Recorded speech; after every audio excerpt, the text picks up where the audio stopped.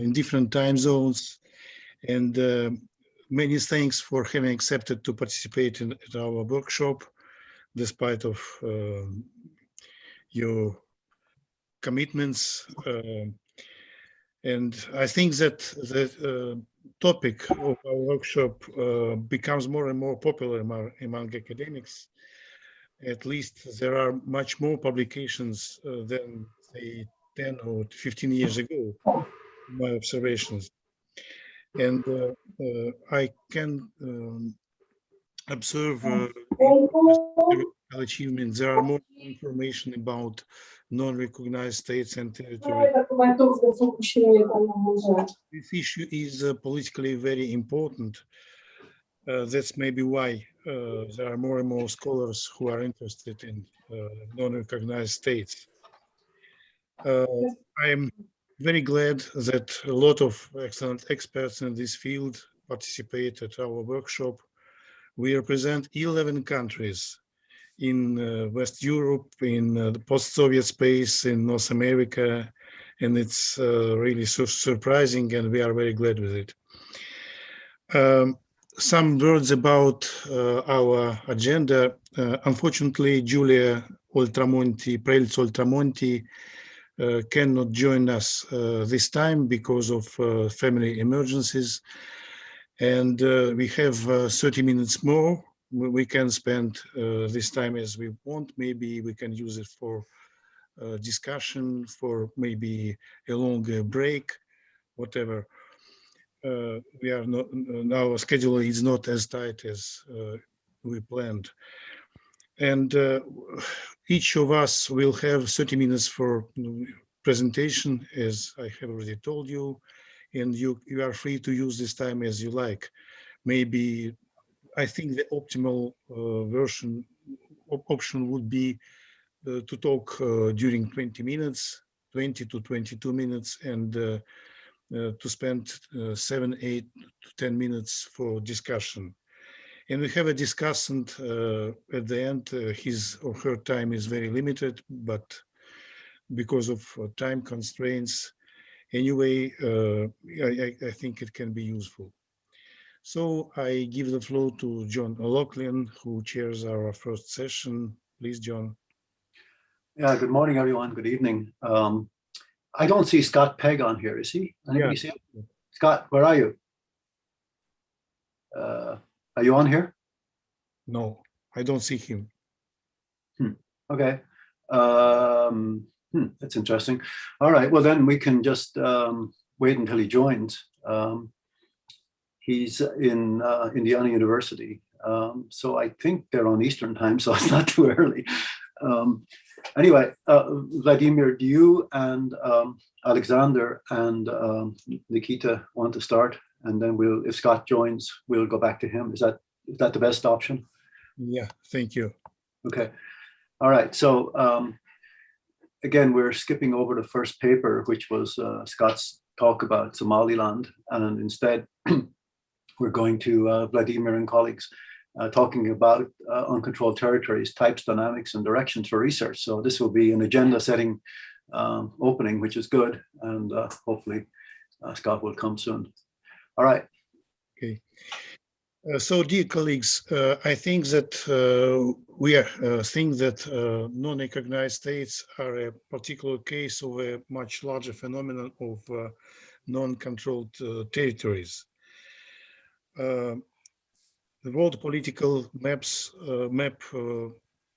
looks more and more like a patchwork because the number of the UN member states is growing slowly but steadily. We have now 193 member states. There are different types of polities, territories, more than 60 overseas territories, for instance, and non-recognized states and non-controlled territories became an intrinsic part of the world political map. The objective of our study was to assess the dynamics of non-controlled territories in different parts of the world in the early 21st century. We would like first to identify the main direction of non-controlled territories study and to clarify the terminology because it's not yet stable. to develop some approaches to the assessment of non-controlled territories, area, population, and most importantly, to suggest their typology. Thirdly, we would like to consider the dynamic of their area, population, and features in different parts of the world. So this is a definition of a non-controlled territories as a part of a state recognized by the international community where central authorities are unable or unwilling to fully exercise power and other types of control, as well as to participate in the creation and distribution of public goods. We can distinguish, of course, it's only one version of one approach to a certain classification of non-controlled territory studies. We distinguish as a first direction an analysis of fundamental interdisciplinary problems of globalization as the main reason of the emergence of non-controlled territories. Secondly, the study of non-controlled territories in the context of the theory of state sovereignty. Non-controlled territories are also considered as a manifestation of territorial conflicts. Fourthly, this fourth direction of non-controlled territory study is regards the degree of their maturity and viability as one of the most important types of non-controlled territories. And finally, all these directions merge into something more definite. We can define it as a synthetic research areas.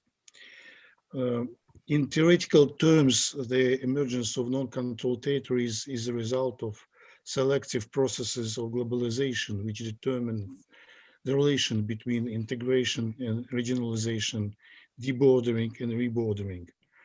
Regionalization is interpreted as a multi-level process at the supranational level or global level. It is generally associated with integration at the national level as devolution or maybe federalization. The second reason of the phenomenon of non-controlled territories is the social and political turbulence, the asymmetric and asynchronous development of neighboring territories, frustration of citizens, and crisis of their identity, which contribute to the fragmentation of political space. Forced obedience to international norms and rules, developed in the interest of the most powerful players, causes a natural protest in many countries and regions. Uh, Third, the increasing territorial mobility of citizens, migration, uh, change the boundaries of everyday experience of people, the collective memory of territorial community loses its unity and integrity.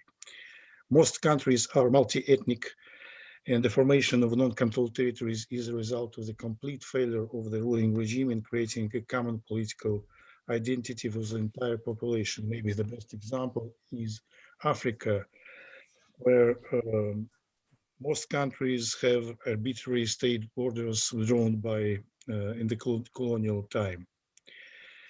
An attempt to assess the relationship between the status and the ability to fulfill a set of normative functions led to the concept of failed states and then a continuum of statehood from a strong state to a failed or even collapsed state.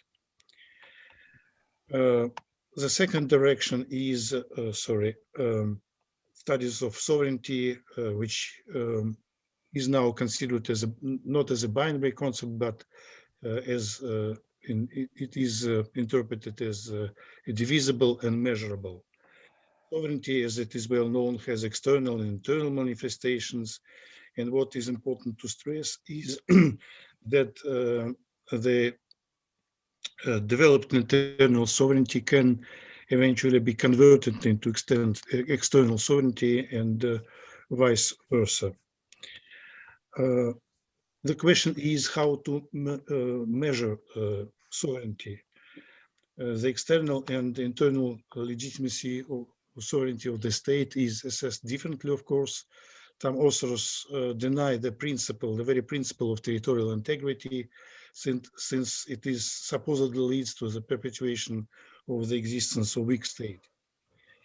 Uh, the different authors use such criteria of sovereignty like participation in international trade or negotiations about peacekeeping and conflict resolution and any form of cooperation between non-controlled, non-recognized state with foreign actors as an indicator of external sovereignty.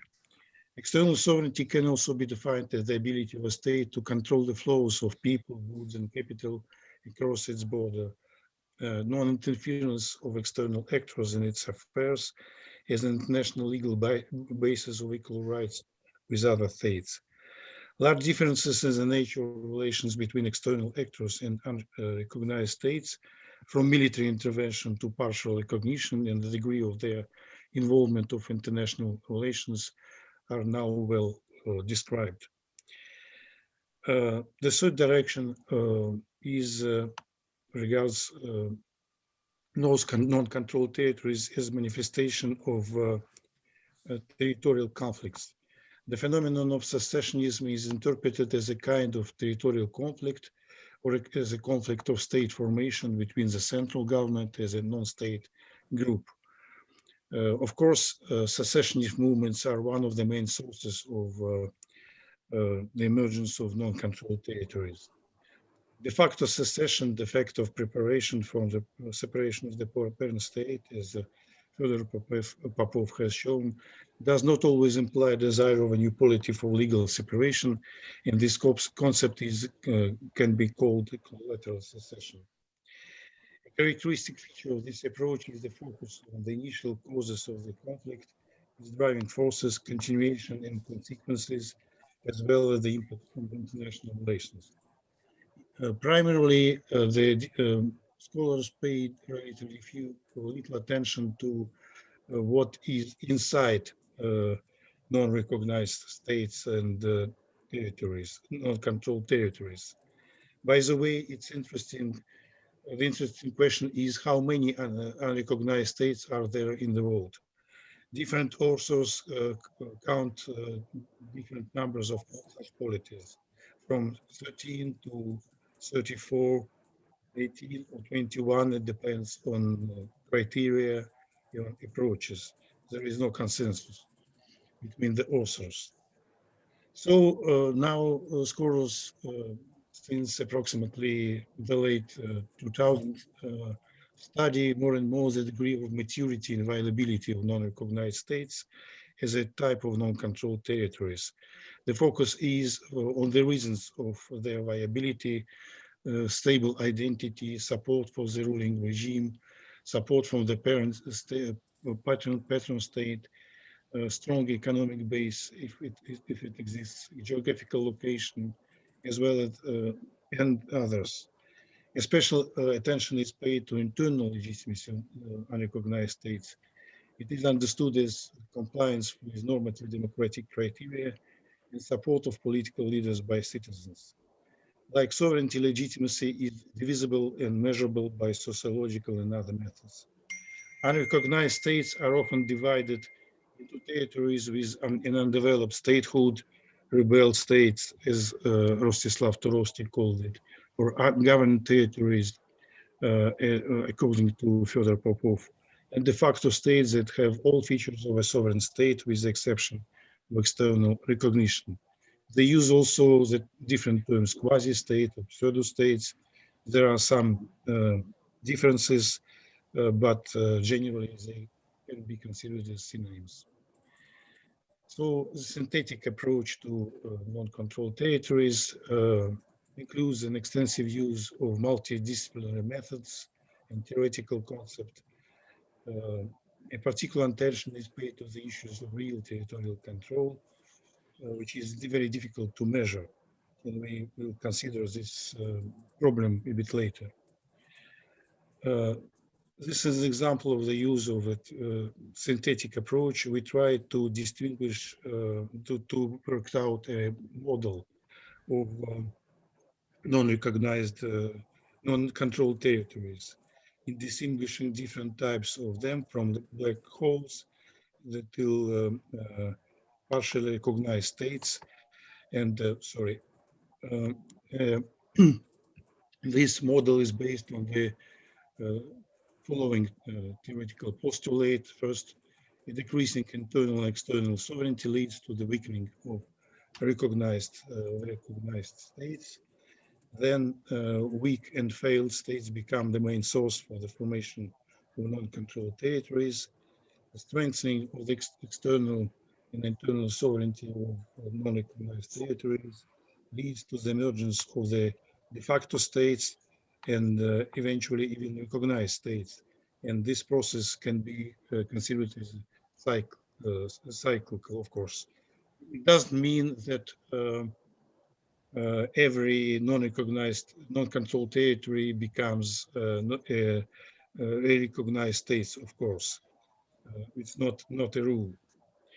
This is a typology of non-recognized states.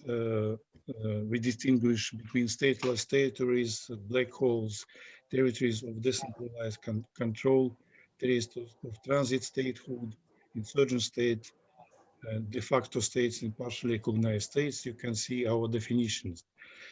I give the floor to Alexander Sebentsov, who will continue and will explain our methods. Thank you.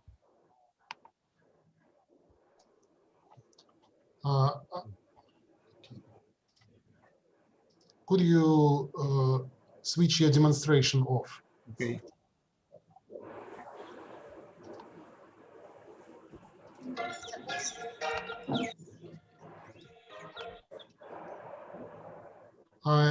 Hello. I just want to mention that it's typology not non-recognized territories or non-recognized states. It's typology of non-controlled territories. And de facto states, it's insurgent states. It's also a part of this non-controlled territories. Here's the title of this slide is mistake. Sorry.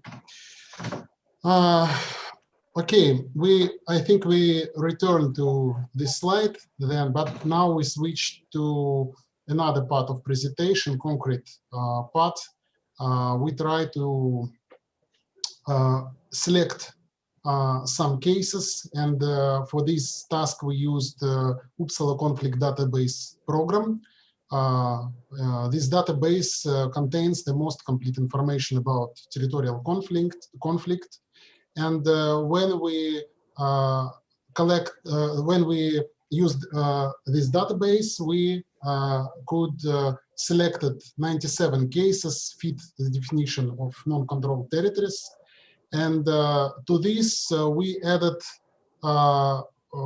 some more non-controlled territories, which is not associated with violence. It's Taiwan, Transnistria, Kosovo, Abkhazia, South Ossetia, and I forgot mention here Nagorno-Karabakh on that period, because it was period since 2014 to 2019.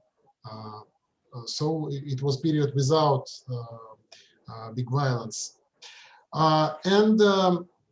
Then we tried to identify a control under over the territory to find to identify borders of these non-controlled territories, and it was very ambitious task, and it was not easy, of course. And later we show you how we did it.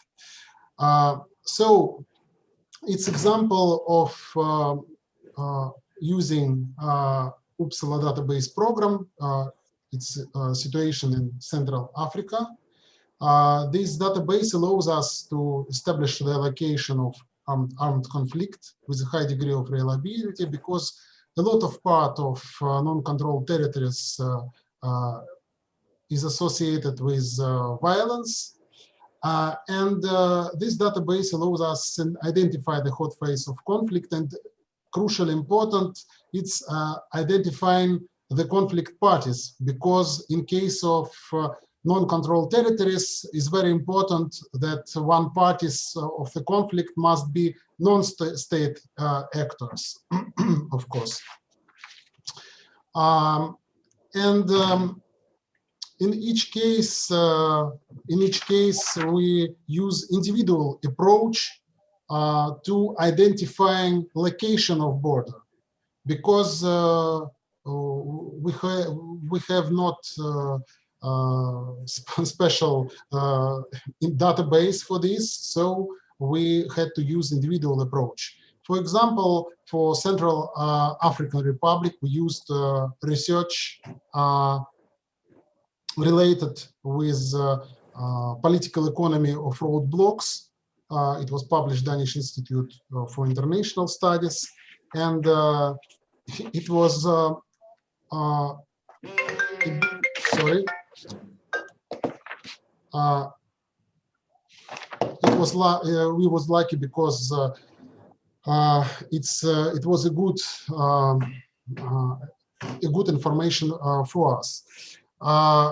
In other cases, for example, in case of FARC or ELN in Colombia, we use information about coke plants because it was the best indicator of FARC control over the territory.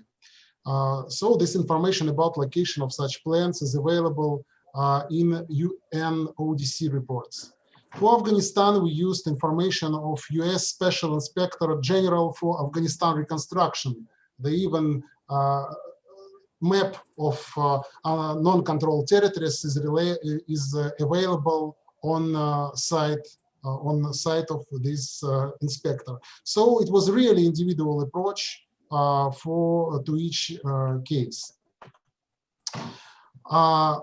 One of the main issue of identifying NT borders is their changeability.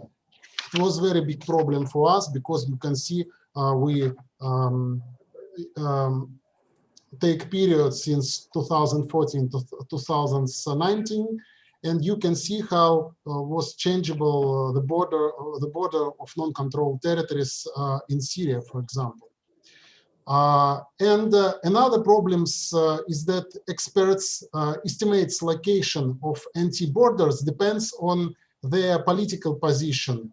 I mean experts' position, and even I could say citizenship belonging.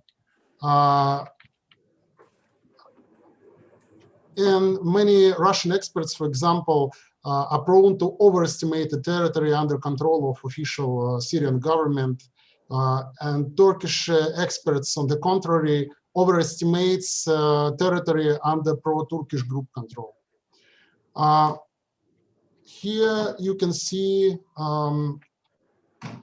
more detailed picture, which is available on the Institute for the Study of War website. It's American institution.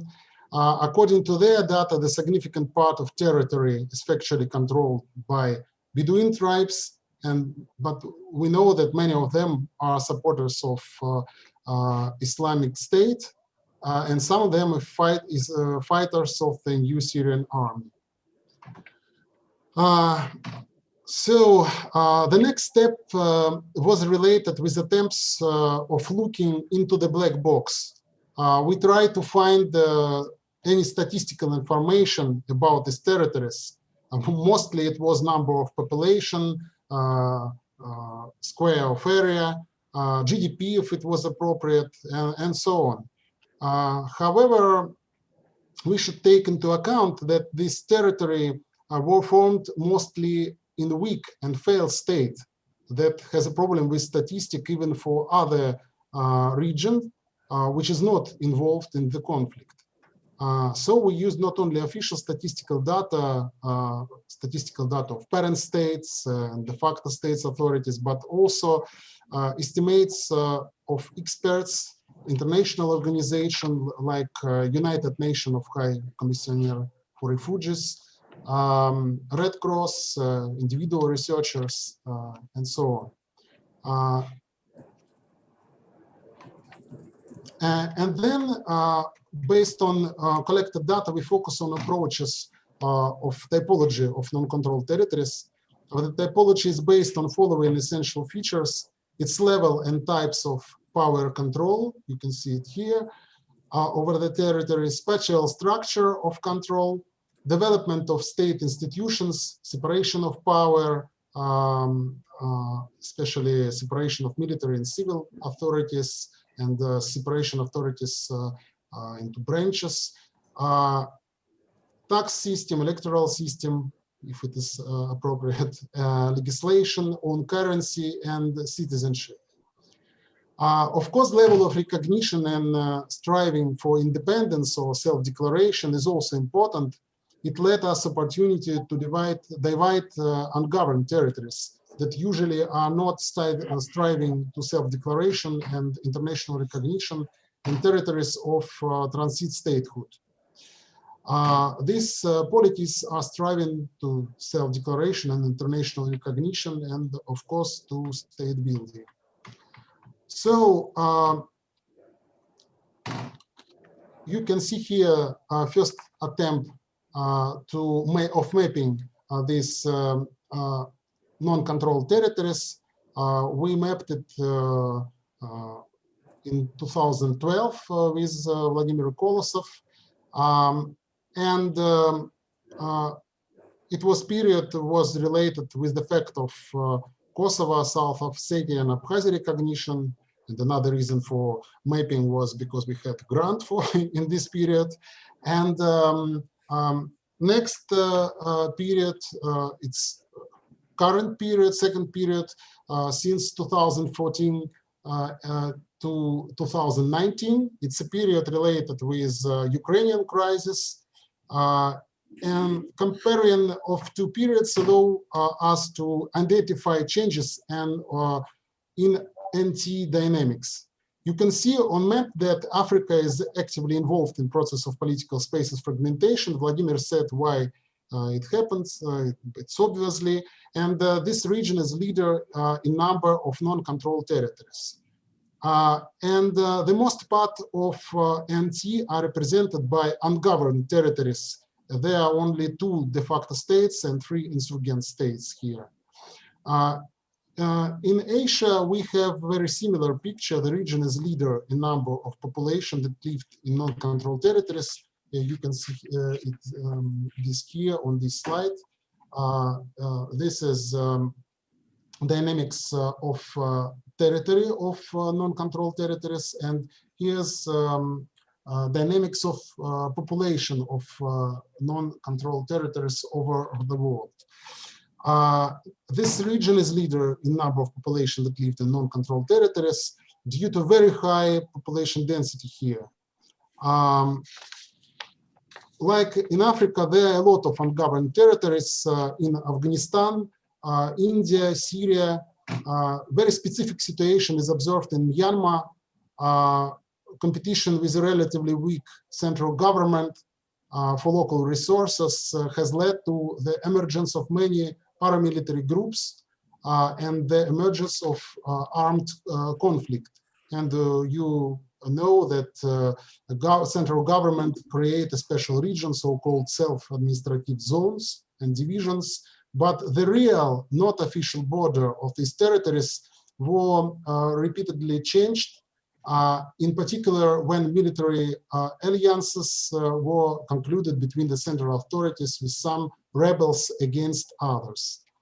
However, in Asia, there are some territories with high degree of institutionalization. It's Republic of China, Taiwan, the Turkish Republic of Northern Cyprus, Iraqi Kurdistan, and 3 post-Soviet NT, Abkhazia, South Ossetia, and Nagorno-Karabakh.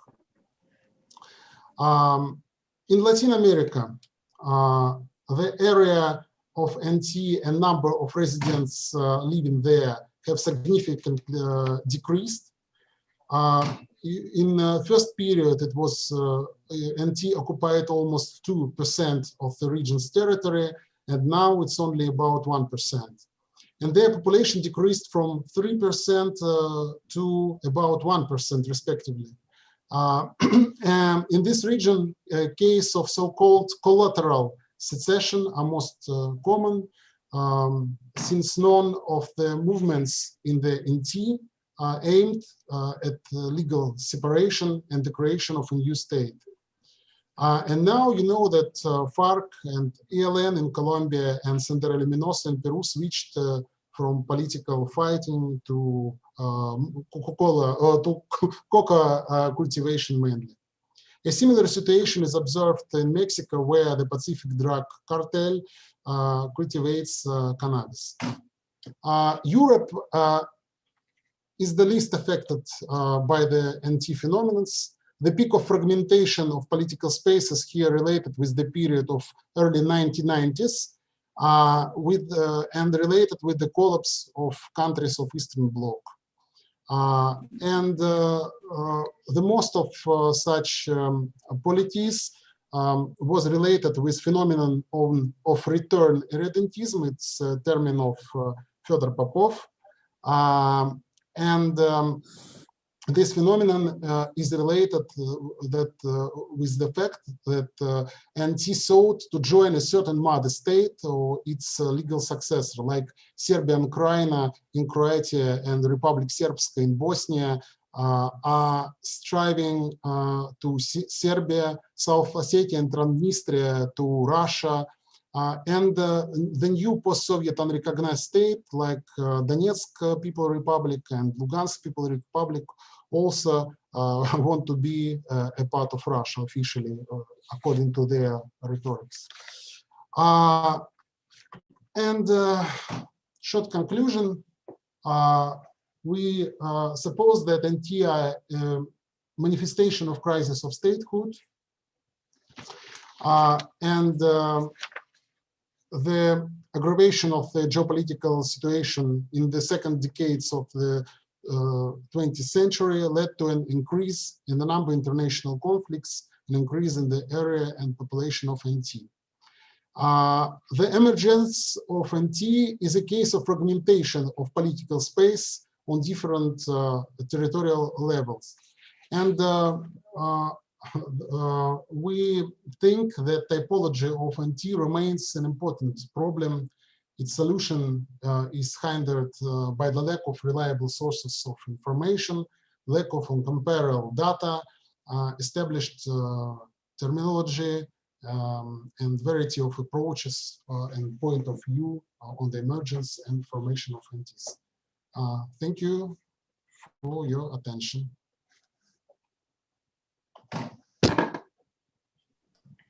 Okay, great. Thanks, Sasha.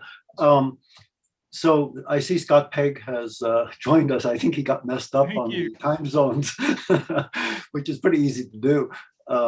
But you're on Eastern time, right? Yeah, I am.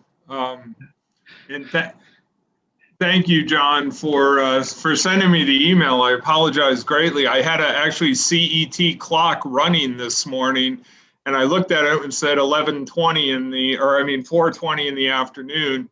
And then I got an email from John saying, "Where are you?" and realized there was a trouble. So my sincere apologies. It was no intentional disrespect on my part whatsoever.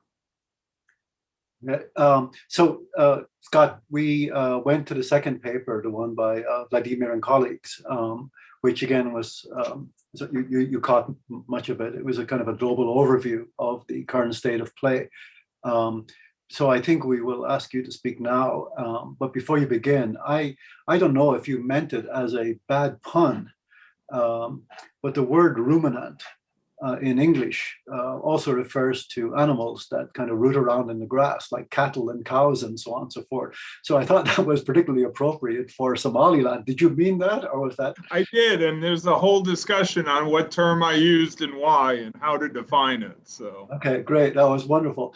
All right, so this is Scott Pegg from Indiana and Purdue University in Indiana. All right, Scott. If I could just ask Alexander to stop sharing so I could start sharing, that would be awesome. Yeah, you may, I hope you have sharing privileges. You may have to be made co-host. Okay, right now I'm getting that I can't while the other presentation is Please sharing. your presentation, our presentation, Alexander, Sasha. Hello. Vladimir, could you repeat? Please switch off your presentation. Okay. Okay. All right, let me try now. All right. Well, Can you guys see that all right? It's okay. All right. All right, again, I sincerely apologize for my time zone mistake. I really appreciate the invitation. There's some very distinguished people here. Vladimir, in particular, I want to thank you for reaching out to me and the Institute of Geography and Russian Academy of Sciences for hosting this, and John for sending me the email that bailed me out of an even larger problem. So my presentation is called "A Valuable Ruminant Hiding in Plain Sight," and John is right about my word choice. I'll explain that in a minute. I was joking with Danica. I don't know if this workshop has a best photo in a presentation award, but this first one is my bid to win the best photo of the presentation award. I don't think I'm going to have the best presentation, but I hope I have some of the best photos. So anyway, I was originally going to call this, John, coming to your question, "A Valuable Shoat Hiding in Plain Sight." And the reason for that is shoat is Somaliland slang for sheep and goats. They just took the first part of sheep and the last part of goat.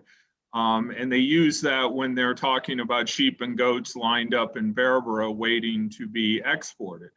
And this is the image that's presented on the back of the 1,000 Somaliland shilling note, mainly sheep there, but you get the idea. But knowing how sensitive de facto state scholars are to terminology, I thought I better Google this ahead of time and make sure that my idea of shoat and regular idea is accurate. And of course, it wasn't. The real definition is a young hog. Now, obviously, Somaliland is basically a 100% Muslim country. It almost exclusively exports to other 100% Muslim countries, so you don't find a lot of hogs there. So then I tried ruminant, figuring that that would cover everything that I was looking for. And apparently the primary distinction between ruminants and other animals is that ruminants have 4-compartment stomachs, and their whole digestive process is based on having 4-compartment stomachs. I don't want to go into the gross details, but you can look at that later if you want. So then I find that sheep and goats, which I want to include, have 4-chamber stomachs, but camels, which I also want to include, only have 3-chambered stomachs. So I realized I had a problem with this term. This might have been what John was getting at earlier. But being somewhat of an expert on de facto state studies, I quickly realized if you don't like one definition on offer, you simply find another one, or you make up another one, or you tweak the one you don't like. So then I found this one that also includes camels. So my definition of ruminant here is basically sheep, goat, and camels. This is the 5,000 Somaliland shilling definition, if you will. This is, I guess, my second entry for best photo. These are camels being herded to the Berbera port, and I'll just say this was shot out of a moving vehicle, so I'm quite proud of how well it turned out. Better justification for my title, and maybe what John was more seriously getting at, livestock accounts for about 30% of Somaliland's GDP. It's by far the largest export sector. About half of the population works directly in livestock, and a larger number works indirectly in it as well. Livestock is also one of the main sources that the Somaliland government has been relatively successful in taxing. It hasn't been nearly as successful taxing some of the larger multinational businesses, particularly the telecommunications companies, but it has raised significant revenue from livestock. So what I'm going to try to do in this presentation, I know there's some geographers here, but there are some international relations scholars as well. I'm going to try to take something Kenneth Waltz originally developed as 3 images or 3 levels of analysis, in his case for the causes of war, and for my purposes, repurpose it in terms of the study of post-Soviet de facto states. So Waltz, as many of you know, argued that all of the different causes of war could loosely be grouped into 3 categories or levels of analysis or images. First level focused on human nature or the personal psychological character traits of leaders. Hans Morgenthau's famous quote, "War is the result of forces inherent in human nature." Second level focused on the internal characteristics of states. Obviously, the democratic peace argument is the biggest or most viable research project in this area today. And then the third level says, no, it's not human nature, it's not individual states, but rather it's the nature of the state system itself, and specifically anarchy, the anarchical nature of the state system.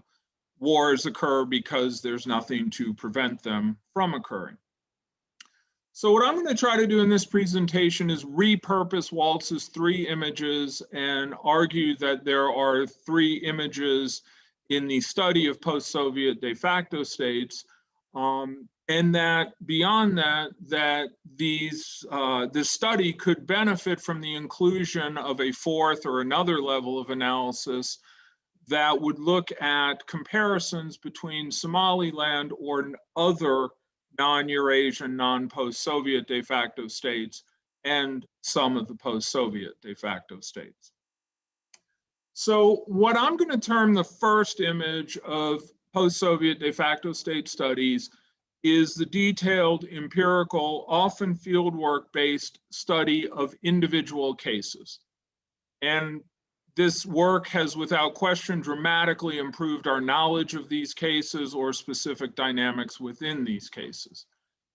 I could potentially use any of the post-Soviet de facto states. I'm going to just use Abkhazia to illustrate what I'm talking about here. And I want to apologize in advance to anybody whose work I'm leaving out. This is meant to be illustrative. It's not meant to be comprehensive. I've also listed stuff in alphabetical order by the author, first author's last name. So it's not most important to least important or vice versa.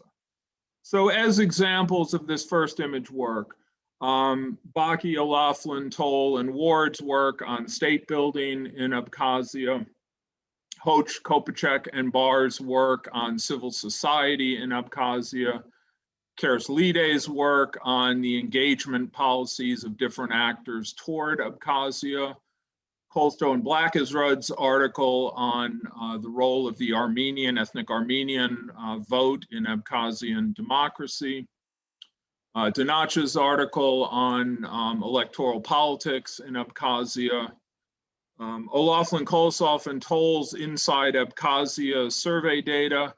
And I'll just mention, well, I'm grateful for Vladimir's invitation, and John and I have been sort of friends on email for a few years on and off.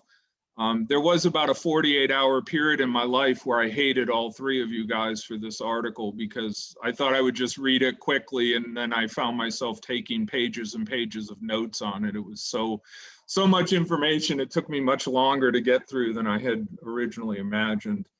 And then Julia Prell's Ultramonte's article on the disenfranchisement of the Georgian or Mingrelian population in Gali. Now, I'm not critiquing any of this work. This work has been extremely valuable. I've benefited greatly from reading it. It's all good stuff. I'm not in any way critical of it. So that's what I call the first image, the detailed study of an individual post-Soviet de facto state or specific aspects within it. What I'm going to term the second image is the comparative study of the Eurasian or post-Soviet de facto states vis-a-vis one another. Again, as was the case with the first image, this has dramatically improved our knowledge of these entities or specific dynamics within them. This is also, I would suggest, a very logical and very justifiable line of inquiry. In research methods terms, this is a most similar systems design, right? These entities were all born around the same time. They all share similar Soviet, post-Soviet history.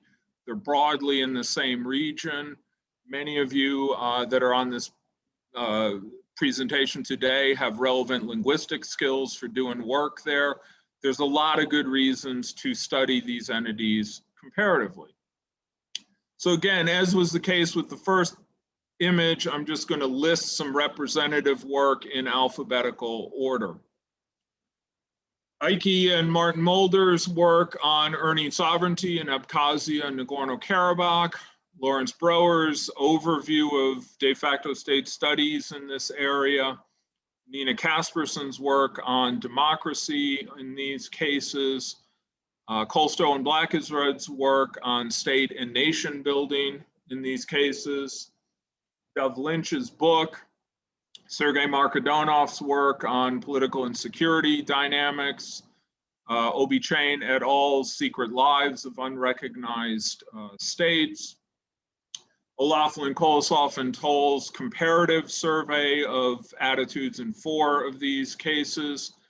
And then the last one I'll mention, Galina Yemelyanovan's Western Academic Discourse on the Post-Soviet De facto State Phenomenon. This was the second time in my life, by the way, when I saw that I was cited in an article with a title that made me worry, oh God, I hope they're not like criticizing me. And Galina was actually very nice to me. I wasn't abused in any way, but when I saw I was cited in that article, I had a momentary panic there. Again, all of this work has been valuable. I've personally benefited from it. I understand why it's being done. I have no complaints about it. What I'm going to term the third image is, again, often detailed, often empirical, often fieldwork based comparative study of the Eurasian or post-Soviet de facto states as part of a larger comparative study of most or all de facto states. Given how few de facto states there are, I think using the terminology large N study is probably perhaps too generous here, but these are more comprehensive attempts to look at de facto states as a whole rather than just the post-Soviet cases themselves. Again, I'm going to just give some alphabetical illustrative examples of the kind of work I'm talking about here.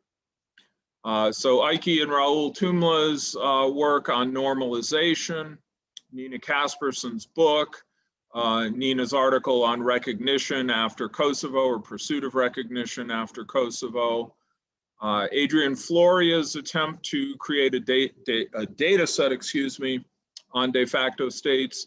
I think his definition of de facto states is much broader than most of the people working in this area, but it's an attempt to look at it broadly. My own attempt to summarize study in the field, and then Raoul Tumla's article on informal engagement. So what I'm going to argue is that within these 3 images, there is a mostly or largely missing what I would call 1.5 or 1.5 image, which is that most of the work in this area has tended to be either at the level of individual case studies or what I call the second level, the comparative look at 4 or more of the post-Soviet cases. What I would personally like to see some of you do more of is comparative work involving 1 or more post-Soviet cases with 1 or more non-post-Soviet cases. I think you can probably make or justify this argument with Kosovo or with Kurdistan or Somaliland or Taiwan or any number of places. I'm going to make it here focusing on Somaliland just because that's the case I know the best. And my sort of dual lament here is that on the one hand, a lot of scholars working on Somaliland have absolutely no idea how rich the de facto state literature is. I did a presentation in Hargeisa a few years ago, and several people said, oh, I never thought about Abkhazia. I never thought about Nagorno-Karabakh. This is so interesting. They're largely unaware of the work most of the people in this workshop are doing because they look at Somaliland in isolation or in comparison to other Somali populated territories. Correspondingly, a lot of you guys don't pay attention to Somaliland. The good news here, though, is I think there are some examples of what I'm calling 1.5 image work that suggests some of the possibilities here. So again, these are only illustrative and only in alphabetical order. Ike's work on political legitimacy in Cyprus, Moldova, and Bosnia-Herzegovina. The work Ike and I have done using the WikiLeaks diplomatic cables, looking at Abkhazia, Nagorno-Karabakh, Somaliland, Transnistria, and Northern Cyprus.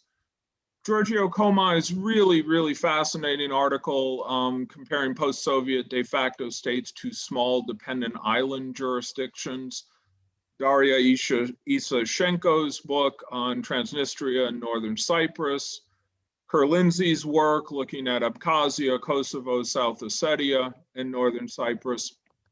And I want to put in a special word here for Paul Kolstow, one of the few post-Soviet de facto state scholars that I know has not only traveled to Somaliland and done research in Somaliland, but made a dramatic 10 or 12-hour overnight drive escape from Somaliland to catch a flight home from Addis Ababa. And I don't know if Kolstow's chewed cod or ate camel meat while there, but I have to say I respect the 12-hour overnight drive to Addis Ababa. I also want to put in a word for Julia Prell's Ultramonte, who so far is the only person I've shared this idea with who immediately saw it or appreciated the validity of it. And her chapter in Ryan Griffiths and Diego Murrow's book on the viability of Abkhazia and Somaliland is maybe the closest thing to what I'm suggesting here. So why Somaliland? Why should you guys care about Somaliland? Why does it matter? The first thing I tell you is that from the standpoint of doing field research, which I know many of you do, it's a relatively easy place to get to. You can fly there from Dubai or Addis Ababa. It's a fascinating place. It's very friendly and it is very open. It is not difficult to arrange interviews with the foreign minister, the minister of finance, or other elite movers and shakers in the society. Most importantly, it's incredibly safe. People hear the preface Somali and they immediately, their brains turn to Black Hawk Down and US soldiers being dragged through the streets of Mogadishu. It is absolutely nothing like that. It is one of the safest places I have ever been. Please trust me on that. More importantly, I would say Somaliland has a lot to offer post-Soviet de facto state scholars. And I'm just going to give you 5, 6 examples here. And there are others, I'm sure there are others, but just some. If you're interested in the role that war or memories of war play in nation or state building in Abkhazia or in Nagorno-Karabakh, I would argue Somaliland is a far more relevant comparison for you than Transnistria. This is the main independence monument in Hargeisa. It is a MiG fighter plane that Siad Barry's Air Force took off from Hargeisa Airport, indiscriminately bombed Hargeisa, and then when it was either out of bombs or out of fuel, re-landed at Hargeisa Airport, refueled, reloaded, and then did it again the next day. The quote there from Hussein Ismail Omer, 6 people in my own family were killed by aerial bombing. Everyone in Somaliland is like me. Everyone has that story. If you're interested in the role that the diaspora plays, and I would suggest Nagorno-Karabakh is probably the best case here, although Ike did a blog a week or so ago on the Abkhazian diaspora, Somaliland is arguably the single best comparative case study of the importance of the diaspora. Mark Bradbury has gone so far as to say it is a transnational state with the capital in Hargeisa, but many of its citizens outside or in transit, and much of its economy generated from outside. David Kilcullen has done work on what he calls the invisible city of Hargeisa, and says there's a visible city and you can map roads and rivers and bridges and things like that, but there's this much larger, invisible, globalized city where much of the wealth and much of the investment comes from Dubai or London or Minneapolis or other such places. If you're interested in the role that civil society plays in any of the post-Soviet de facto states, Somaliland has a vibrant, if somewhat resource-constrained and limited civil society. SONSAF is the umbrella organization. Somaliland Non-State Actors Forum is the umbrella organization, and one that does excellent domestic election observation work. NAGAD is the most well-known women's organization. Some of you might know status of women in Somaliland is relatively horrible and desperately in need of improvement. NAGAD is pushing the envelope on that. Also want to briefly mention former Foreign Minister Edna Adan Ishmael's Women's and Maternity Hospital. If any of you guys make charitable donations and want to send them to benefit de facto states, that is my #1 personal suggestion to you, and one my wife and I have supported for many years. This photo on the left is conjoined twins. One was named Saad, one was named Saeed, that I saw at her hospital in 2017. Edna was actually driving on a weekly basis to Dira Darwa, Ethiopia, because Somaliland had no oxygen. And they had to get oxygen from Ethiopia to keep the one child alive as long as possible. The second photo on the right, Edna is in blue. The woman in the red veil or the red and green dress was the mother of the conjoined twins, and this is a little over a year later. She's 7 or 8 months pregnant with a single child, so this story has a relatively happy ending. If you're interested in peaceful and democratic transfer of power in any of the post-Soviet de facto states, Somaliland's first 4 presidents have all left office through regular or constitutional means. Its first president lost a clan election. Its second president died a natural death while traveling in South Africa, was succeeded according to the Constitution by the vice president, even though the vice president was from a small minority clan and was seen by many as not being up to snuff or not being the best person for the job. That vice president, after several electoral delays, ultimately lost an election and conceded power. And his successor, President Solano, was quite up in age. Many thought he was senile and chose not to seek re-election. So all of their presidents have left constitutionally or regularly. If you're curious about presidentially dominated regimes, where the executive eclipses the legislative and judicial arms of government, as Obichain et al. Put it, Somaliland has not elected or selected its upper house of parliament members since 1997, and it has not had lower house of parliament elections since 2005. They are currently scheduled for May 31st. If they are held on May 31st, that would mean its MPs had only served 11 years beyond their constitutionally mandated 5-year term of office. And there's a quote from Muhammad Hassan Ibrahim.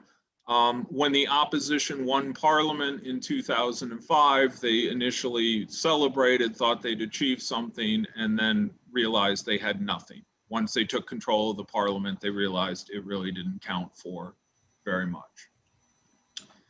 If you're curious about how successful or unsuccessful multi-ethnic post-Soviet de facto states like Abkhazia or Transnistria have been at integrating minority populations, you could do far worse than look at Somaliland, which has been relatively successful integrating its minority Gadabursi clan in the western region, and more halting or limited or problematic in integrating its Dulbahanti or Warsangeli clans in its eastern region. If you care about how solid or porous de facto state borders are, and Vladimir and Alexander, I was trying to set your guys' presentation up here, but I'm coming after you, but you get the idea. You could do worse than look at Somaliland's disputed eastern region. More specifically, if you care about the ethnic Georgian or Megrelian population in the Gali region of Abkhazia, I would suggest Somaliland's eastern regions of Sol and Sanag are excellent comparative cases for you to look at. This map shows the disputed territory, Somaliland's claim based on the sanctity of former colonial borders, Puntland's claim on the ethnic or clan or national identity of the residents of the area. And then finally, and here's where I was most directly trying to set up the next presentation, which came before me. If you care about ungoverned territories or uncontrolled territories, Somali people tend to view the Somali space as a single economic space. Their companies do business across the Somali-speaking areas. Their livestock and ruminants are driven across borders on a regular basis. And some of those borders are much better controlled and some of them are much worse controlled than others. So let me stop here and just say, you know, I hope you have found this relevant. I appreciate you inviting me. I'm sorry I missed my time slot. I appreciate you letting me in later. And I hope, because I admire so much of the scholarship that so many of you have done on one or more of the post-Soviet de facto states, I hope at some point you might get interested in this one as well. So thanks very much. Great. Thank you, Scott. It was interesting. I will make one correction before you go any further. The word shoat is not a Somali word. It's widely used throughout East Africa, in Kenya, Tanzania, and so on, to describe these mixed herds of sheep and goats. Yeah. I will take your correction with grace and dignity, John. Okay, good. Otherwise, I'll just beat you up. Thank you, and thank you for sticking to time. We're pretty much where we should be, and we'll continue. Donica, do you want to make a comment after each presentation? I forgot to ask you, or do you want to wait until the end? Donica? I'll wait until the end, John. Okay, all right, cool. So then let's continue. And this session, as you have maybe figured out by now, even though I didn't introduce it as such, but it's kind of a general overview of the problem or the challenges, I suppose, of non-recognized territories worldwide, as well as specifically de facto states. And so we'll go to another kind of agenda setting, well, literally an agenda setting paper by Iki Bird and Crystal Vietz called Geopolitical Role Construction Through Interactions with De Facto States, Setting Up a Research Agenda. So take it away, Iki. Thanks a lot, John. Let me see if I can share the slides. Yes, indeed. All right. Okay, I hope it is visible now. Yep. All right. So what we are going to talk about is actually more related to geopolitics, more specifically related to geopolitical rule construction through interactions with de facto states. This cartoon actually caught my eye, and what you can easily notice here is like three things. First of all, there are third parties to the conflict, which try to actually somehow have a deal over the contested territories. Then there is obviously contested territories as our de facto state at play, and finally the territory of de facto state has got a value. So we can simply talk about value assigned by the third parties, and then the parties which are not directly related to the conflict itself. So this presentation is not based on research yet. So we are not going to present any specific data. It is more like sketchy ideas to meet some reactions from you. And first of all, I think we should mention that the ideas which we received and why we started to talk about or think about these geopolitical rule construction was related to our article, on Transnistrian European Drive, which was published in the journal Geopolitics, where we tried to configure the roles that Transnistria plays in relations with Russia and EU, so that it is not only the heavy reliance of Transnistria on Russian support, but there are also certain connections that is interesting to follow in relations between Transnistria and European Union. So, and that brought us to some kind of thinking that it is not only de facto state which tries to assume a geopolitical role for itself, given that it has a certain territory, it has its own population, and also some resources available, and given that it can easily, think of what it is all about, where does it belong to, or what would be its role in relation to the others. But there are also other actors at play. So the starting point here is that, and then what is the conventional knowledge after all? The conventional knowledge is that we have secessionist entities or breakaway regions or de facto states whose sovereignty claims are contested. So these entities are usually not recognized. This is the common denominator for all of them. That brings together South Ossetia and Taiwan and Kosovo.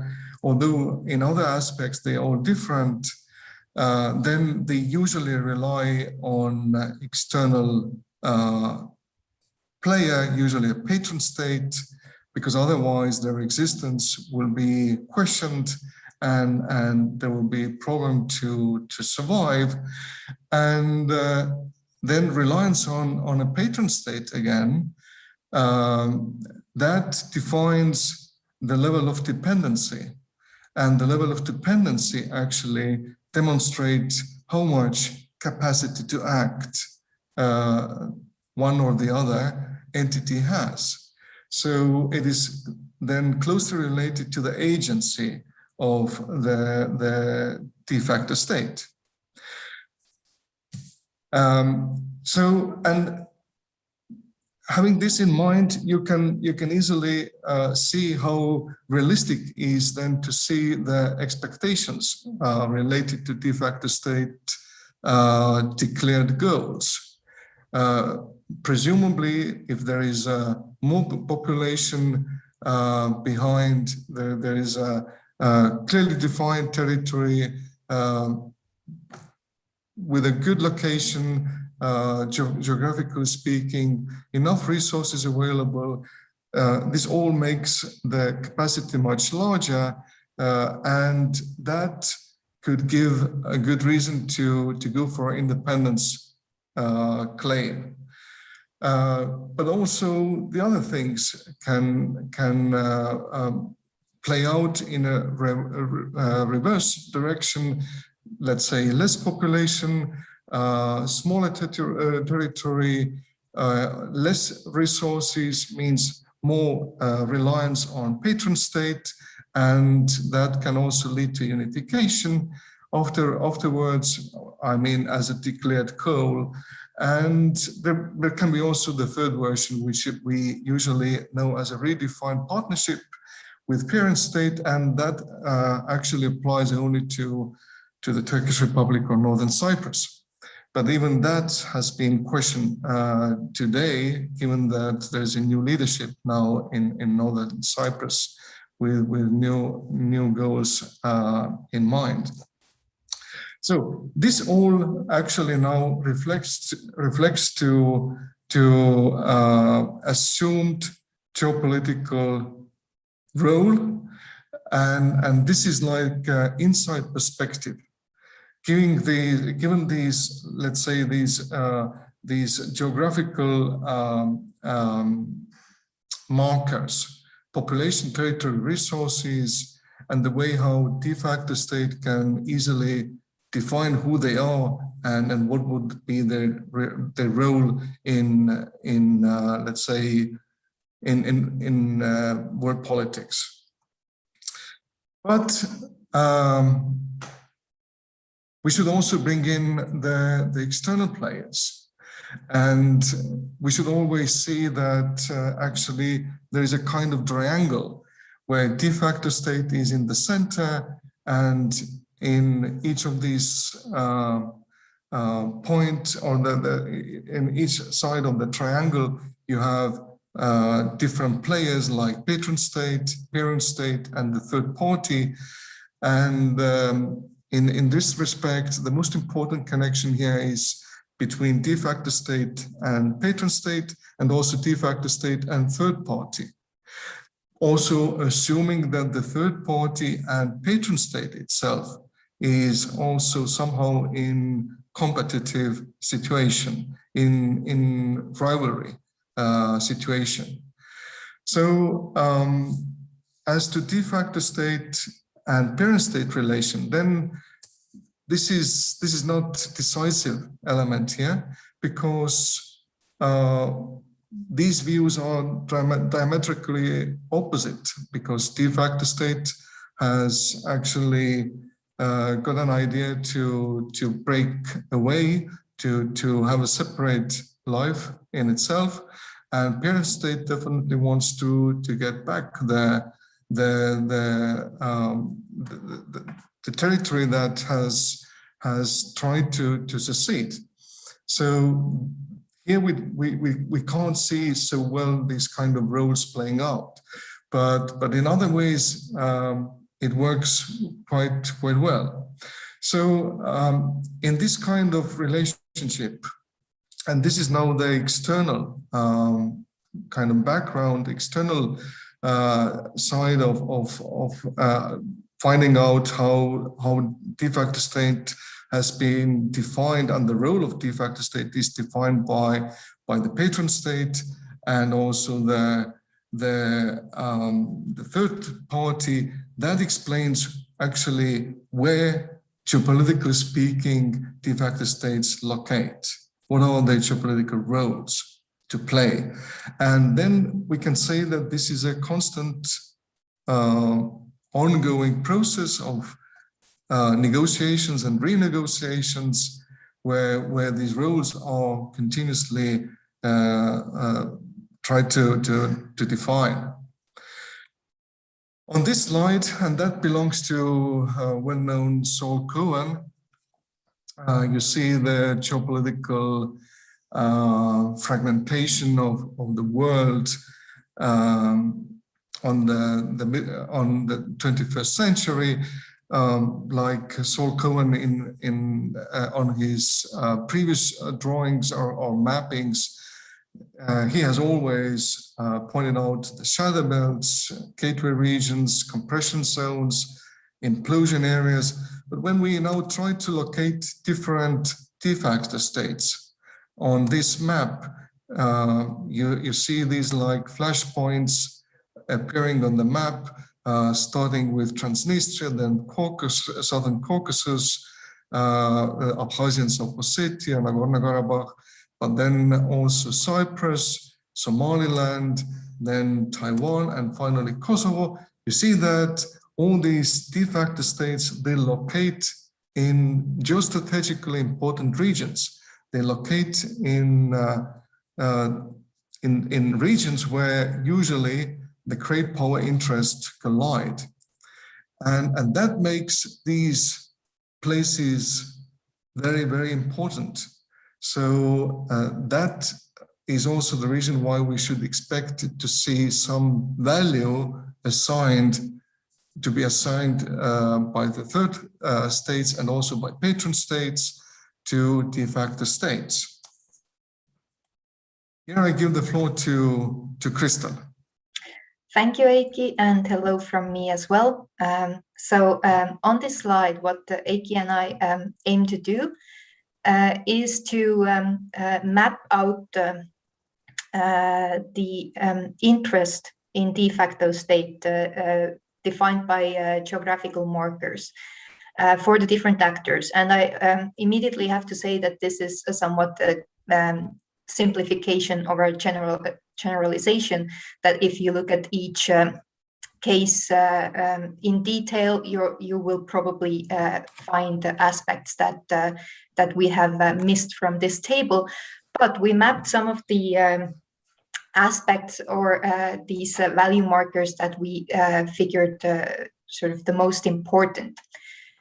So when it comes to, for example, the parent state, for them, obviously the value in the de facto state when it comes to population is that there are groups with shared ethnicity or citizenship, whether current or past. When it comes to the territory aspect, obviously the parent state has a feeling of ownership over this territory, and their maximum interest obviously is to restore their full integrity, or at least gain or maintain control over pockets of lost territories.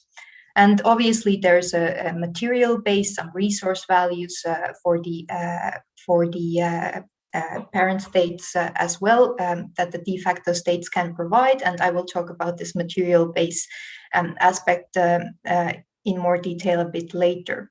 But when we look at the patron state side, then quite often the patron state also feels that there are groups with shared ethnicity or citizenship in the de facto state, which creates value or interest to engage in this area.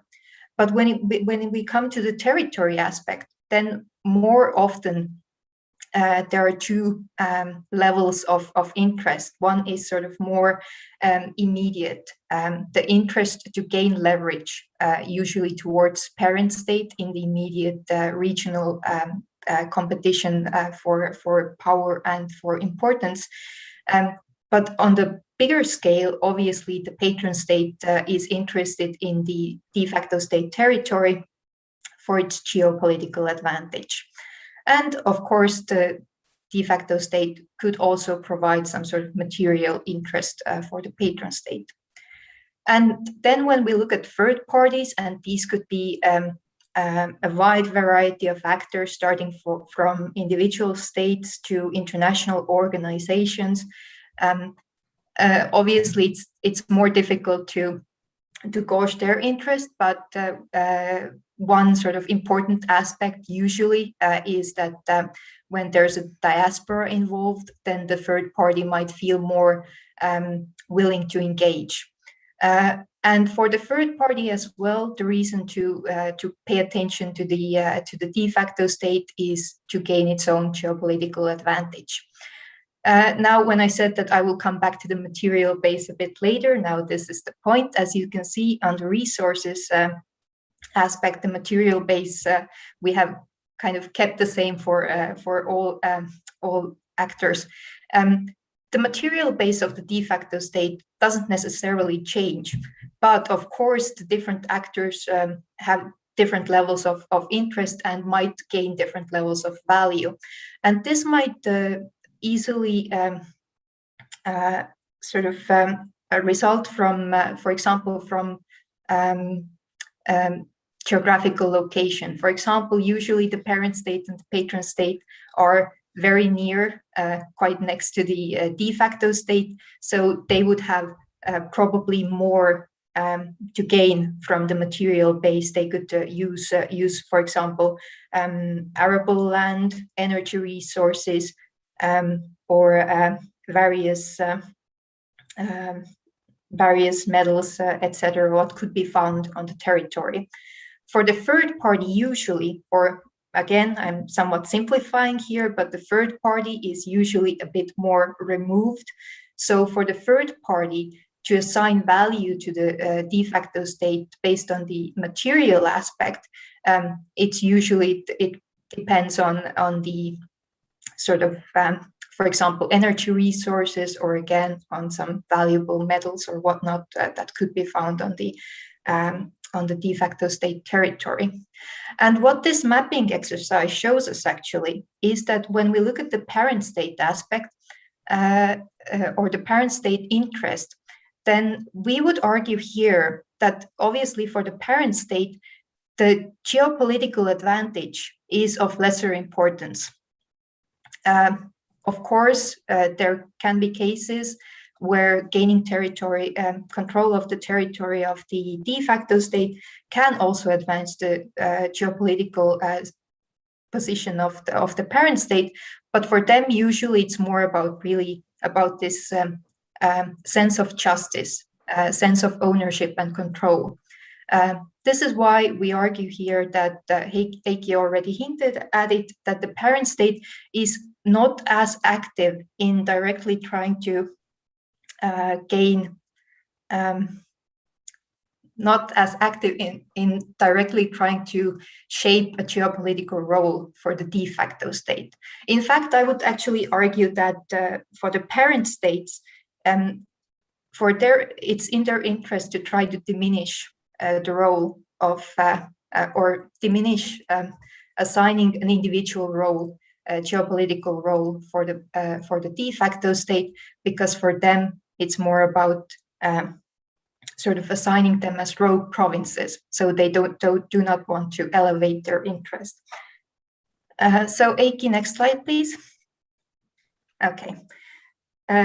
Here we named some of the roles that we were able to sort of distinguish when it comes to de facto state roles. And this list, again, is also not exhaustive, but these are some of the better known ones. So we would argue that the de facto states could either be thought of as bridgeheads, so areas to create secure defensive lodgement places. So here an example would be how Russia sees Transnistria, or for example, how US saw Kosovo. They could also be buffers that form barriers between incompatible or antagonistic territories. And here we could use the examples of Northern Cyprus, Abkhazia, South Ossetia, or Nagorno-Karabakh. They could also be seen as gateways that help to penetrate into unfriendly territories and thereby help to induce change. Here an example would be how US used to see or use Taiwan, although again, we could argue that nowadays perhaps the gateway does not function as such. And finally, they could also be seen as safe havens that provide shelter and stability against the overwhelming chaos. And here we would argue that Somaliland functions as such. And again, this list is not exhaustive, so it's possible that if we would map out the full cases, we would find additional role projections. Okay, next slide. And as Heikki mentioned, as this this whole exercise began from an article that we wrote on Transnistria, here we mapped out the roles vis-a-vis Transnistria. And from here, from this scheme, as we argued, you can see that Moldova itself does not really assign a specific geopolitical role for Transnistria. However, through its interactions with Russia and the EU, it does influence the roles that Russia and the EU have assigned for Transnistria. So we argue here that that Russia sees Transnistria as a bridgehead, whereas EU would very much like to use Transnistria as a gateway. However, we can perhaps argue how successful it has been to really creating this gateway. When it comes to economic cooperation, then they're well on their way. When it comes to some other aspects, then perhaps it has not been so successful. And then we also argue that that between the Russia and the EU sort of competition in the spheres of influence, Transnistria actually also functions as a buffer between the two. Obviously, what we can see from this slide is that it creates some sort of a certain confusion or perhaps even competition between the different actors in trying to determine which role gains prominence in what setting. And that leads us to the final slide, Eiki. Okay, so in lieu of conclusions, we have some afterthoughts. So what needs to be kept in mind is that these roles are in constant renegotiation and overlap. So they might not even be in place for very long periods of time. And what is of interest to us, but what we haven't been able to do, this full sort of empirical investigation, are the questions from the de facto state perspective. So how aware are the de facto states of the different geopolitical roles that they have been assigned? And does awareness of the different assigned geopolitical roles help de facto states to be more active in assuming certain roles on their own, thereby thereby increasing their own agenda setting capacity? And this, I believe, is all from us.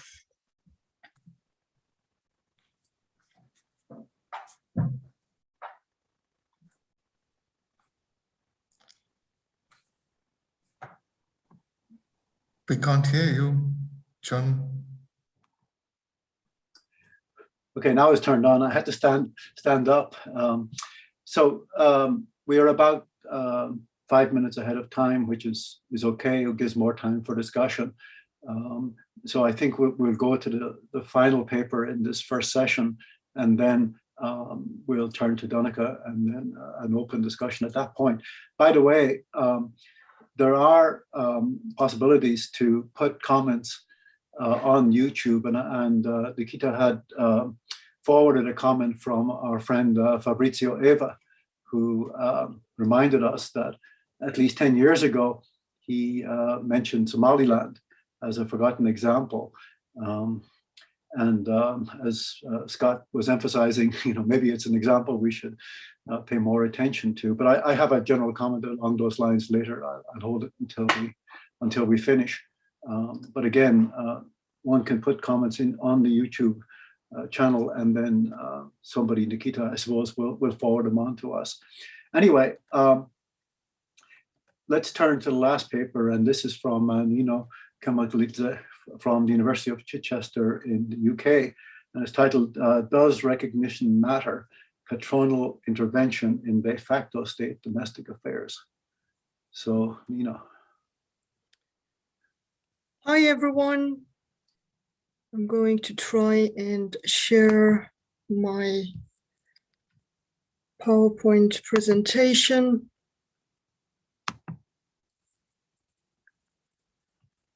Oh, great. I hope you can all see this and all hear that.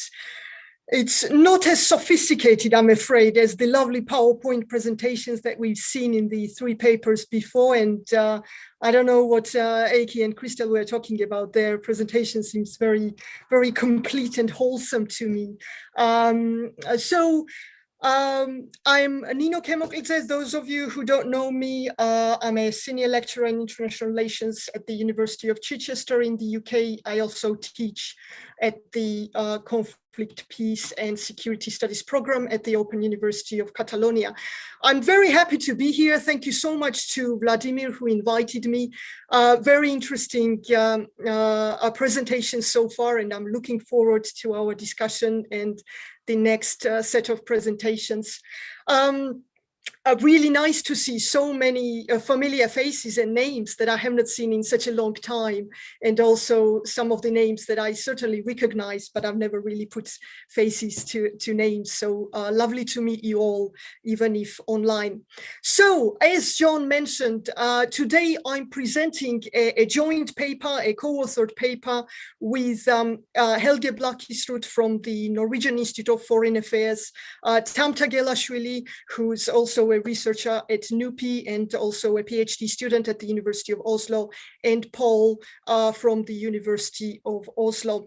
Anyone, as mentioned in his previous presentations, anyone who's ever done anything, I think, de facto state related, especially concerning former Soviet space, would be very familiar with Helge and Paul's work and their names. You might not be so familiar with Tamta's name, but be sure to make a note of this young up-and-coming researcher in Georgian and Norwegian academic circles. I'm sure we'll hear a lot from her in the years to come.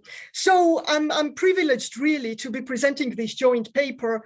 What I will do is that I had about 15 minutes dedicated to my talk, and I was hoping to leave quite a lot of time to Donaka for his notes, and also maybe some time to the discussion. I always say this, but unfortunately I always end up talking too much. So let's hope it's not going to happen today.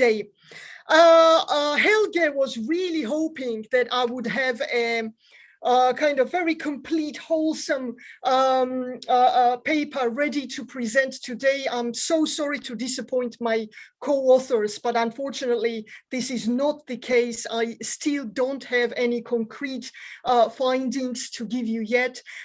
So this is very much still work in progress, but what I will do is try and maybe outline some of the main aspects of the paper and tell you why we decided to work on it, what are the research questions, and some of the methodology that we are using, and any kind of comments and criticism and feedback is of course most welcome.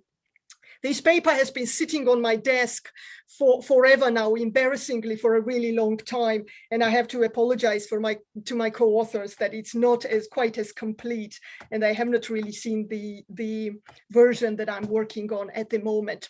So to get to the actual question, you know, what's the reasoning behind our research agenda here? So as many would agree, most de facto states, if not all, maybe with the exception of Somalia that Scott was talking about, the relation to their patron state is crucial for their everyday existence and even survival in some cases. And that patron-client relationship can be very different. It varies from case to case. Some patrons have extended formal diplomatic recognition to their de facto states, as we know, while others have not.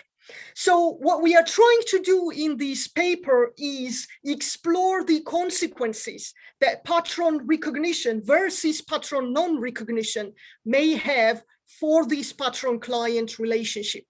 And in order to do that, we try and look at a number of questions. To what degree does this recognition or non-recognition impinge upon the independent agency of the de facto state? Will it make the de facto state more or less beholden to the wishes of the patron? Will the patron be more willing or able to impose its will on a de facto state with which it has recognized and treated in the same way as it treats its own provinces? So these are kind of some of the main issues we are interested in. There are, of course, I think, a number of factors that usually influence patron penetration of client states. This can range from, you know, strategic importance of de facto state to economic importance of a de facto state for the patron, and the desire of the political elite and the general population of the de facto state maybe to be integrated into patron state. And in all these instances, we think that the expected correlations are rather straightforward, or at least more straightforward. Strategic importance or drive for annexation can be assumed to pull the de facto states closer into the orbit of the patron state and facilitate deeper penetration. However, the role of formal recognition, on the other hand, we think cannot so easily be second-guessed. De facto states are, of course, defined by their lack of international recognition, and the patron's decision to breach the diplomatic isolation of their client is a significant move usually. But what does it actually entail? On the one hand, it may be expected to equip the client state with more independent agency, but on the other hand, the diplomatic channel can conceivably also be a conduit for instructions and influence from the stronger to the weaker in this lopsided bilateral relation between a patron and a client. And we think that there might be three possible scenarios. One would be that after the formal recognition by the patron state penetration might be higher in client states. The second one would be that it actually might be lower in the case of formal recognition, or there is a third option that actually there might not be any systematic differences between these two categories. So in order to look at these different possible patterns, we look at 7 different cases. 3 of them are the cases of official recognition, in the case of Abkhazia and South Ossetia by Russia, in the case of Northern Cyprus, of course, by Turkey, and 4 cases of non-recognition, Donetsk, Luhansk, Transnistria, and Russia, and in the case of Nagorno-Karabakh with Armenia as a patron state.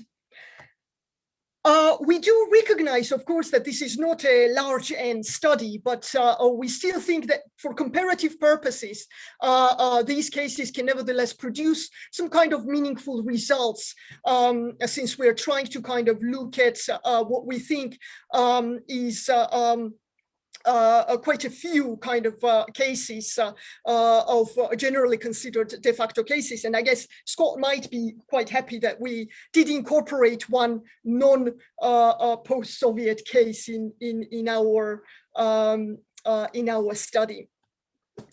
So we are looking at basically the recognition factor. That's what we are interested in, and we are trying to find out the role that it plays. And here Paul had a lovely title for a section, one of the sections in our paper, to which I think at the beginning my comment was that this was too long and we needed to rewrite it or shorten it. But now I actually really like it. Single state recognition, a little full or an almost empty glass of sovereignty. And I think that really nicely sums up what we are trying to do here.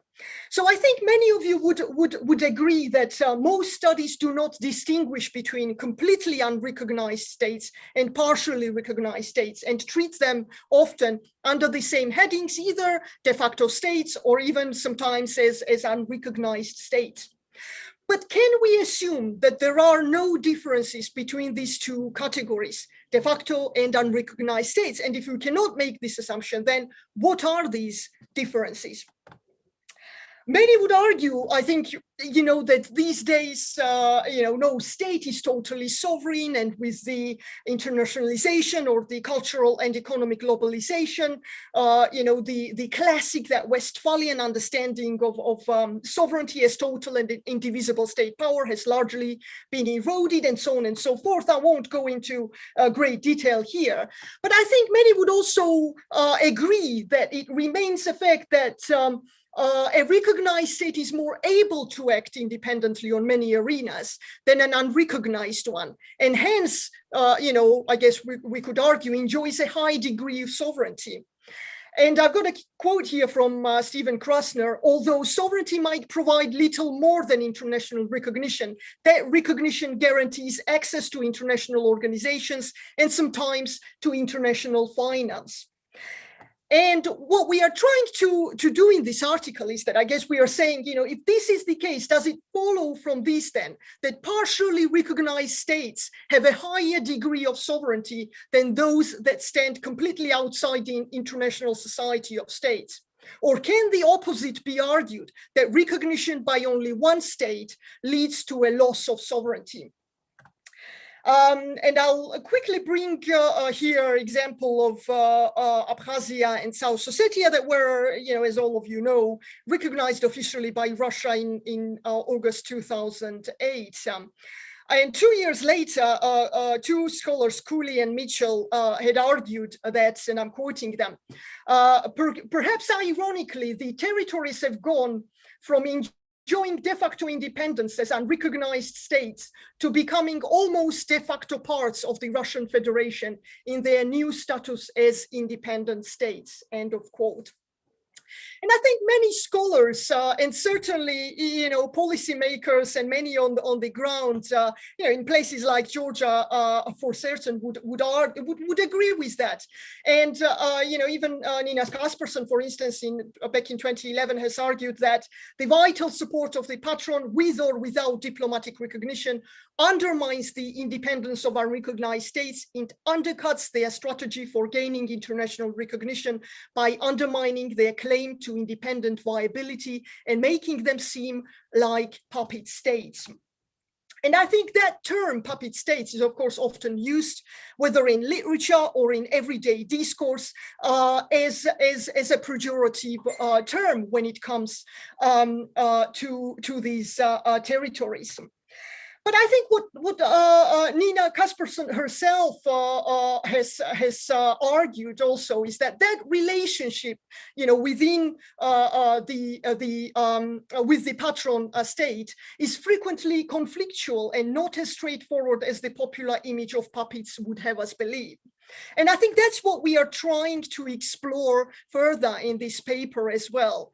Back in 2016, two other scholars, Ambrosio and Lodge, have also argued that this perspective, kind of viewing these territories as puppet states, understates their separate state and nation building processes, their capacity for independent agency, and their ability to garner concessions from Russia during bilateral negotiations, for instance. And similar claims can, of course, be made with regard to most other de facto states, both those that are recognized by one patron and those that are completely unrecognized. Here,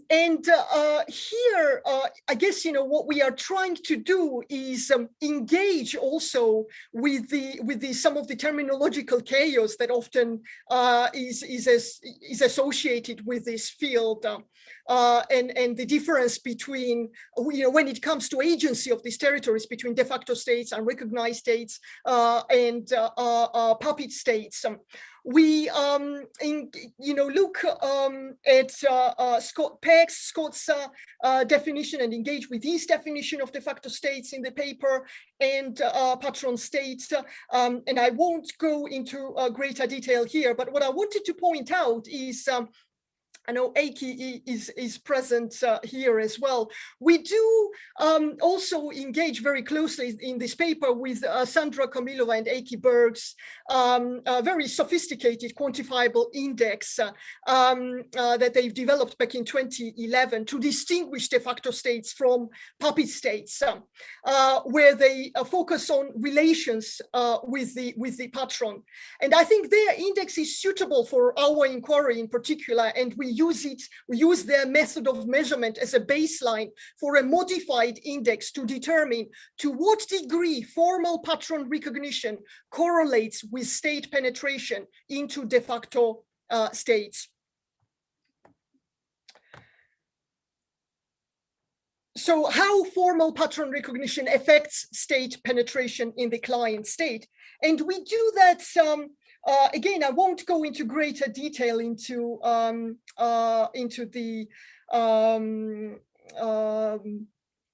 Eiki's, Kamilova and Berg's model here, but what I want to quickly point out is that we focus on the two aspects of patron state penetration of de facto states.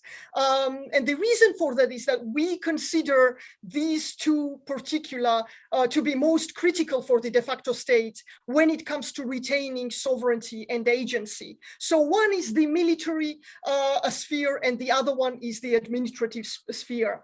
So we think if the penetration along these two parameters is strong, then influence in other spheres, such as, for instance, culture or education, while interesting in themselves, cannot really change the overall picture. Concerning the military sphere, we examine the presence of patron state military units on the de facto state's territory, as well as the level of formal integration of the military structures of patron and de facto state. And when it comes to the administrative penetration, we examine hands-on patron control of de facto state politics and bureaucracy, including so-called parachuting in of personnel from the parent state into administrative and political positions of authority in the de facto states. As I've said before, unfortunately, I don't have very sophisticated findings and conclusions yet. But what we find preliminarily, based on the data we've collected and which is still being analyzed, is that across these cases there is no clear pattern, probably as expected, no clear pattern of patron penetration with respect to whether the de facto state is recognized by the patron or not. While, for example, South Ossetia is recognized officially by the Russian Federation, one could argue that it is far more penetrated and integrated into Russian structures than when it comes to Transnistria, for instance, which is not recognized. So I think I will end here, and I'm happy to give the floor to Donaka, and looking forward to any kind of reaction and comments and criticism or feedback of any kind. Thank you so much. Great, thank you, Nino. I think we'll turn to Donaka, and then I see some comments on YouTube, and I would like to read those. Some of those earlier presentations may want to look at those comments too, so that they can formulate a response. But Donaka, do you want to comment right now? Sure. Well, first I'd like to thank Vladimir, reiterate that thanks for organizing this event and bringing us all together. So many familiar faces, often not in the same room, even virtually together, though writing and citing each other regularly. So thanks again, Vladimir, for that. I have to confess that the whole idea of a discussant is very much an American innovation, at least in my experience. It's not something we really do here. We usually retire to the pub after the presentations and discuss everything there. And usually that's the most productive part. But unfortunately, that's not possible, of course, now with COVID. So we are meeting virtually. And all these papers, of course, are works in progress. And therefore, I didn't get to see any papers in advance. So, of course, my comments are going to be extremely general. And in any case, I think I would first, again, like to welcome as well Scott Pegg. I don't often see Scott. We have been in correspondence.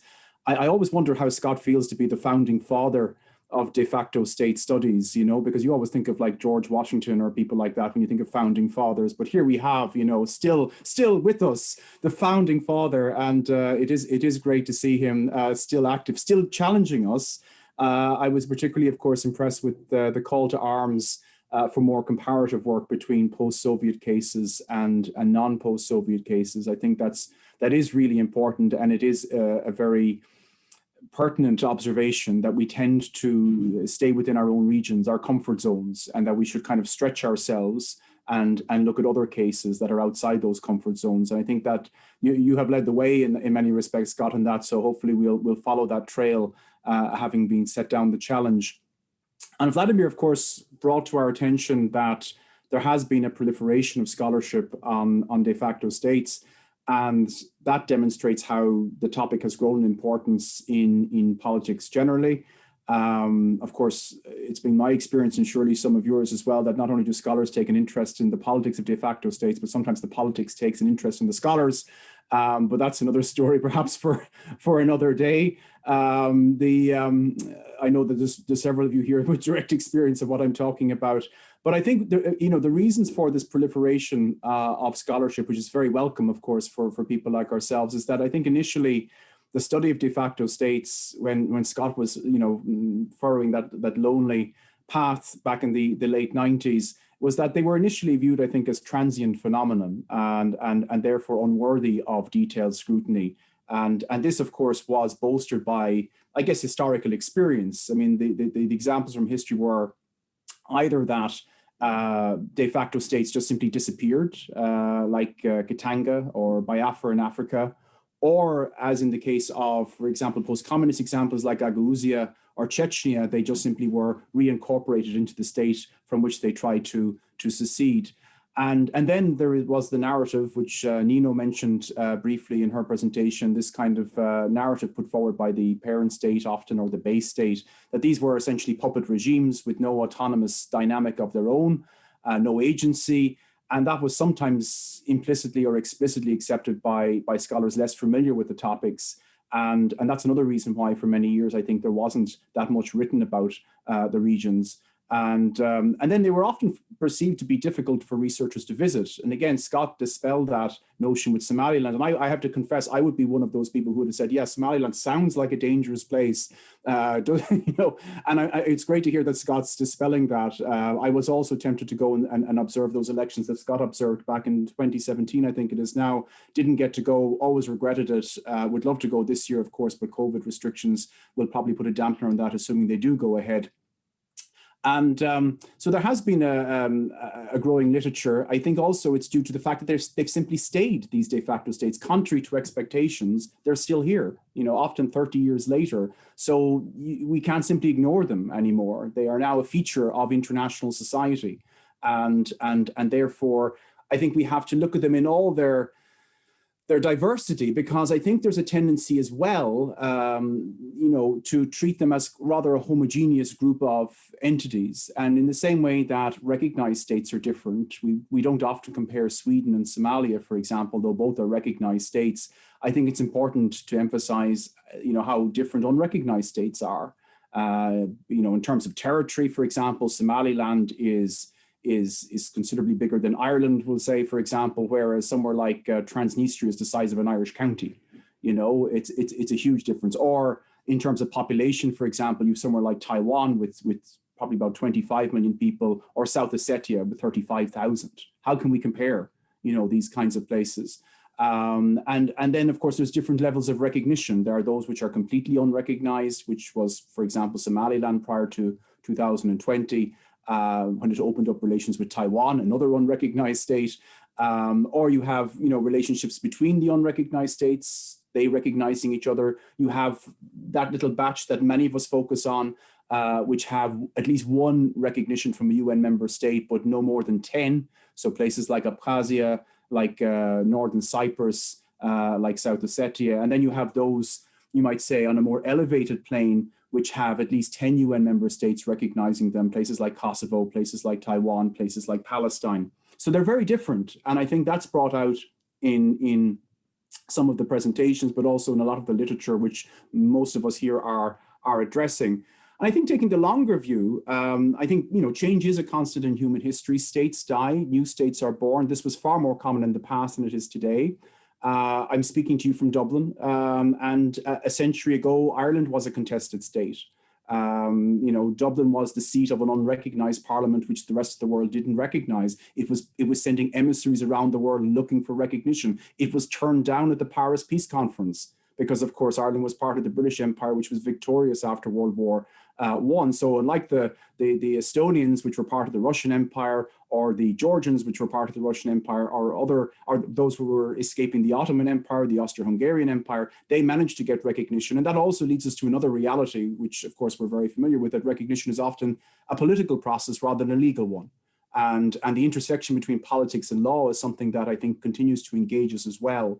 And of course, we live in interesting times. We see referenda in Catalonia, in Kurdistan, and of course in Scotland. And there's a big debate. There's parliamentary elections in Scotland next month. It looks likely that Scottish nationalists will get a majority again, and they will call a second referendum. And if that referendum is not permitted, we're back to this fundamental question that we often have when we look at these states, is we don't really have a mechanism for divorce in international relations, irrespective of how ardently it's sought by a particular people, and we still have these kind of concepts of legitimacy and illegitimacy, which of course are useful, but they sometimes, I think, it's sometimes forgotten, because again, this topic is sometimes viewed as subversive. The whole idea of de facto states, that they're trying to undermine the international order. But again, you look at somewhere like Somaliland.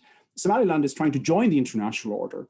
It's not trying to set up an alternative way of governing. It's trying to join the list of states there. It reminds me of the debate about same-sex marriage in many countries, including in Ireland, where it was legalized several years ago now by popular referendum. But there was always that argument that, oh, you know, it's undermining the institution of marriage to let people do their own thing. You get the same kind of notion sometimes purported in international relations, that that having a mechanism where people might be able to establish their own independent relationships with other states or become independent might undermine the international order. It may, of course, but it may not. These are debates that are ongoing. I guess, you know, looking at the agenda going forward for international examination of de facto states, I guess we'll continue to debate about what they are. What is an unrecognized state? What should we call them? As was mentioned, there's a huge diversity of topics or other names that are given to describe what's under examination. How do they appear? How do they survive? I mean, usually, of course, it's a patron, but sometimes not, as in the case of Somaliland again. How important is the patron state? I mean, Nino's presentation touched on some very interesting points there, particularly, I think, the point about tensions with the patron state, that it's often assumed, again, that it's a very cordial and friendly relationship between the patron and the client. Having been to Abkhazia, having been to Northern Cyprus, that's not the case. There are a lot of tensions there, which are often not advertised for various reasons, but they exist nonetheless. What is the relationship with other unrecognized states? Again, very interesting about Somaliland's new relationship with Taiwan. How successful are their state building efforts? This will continue, I think, to absorb us. Do they deliver for their residents? Do these governments have internal legitimacy of any kind? I mean, I myself, as you know, look at elections in particular in these entities. How does the outside world interact with them? And are they here to stay?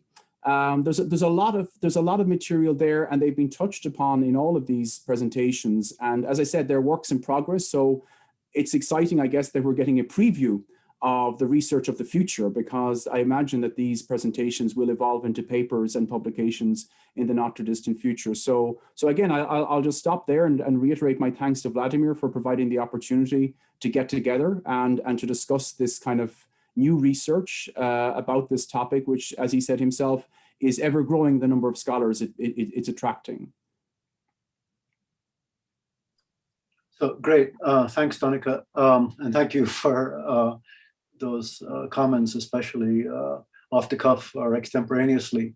You know, it's hard to do so, and I think you did an amazing job considering all that was covered in the papers. You covered a lot of ground as well. We have about 15 minutes until the end of this first session, and I think what I'll do, well, first of all, I'll read some of the comments on the chat and questions on the chat to the presenters, and then maybe the presenters could respond to Donica, and then we'll see where we are.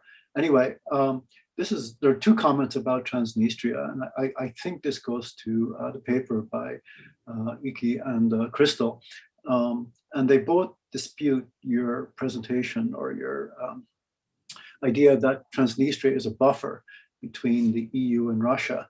And Fabrizio says that the EU prefers to forget Transnistria and not deal with it.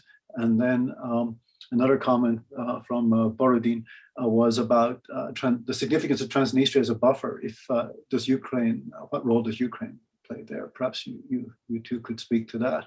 And then along the same lines about kind of engagement of external powers, there's a question about Karabakh and about the lack of EU engagement in Karabakh. And I suppose that goes to the cartoon that you two showed earlier, the cake and the slice being taken out by Russia and by Turkey.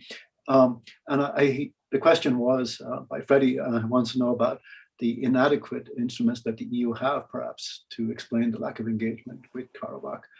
And then also from him, and again about the EU, it's about Kosovo. And it's interesting that in the 4 presentations, I could be wrong, but I don't think Kosovo was mentioned other than in passing. And perhaps that could get some consideration. Anyway, do you want to respond? I don't know if how you want to do it. If you want to start with Scott and respond to Donica and then go from there.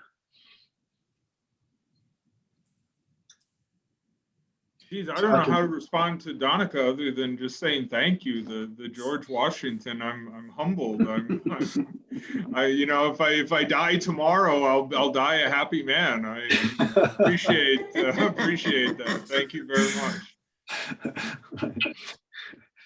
Okay. Well, let me also say one other thing that Donica got at. You know, to me, the workshops like this and panels like this and special issues of journals and whatever, it's so far beyond anything I ever envisioned when I was working in Vancouver on my PhD dissertation that became my book. And it's just gratifying to see so many scholars doing such interesting work, and how this has just exploded way beyond any vision I ever had for it. And I sometimes joke, I feel like Michael Corleone in The Godfather. Every time I try to leave, it sucks me back in. There's something else that brings me back into this. But it's just such a pleasure on my behalf to see all of the great work being done. And also, it's such a pleasure, I think, and we should recognize how special this subfield of studies is, in the sense that almost all of us are good friends and like almost all of the rest of us. There are a lot of academic fields that are riven with bitter feuds and divisions, and I don't hesitate to reach out to anybody when I need help, and people reach out to me when they need help, and I think we should all be grateful for that. But thank you, Donica. You've humbled me with your comments. Right. Iki, do you and Crystal want to say anything about Transnistria and that point about Transnistria as a buffer? Okay, I can take this question, obviously. First of all, we noticed, or we mentioned the fact that we don't have any empirical findings yet to present. So our presentation did not based on this hard data. So no research been done on this. So we were very much speculating. We were trying to show what may be and what may not be there in terms of the interactions between different actors. But when the same person who has questioned why Transnistria has been seen as a buffer and not Ukraine, then it can be also answered in this way that I haven't really seen any buffer state with 40 million people. Usually buffers are small entities which remain in between bigger players. Secondly, Ukraine has very much decided its orientation itself. I mean, it's Western-leaning country at the moment. Maybe historically speaking, you can see some kind of indecidedness or the way of trying to maneuver in between East and West. But at the moment, my reading is that Ukraine is clearly taking the position. And this position is together with the Western camp, in case we would like to see and project the relations between Russia and EU as conflictual. So that would be my answer to this question. As to Nagorno-Karabakh issue and the failure to engage in talking about the European Union, then that is largely due to the fact that EU itself has not been appreciated or welcomed to the conflict region. So both parties to the conflict, both Armenia and Azerbaijan, has been in a position that this is their own business. What they accept is, or what was in the past, they accepted only Minsk group players, US, Russia, and France. Well, there have been also obviously Turkey around and Iran engaged somehow, but EU has never been taken as a party, as a third party to intervene in this conflict. So this has been very clearly defined by the conflict parties themselves. So there is basically no access to the EU. Yeah, I don't know if Crystal wants to add here something. I just wanted to perhaps add here that very much showing what we also mentioned, that these geopolitical roles are in constant renegotiation and change. I would highlight Ursula von der Leyen's basically underlying ethos that her European Commission should be a geopolitical one. And we are already seeing that that EU is aiming to reevaluate some of its neighborhood policies, sometimes in cooperation with the neighborhood countries, sometimes taking a more regional stance. So it's possible that in the future we see a different kind of EU, a more assertive EU, that takes a different view of the different roles that each of the neighborhood countries and these additional entities can play. So thank you.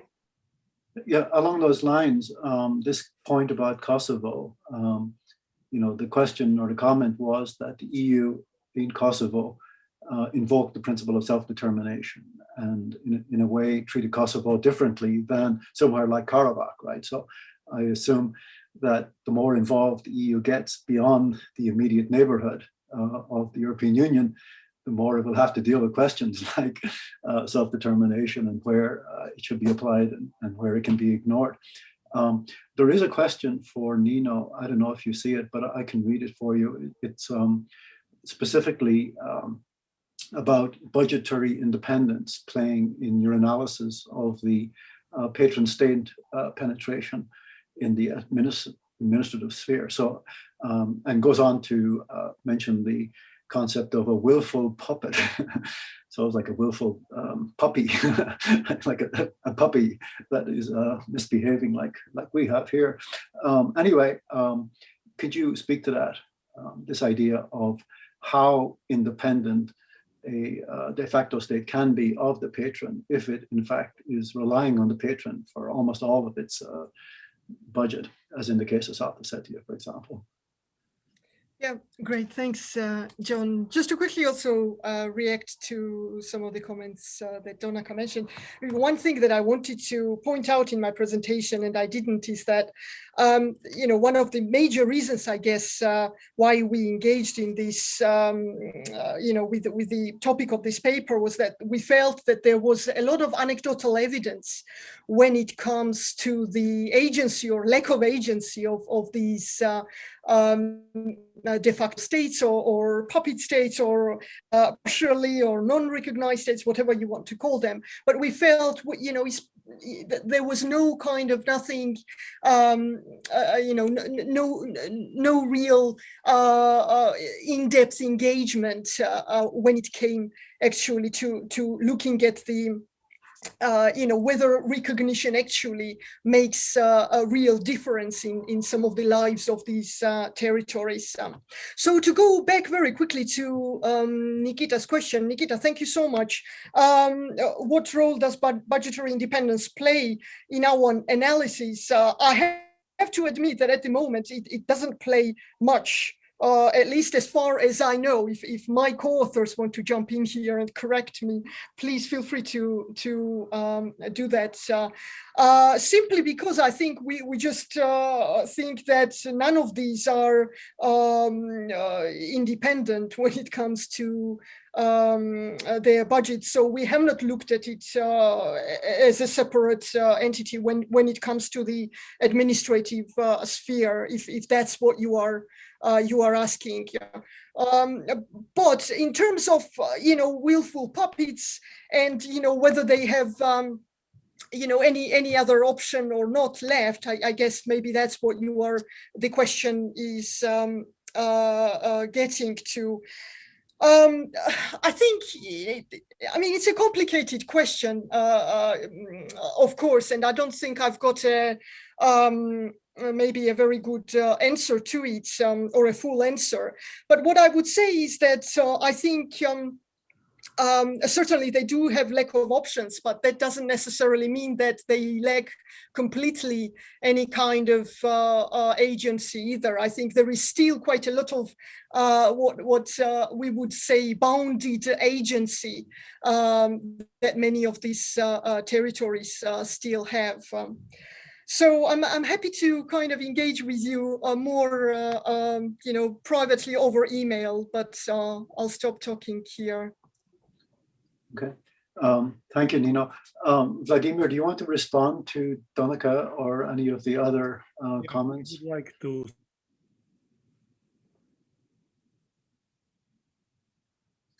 Sorry, Vladimir, I don't hear you. I would like to thank Donica for his comments because it was not easy to comment without written papers. I would like to say that there is no strict correlation between political and legal processes, between political and economic processes. It's my response to the discussion about the agency of dependence of the agency on subventions and funding from the patron state.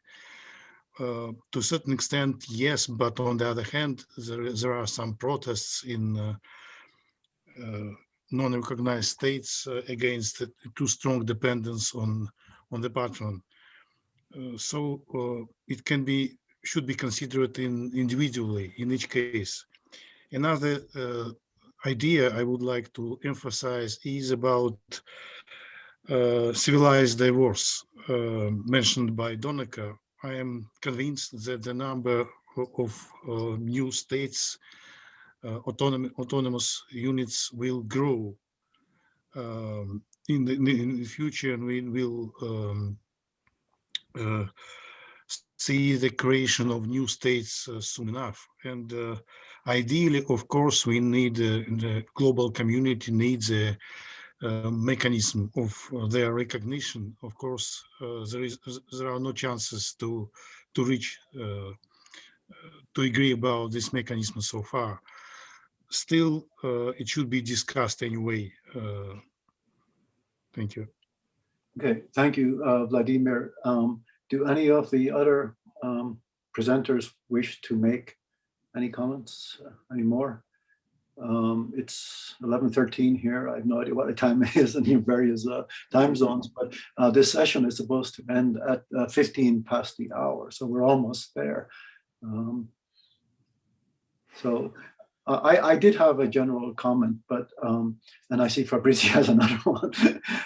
But before I turn to Fabrizio, I just wanted to suggest that this first session, is kind of an overview, and it's a research agenda, and in a way, it's a kind of a political science, if Scott pardons that expression, approach, which is, of course, trying to see the general trends and patterns and between these various places. But as Vladimir just alluded to, in fact, they are quite different in many respects. And what we have done so far, I suppose, is focused on kind of elite and kind of the big geopolitical elements of de facto-ness. That is, relations with the patron, with the parent, with external actors, with the international community more broadly as they seek recognition. And again, that's fine, and certainly issues of sovereignty and legitimacy in the international community are very important. But I think the next session and beyond, I think will point out quite significantly how these places are really very different from each other when one drills down beyond the level of the state elite and the level of government. So they're not just, territories on a kind of a complicated world map, but in fact, they themselves have very interesting and very confusing dynamics. And it's very hard, at least I find it very hard, to pull out huge amounts of generalities when one considers the uniqueness of these places.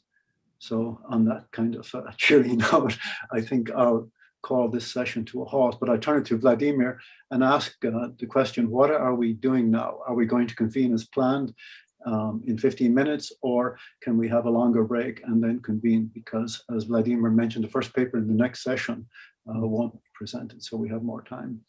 I would suggest to get 20 minutes break and to get together at 18:35 Central European Time. 20 minutes. We can afford. All right. Yeah, thank you, everybody. Thank you to the speakers, and thank you especially to Tanaka for his comments. And we'll see each other in about 20 minutes. Okay, great. Thanks.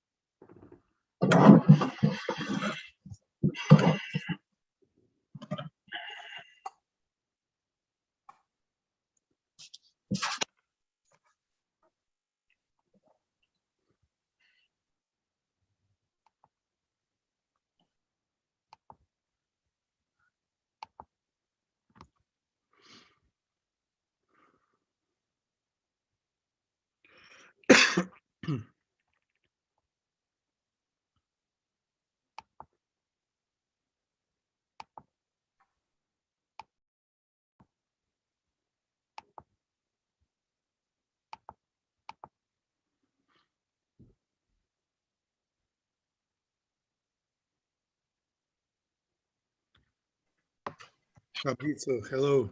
Hello.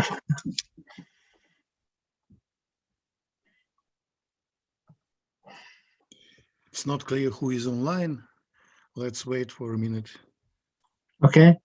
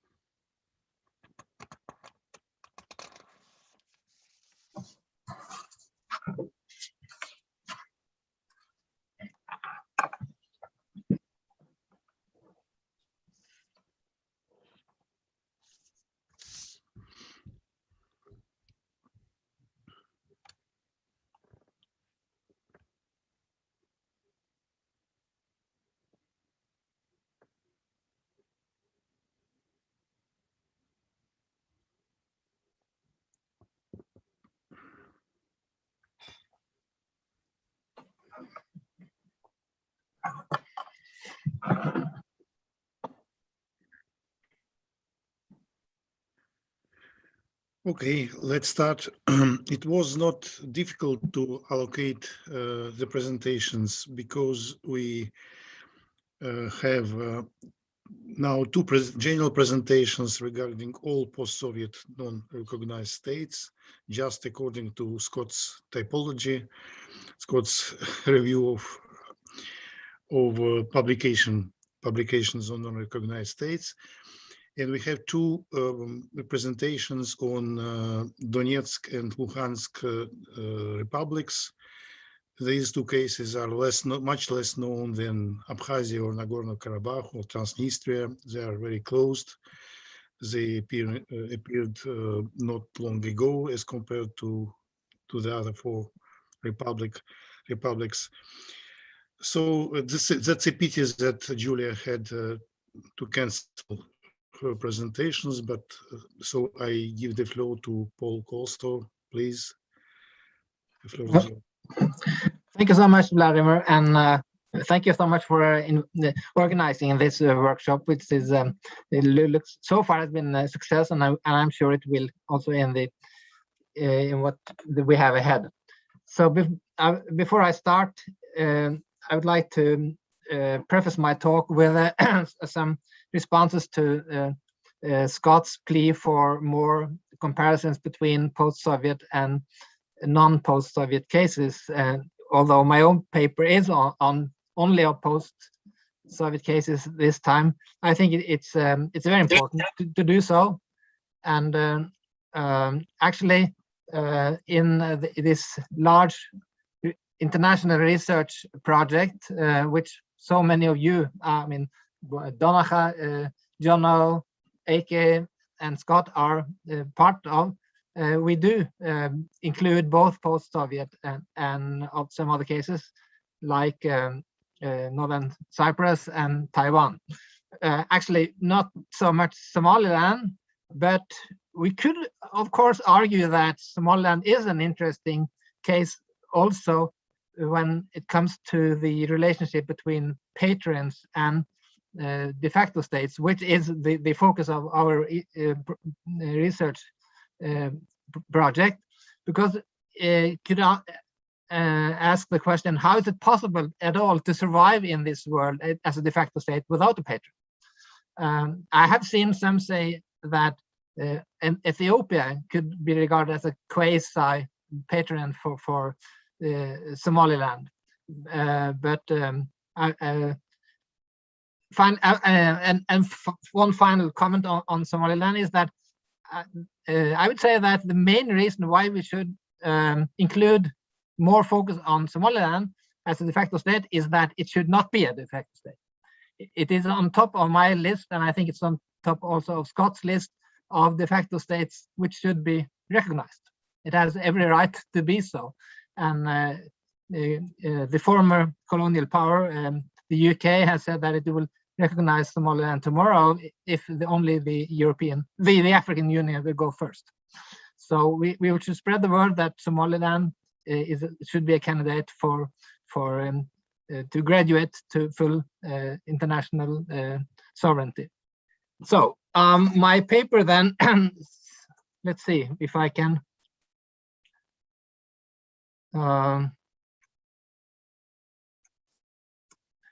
Did I manage to? No.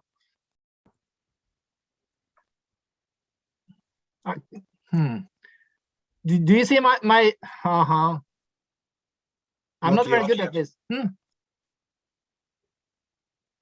No. You don't see it, huh? No. No. Paul, if you bring your cursor down to the bottom, you should see a share screen. Yeah, you got yes, it. I did push that one. You got it. You see it now. You see it now? Yep. Excellent. There we go. So the title is on Russian foreign policy and its neighborhood policy, but it is more on de facto states than the title reveals, as you will soon find out.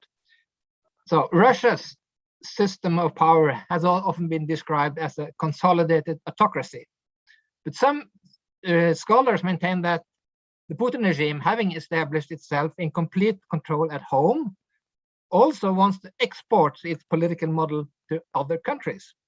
This is presented as an activity typical of the foreign policy of autocratic states.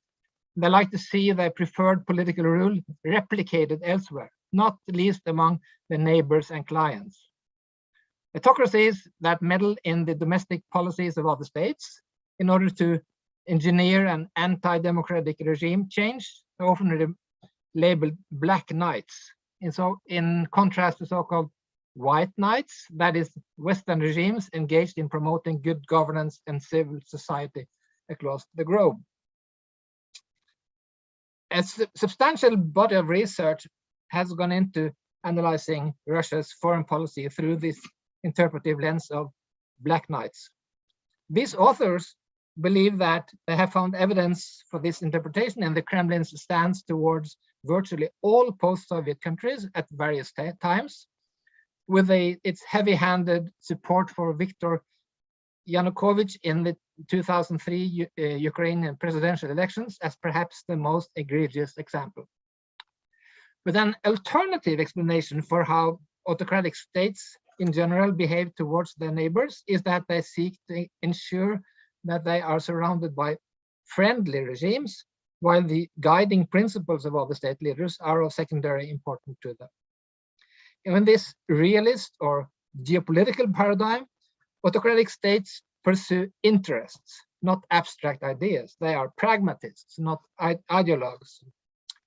And in my view, this second interpretation, this state interest template, offers a more convincing explanation than the Black Knight model.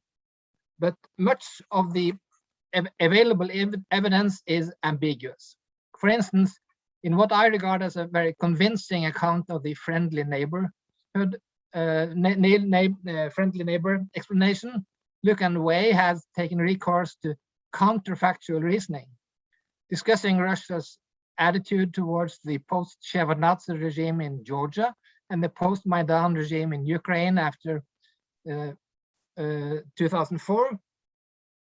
Wei writes, Russian hostility could not have been less severe had Mikhail Saakashvili and Viktor Yushchenko engaged in more electoral fraud or arrested more journalists.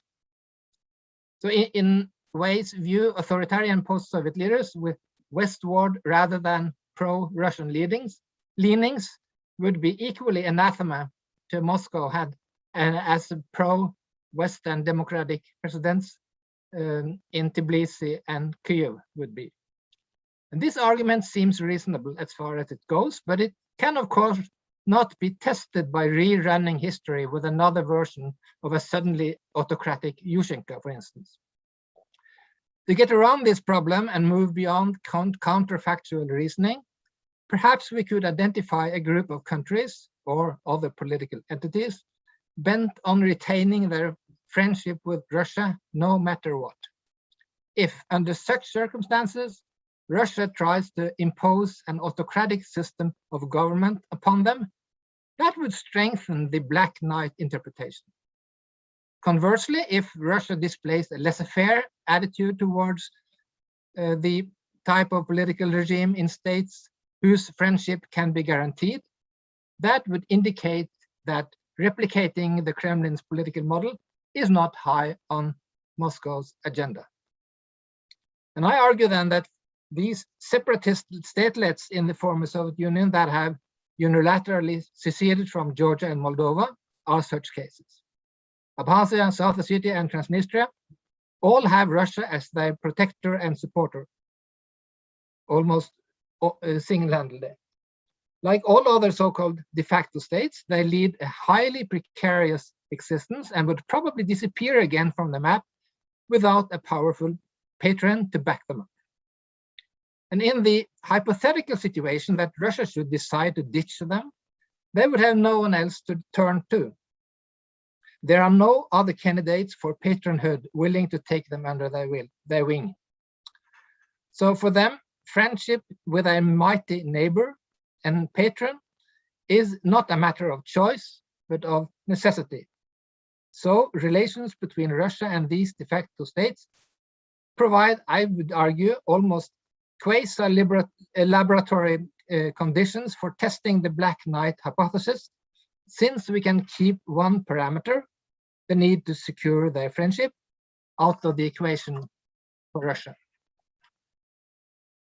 So in this paper, I will focus only on Russia's reactions to presidential elections in these three de facto states, and ignore many of the other issues, such as the ones Nina discussed, because I see the presidential office as the fulcrum around which political life in these states revolve, and they have, like almost all other post-Soviet states, adopted a presidential system of government. And whoever wants to influence politics in these states will naturally try to control the outcome of presidential elections.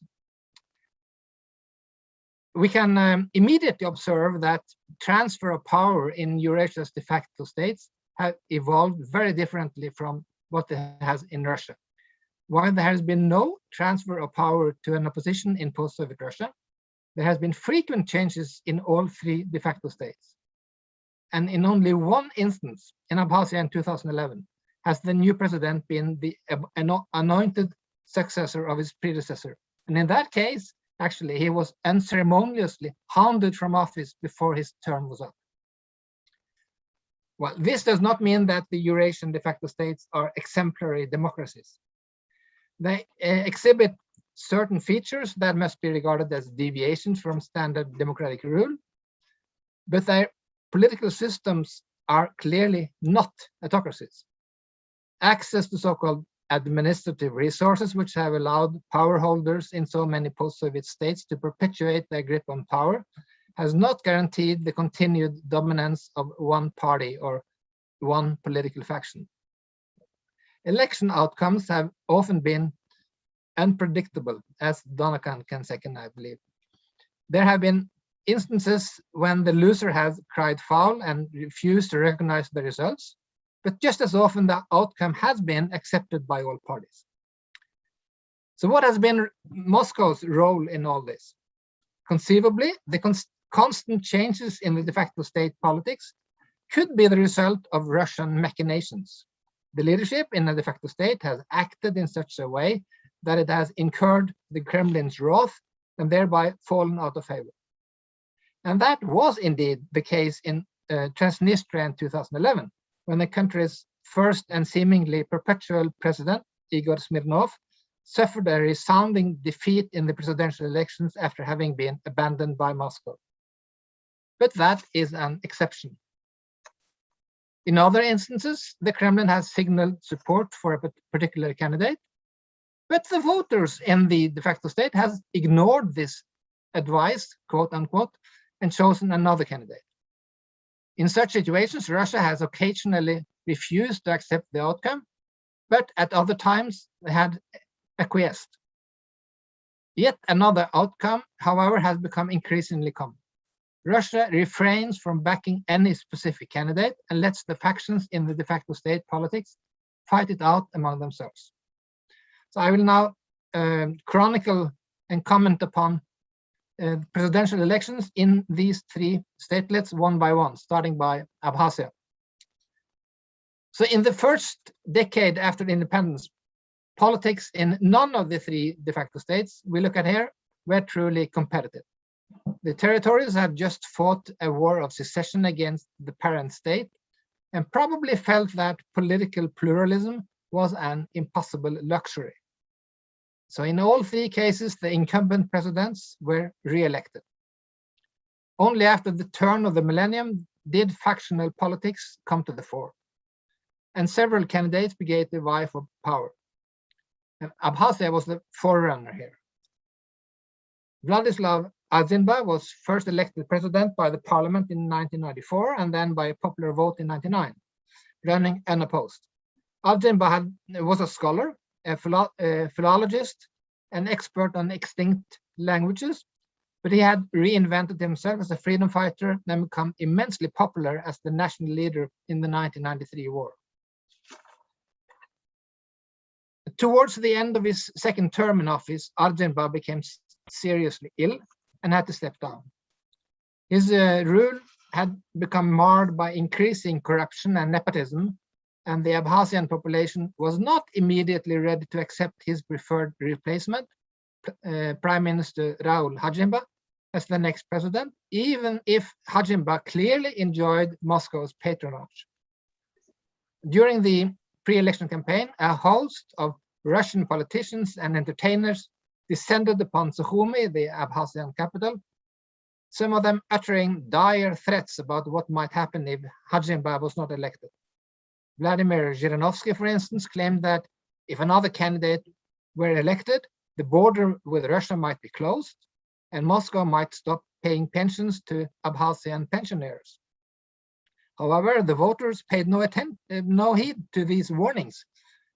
And in an extremely close race, Sergei Bagapsh, a former prime minister, came up on top with 50.8% of the vote.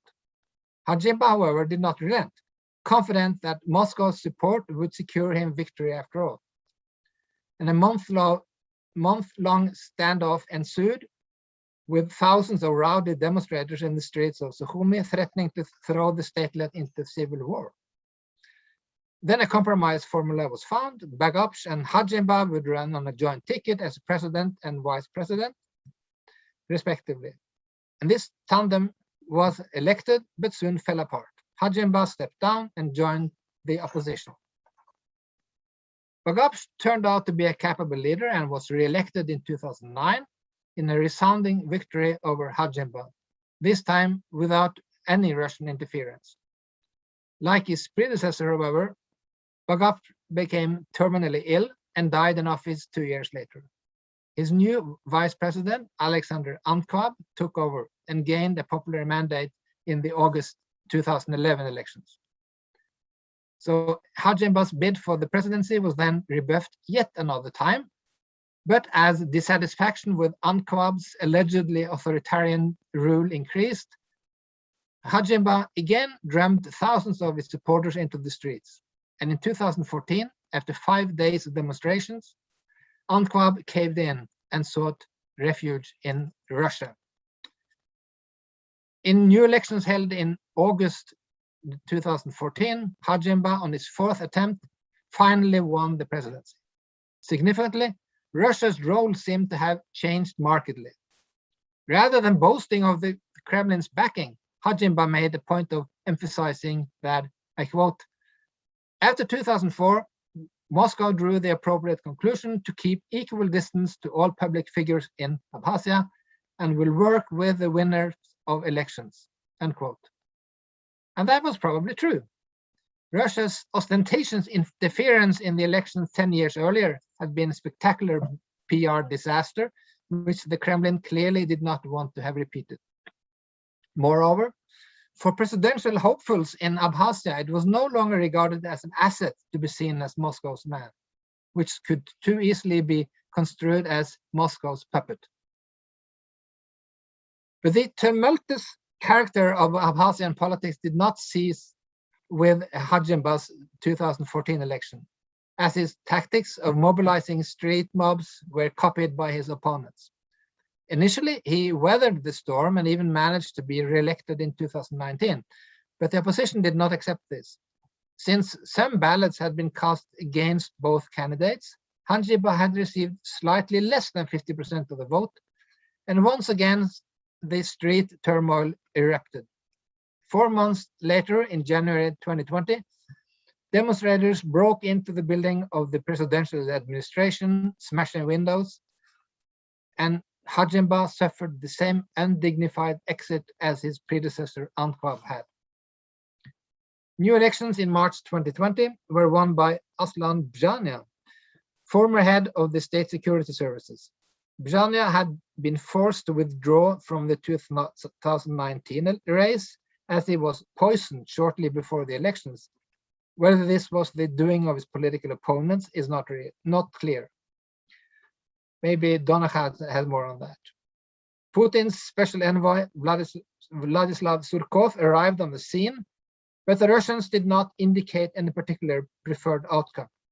As noted by Alexander Skakov, a keen observer of Abkhazian politics, the Kremlin does not care who is in charge of Abkhazia, Hajimba or Bjania.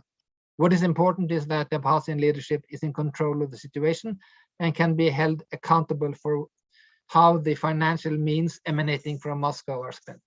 If Bjania can do that, he can become Moscow's man even more than Hajimba was.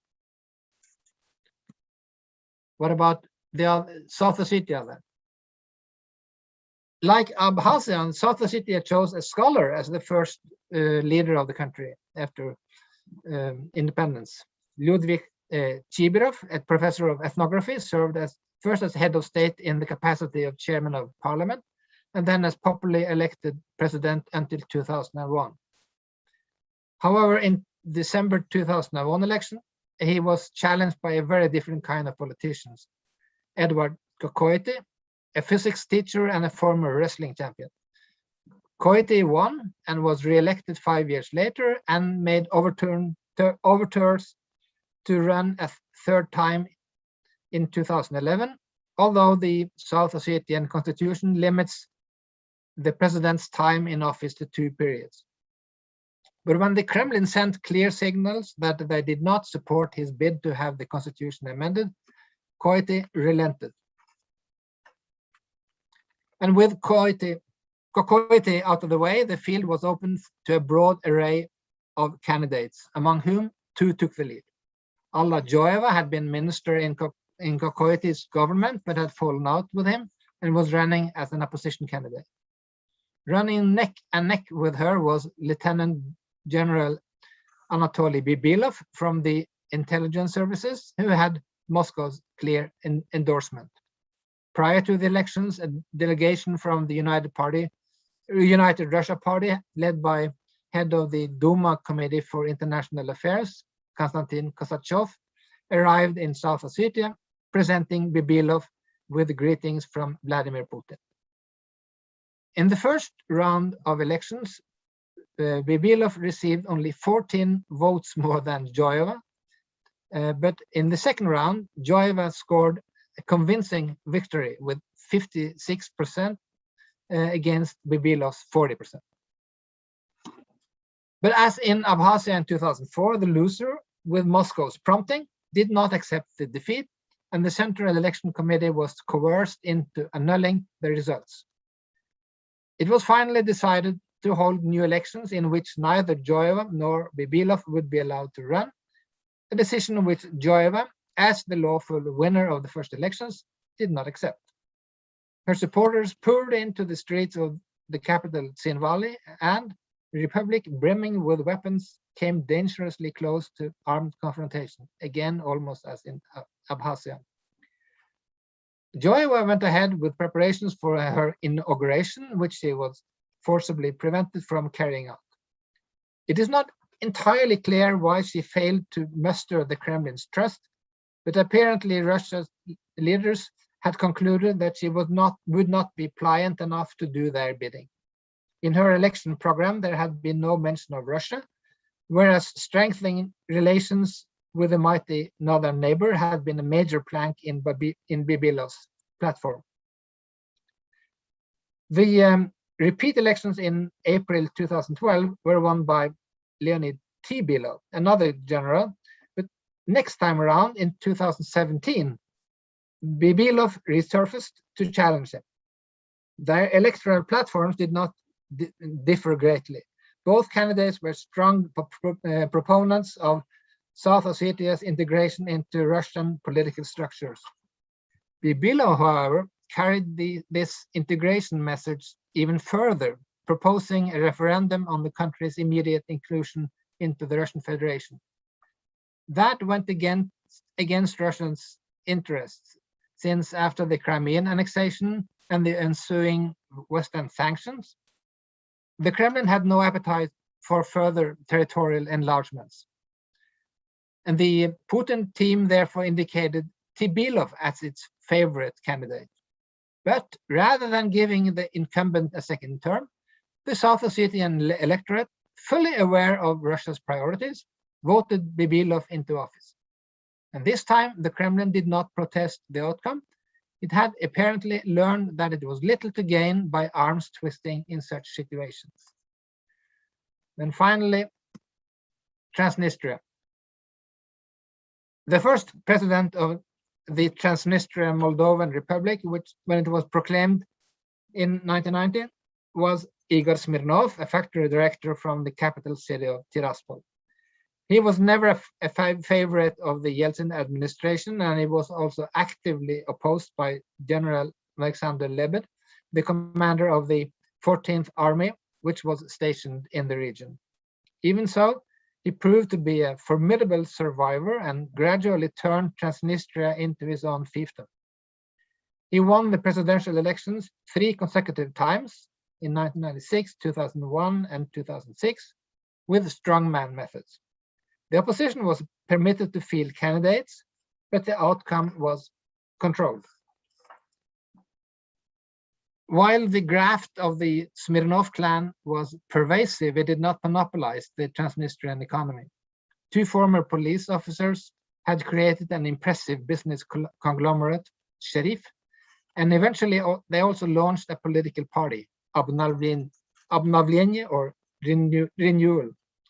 In 2005, Smirnov's grip on Transnistrian politics had loosened sufficiently to allow Obnovlenie to gain a majority in the Transnistrian Supreme Soviet, as the parliament is still called.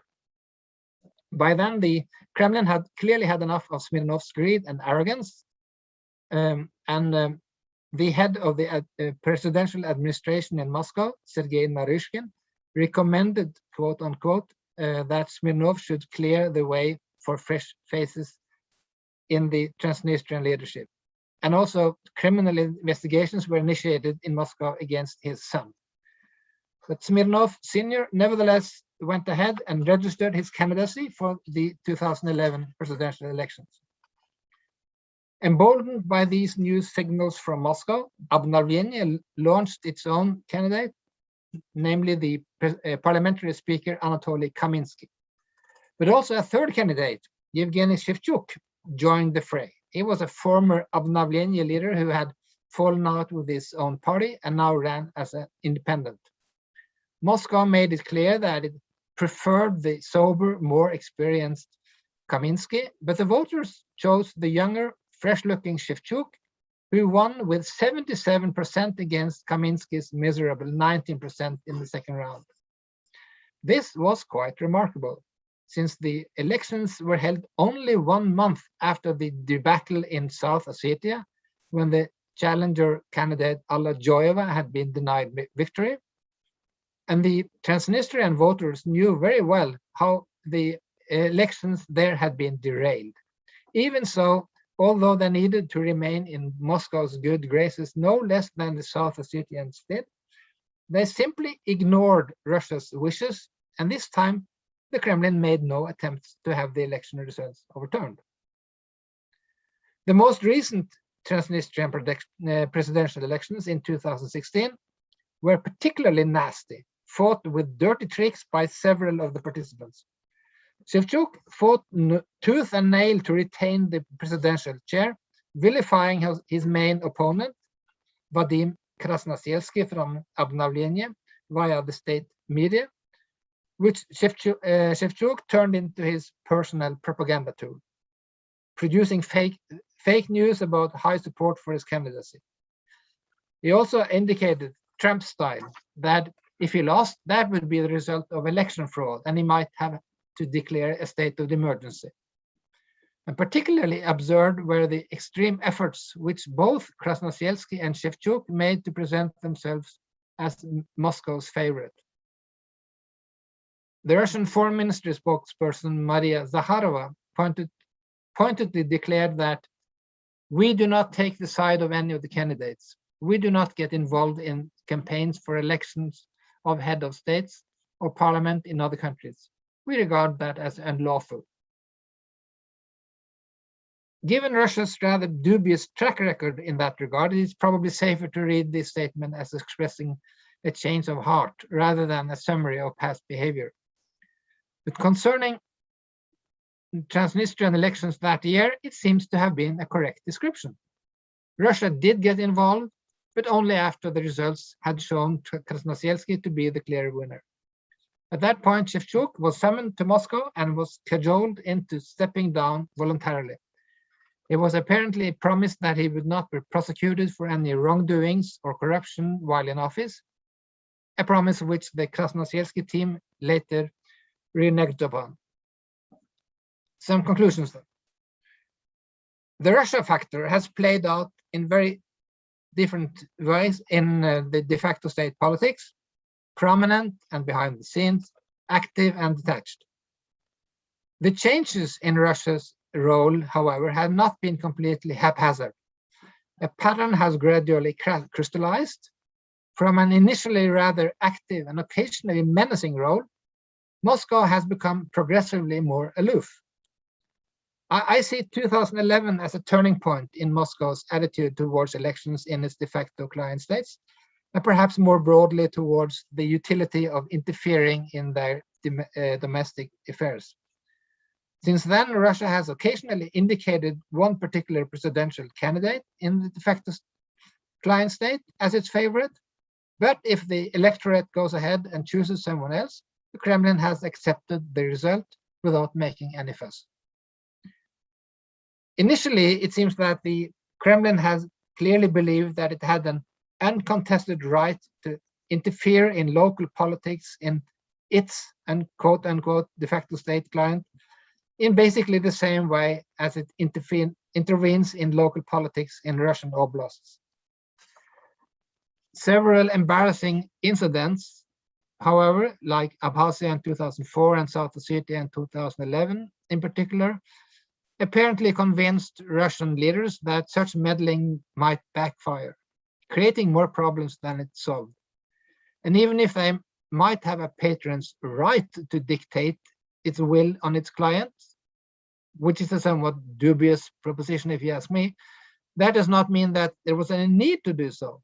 Gradually, Russian leaders seem to have realized that they could establish amicable, no less solid relations with their clients by letting them sorting out their internal differences among themselves. Whoever won elections in these entities would in any case crave Russia's friendship. And that was the important point for Russia. And this is hardly surprising. What I find puzzling is that it should take Russia so long to grasp it. Thank you. Thank you, Paul. I propose to collect questions and remarks after all three presentations and to leave more space for discussion. So the next presentation is Jono or Gerald, who will? I will present it, but somebody has to turn off their screen share first. Yes, Okay.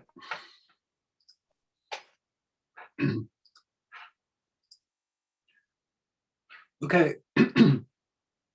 Sorry. I will present this research on behalf of Jared and Kristen, who are both here. And if they wish to correct me or add to what I'm saying, that's wonderful. I also, again, before we begin, want to say two things. One, that as somebody mentioned earlier, maybe Vladimir mentioned it, it's quite difficult to get a real understanding of what's happening in the separatist republics of Donetsk and Luhansk right now. And so these are very much preliminary results in that regard.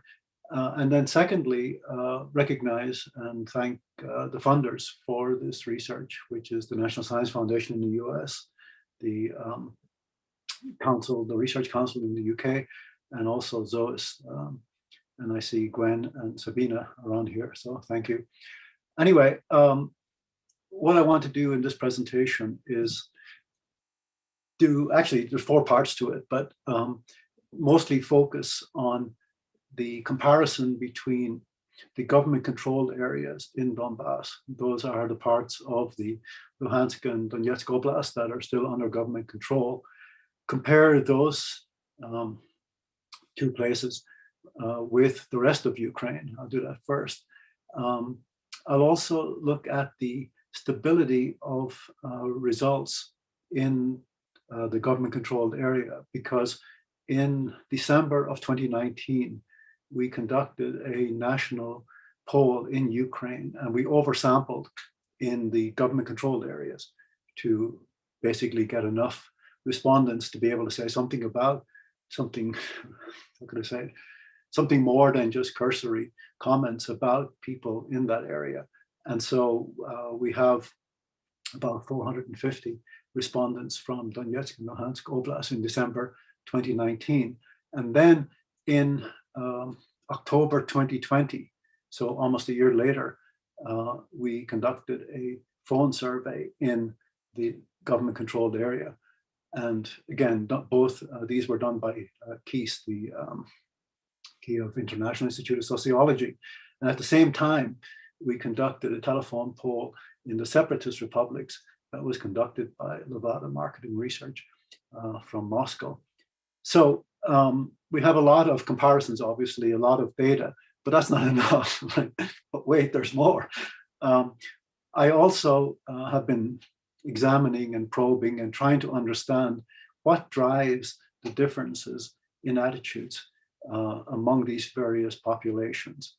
And I will say again that our research over the past, I don't know how long now, but it's 15, 18 years on the de facto states has been driven by a concern that a lot of the research is on the elite politics of de facto states, and not too much is known about what ordinary people in these places are thinking, what they're hoping, and what they're supporting in terms of what kinds of futures do they want for their de facto republics, and also how much legitimacy their various regimes have in these places.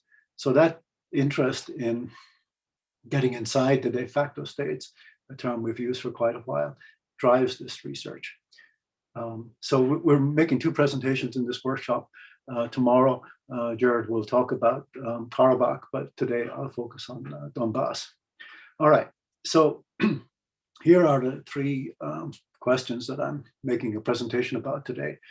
Comparing the government-controlled area with the rest of Ukraine. In other words, how different is it? Are people who live in the government-controlled area, do they have significantly different beliefs and attitudes than the rest of the country?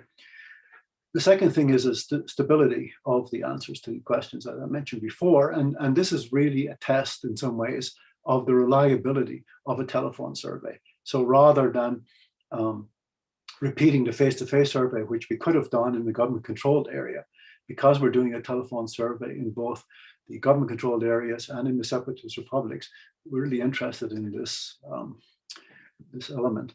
And then the third thing I'll do today is it's become very clear to me, looking at the government-controlled areas and the separatist republics, that one of the main actors or drivers of expectations and preferences for the future is to the extent of which people think that their region, in the case of the separatist republics, or country in the case of the government-controlled areas, whether it's going in the right or wrong direction. It's a very simple question. It's one that's very powerful, actually, and we've used it quite a bit in the past. And you'll see when I get to the modeling that this becomes a really important mediating factor. So we look at two mediating factors, actually. One is the trust in the authorities to take care of the population. And then we also look at whether the region as a whole is going in the right or wrong direction. I'm using a path analysis. I can get into the details if people want, but effectively what it does is it says, rather than looking at direct relations between the demographic characteristics, let's say, of a population to the outcome, in this case, the preference for a final status solution, you probe what might be the factors in between that affect the preference. And that's where the mediating elements come in, of trust and this idea of going in right and wrong direction. All right, so because I might run out of time, and because you know, I've learned over the years that once you start presenting a lot of data, people sort of get lost in the data and miss the big picture. I'll present some of the key points here of what I want to say. So in other words, you're having dessert before you have the appetizer and the main course of the meal. There are some differences between the government-controlled area and the rest of Ukraine, especially about the actions of the government in Kiev with respect to ban on Russian television and the language law, the restrictions on the Russian language, and also how to treat the separatist republics. There's a big difference in the case of the blockade between the separatist republics and the rest of Ukraine. The good news for us is that the responses are generally stable between the face-to-face survey and the telephone survey. I mean, there are obviously some differences, but they're not dramatic. And frankly, they reflect some changes going on in Ukraine, especially the plummeting popularity of President Zelensky. The third conclusion is that whether the country is going in the right or wrong direction is really useful for understanding people's preferences for the outcome, the kind of political solution, the political outcome for these places. So in other words, if you believe that your region, your country is going in the right direction, you tend to be more supportive of what that regime wants. And in the case of the separatist republics, as mentioned earlier, I think Alexander mentioned it, the preference, of course, of the elite is to join Russia. And that shows up in our results.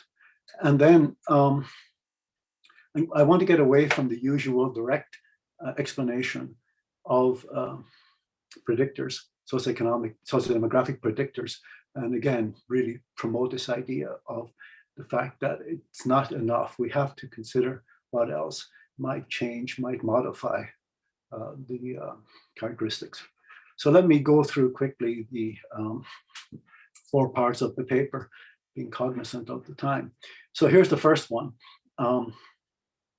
We are comparing the attitudes I'm going to present just a few key questions of the people in the government-controlled area with the rest of Ukraine. And these data are from December of 2019, and this is a face-to-face survey. The text on these slides, the text of the question is here, right? So the question here is, which of the following government decisions would you accept as a necessary compromise for a peace agreement in the Donbass area? And so here the prompt is that Ukraine pledges to become a neutral country between Russia and the West, right?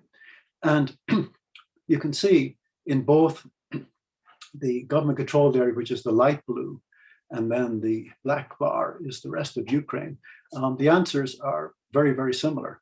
That is, close to 60% of both samples say yes, they would be okay with Ukraine being a neutral country for a peace agreement. Coincidentally, I saw this morning Zelensky, making the case to an American audience via CNN why Ukraine has to join NATO and has to join it right now because of what he said is the threat from Russia. And in fact, this is, again, this result is pretty consistent in multiple national surveys that there is a large number, usually just over half of the population, are very leery of NATO membership. So on this key question, the results are very, very similar between the government-controlled area and the rest of Ukraine.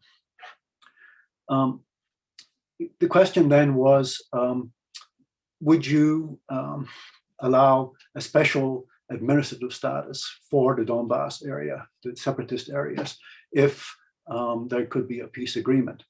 And here again, they're relatively clear. There's about on the yes, it's clear, it's not so different, but on the no, it's quite sizably different. So the figure is 28% in the government-controlled area, and you can see it's about 46% in the rest of Ukraine.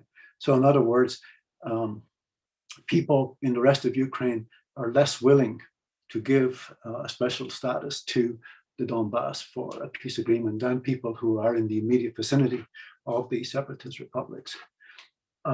Here, there's a big difference on the blockade from the Ukrainian government, where people in the government-controlled areas are strongly against it, and people in the rest of the country are more split on that question. You can see, again, strongly disagree with the blockade. This is, again, a 20-point difference. There are some other questions. So again, do you agree with the statement that the new language law creates division and not unity? And again, you can see the bar for the government-controlled areas is generally higher. And so they agree that it creates division in the country. It's about 10% difference. And then about the ban on Russian television. And there are two options here. It's necessary to protect the state, which is kind of the yes thing here. And it's a mistake and only leads to restrictions on the right of citizens, which is kind of the no option. Again, there is a sizable difference between the government-controlled area and the rest of the country.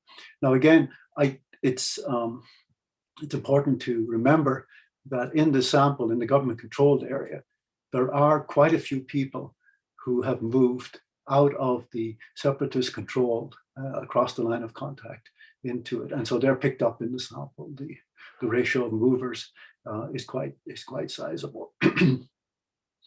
The second comparison, is the kind of stability of the answers, and they're actually quite stable. And I'll go through this quickly and just kind of show you how stable they are.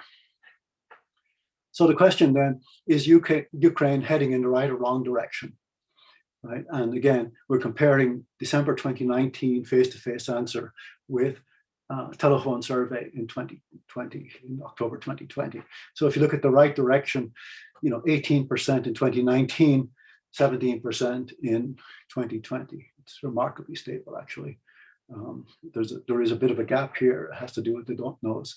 More people who say, more people perhaps who are less sure in 2019 are more positive that is going in the wrong direction in 2020, but it's not dramatically different. It's about 10 points. About the trust of Zelensky here, there is a change, but it's understandable because in Ukraine more broadly, Zelensky's popularity and trust went down during this 1 year period. So it's not surprise that the no trust value went from 13% up to 31%. Again, that parallels the rest of the country. And then for Putin, again, a bit more, a bit higher bar on the no trust scale, but again, not dramatically different, around 50% no trust at all for Putin in both cases. So I think, there are others that I obviously didn't show here because we have, I don't know, maybe 25 questions that we could compare. But I think it's fair to say that the telephone survey, in a way, matches the key answers, the key questions on the face-to-face survey, which is a kind of a confidence boost. All right, so now we'll compare the government-controlled areas and the Donetsk People's Republic and Luhansk People's Republic samples across the line of contact. Some of you may have seen this before because we made a presentation a couple of months ago to PONARS in DC, and I know Gwen was presented and Jared as well at that session. So these graphs might be a little familiar, but they're important because they are the background to, and they are the basis for the modeling that I'm going to show in a minute. All right, so let me just quickly say how this telephone survey was done. I think we were really motivated by getting some information about the separatist republics, about people who live there, but recognize fully how difficult that was going to be, given the restrictions on face-to-face interviewing and the fact that we were going to get significant pushback, significant criticism from various people who, mostly in the political sphere, who believe that one should not do any kind of survey, any kind of academic work in the separatist areas of Donetsk and Luhansk. More broadly, by the way, and it's something that we haven't talked about, but it would be kind of an interesting side discussion to talk about the pushback, the queries, the criticisms that I'm sure we've all received from various parent states for work in the de facto states. I think in general, the parent states wish to isolate and wish to create almost a vacuum of information about the de facto states.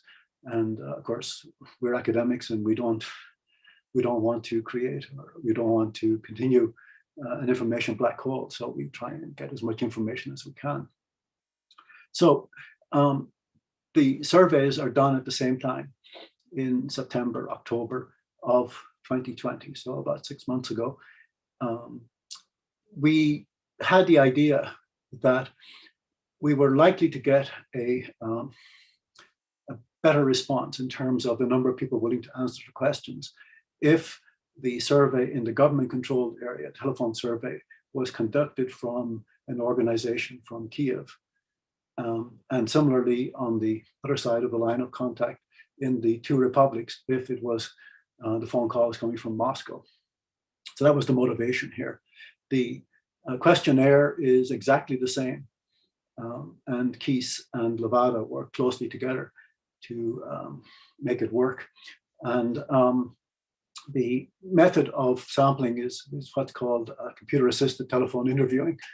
catty. And so they dial up numbers randomly. They keep dialing automatically, of course, until somebody responds, and then they try and talk to them.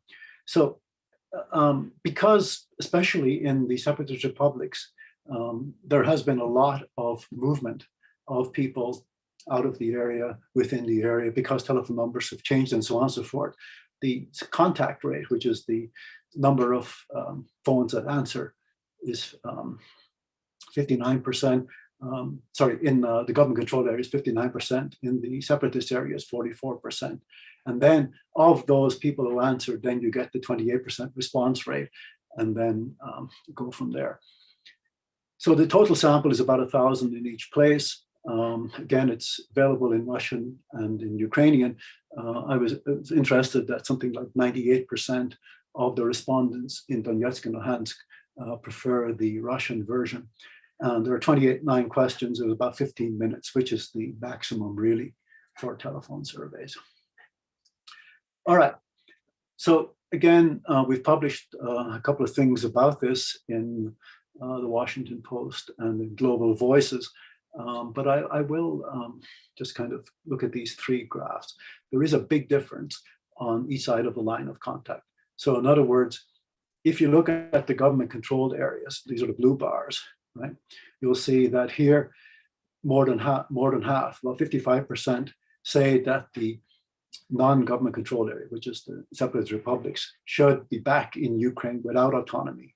And then another 20% say, okay, they can have some autonomy, right? So together, you know, it's 75% or so. On the other side of the line of contact, in the separatist republics, there's very little support for rejoining Ukraine. You can see together it's about 12%, but there's a very high level of support for joining Russia. So you add again 25% here and 30 here, and you get about 55%, right? So what you do then is you have 75% of people who live in the government-controlled Donbass want to, you know, get the republics back into Ukraine. But on the other side of the line of contact, about 55% are done with Ukraine, they're finished with Ukraine, and they want to join Russia. There are smaller numbers for independence, and you know, they don't know the usual don't knows. All right, the second question was about is the region, which is the separatist republics there, heading in the right or wrong direction? And similarly, on the other side, is Ukraine heading in the right or wrong direction? And, you know, again, I think this was surprising to many people, that actually more people in the separatist areas, around 42%, say that it's heading in the right direction. Whereas in the government-controlled areas, it's around 18% or so in the wrong direction. It's just the reverse of that. So, you know, it's a bit of a surprise, but overall, the answers for the government-controlled area of Ukraine are actually quite similar to the rest of the country. It's not terribly different. We don't obviously have a comparison for the separatist republics in the same way. And then the question about will the authorities take care of the populations? And there are three possible responses here. You could trust the authorities. You kind of sort of sit on the fence, maybe not. Neither trust nor distrust, and then distrust. And again, there is a difference here between the two sides. On the separatist side, in the two people's republics, you can see about 25% say they trust the authorities. In the government-controlled area, it's around 10%, so there's a gap there on that particular question. All right. So the last response I want to show you, and I know this is Jared's favorite question of all time, is this idea that maybe we are focused on the wrong thing. Maybe we spend too much time talking about politics and talking about political futures and about you know, elections and parties and political leaders and relations with the patron and with the parent and so on and so forth. And maybe people don't care about that. Maybe they just are concerned about, you know, their material life, their the future for their family in a material sense. And so this prompt comes from a book And it was, I think it was around 2012, 2013, where a woman called Victoria, so we call it the Victoria question, said, it does not matter what country I live in, all I want is a good job and a good pension. And so you could agree or disagree with this question.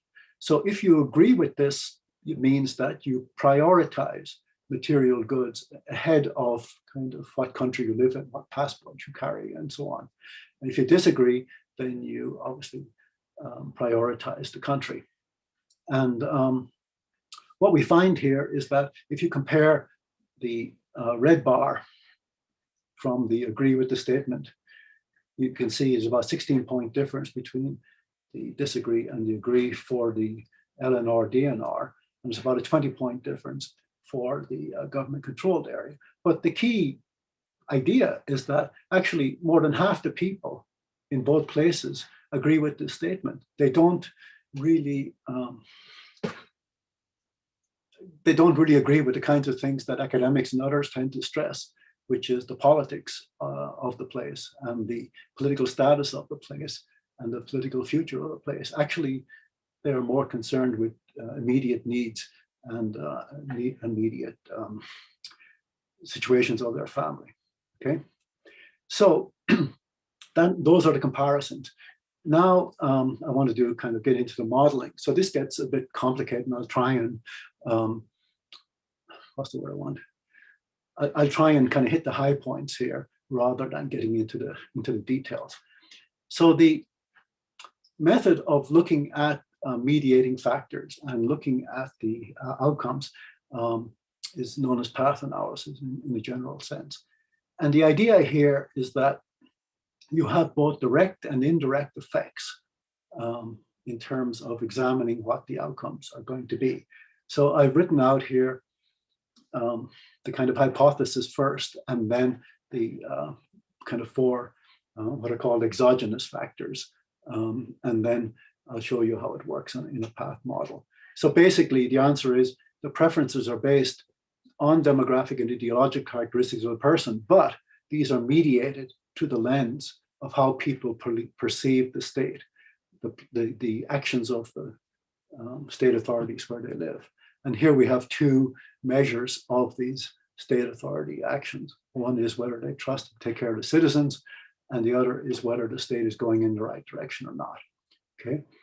Now, in terms of the demographic and ideological factors, you know, there's many obviously demographic factors we could take.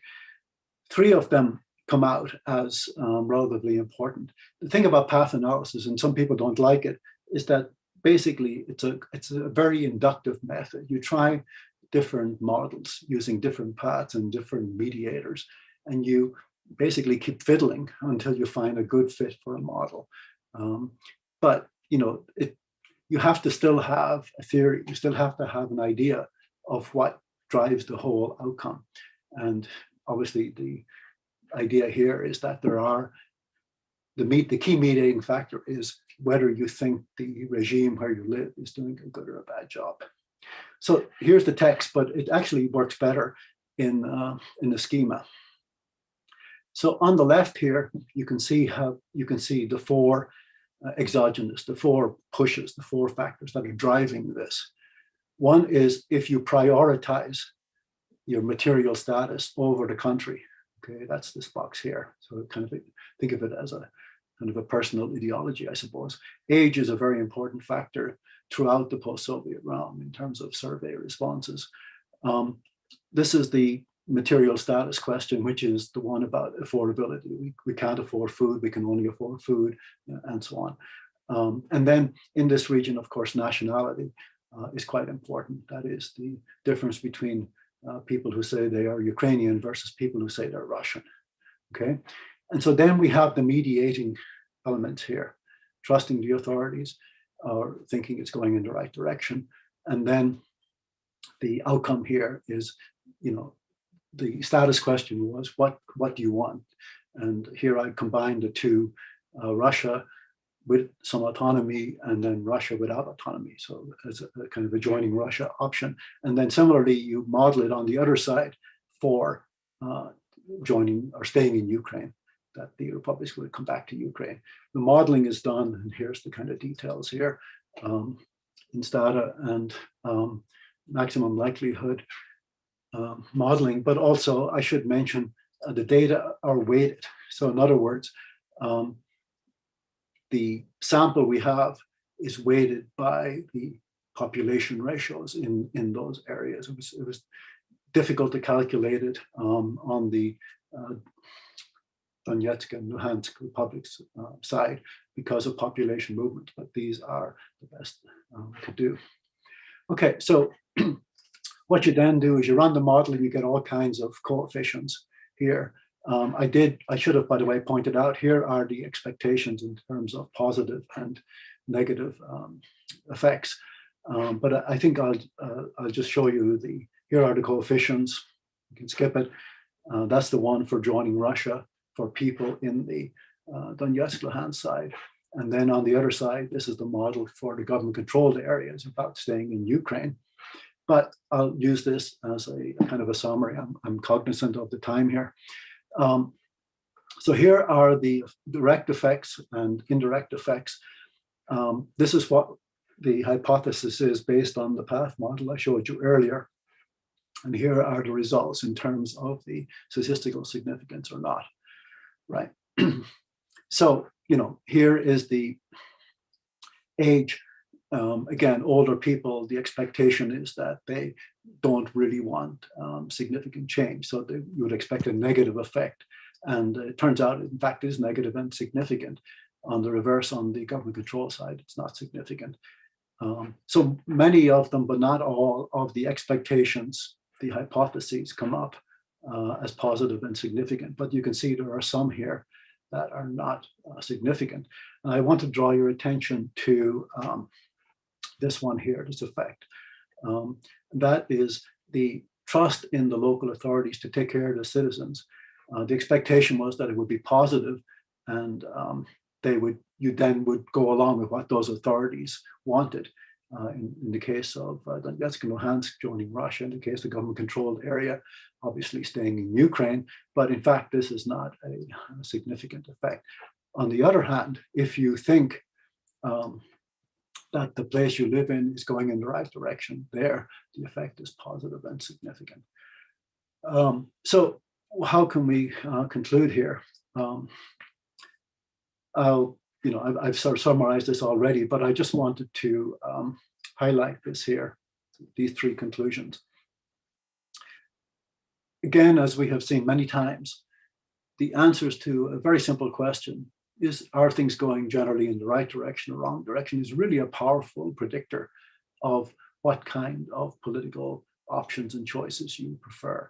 And that shows up here, and it shows up to be a critical mediator in terms of mediating the direct effects between individuals, let's say material status, age, nationality, and so on, and what they want for a political outcome.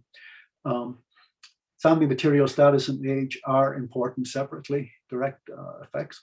We also can conclude that,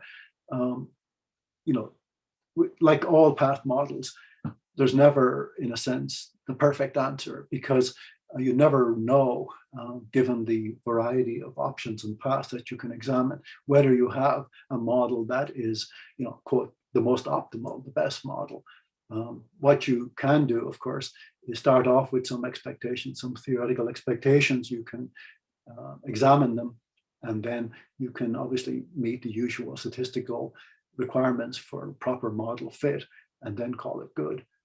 But this is certainly a preliminary version, but I think it holds in a general sense. So I'll stop there, and thanks very much. Thank you very much, Jono. It's very interesting for me because, we have a similar project, and I have maybe a dozen of questions to you regarding both the data, the results, and their explanation. But afterwards, I would like to I hope to have an opportunity to ask some of them. Now, the second presentation about Donbass by Sabine von Lewis and Gwendolyn Zasse. Please, dear colleagues, the floor is yours. Okay.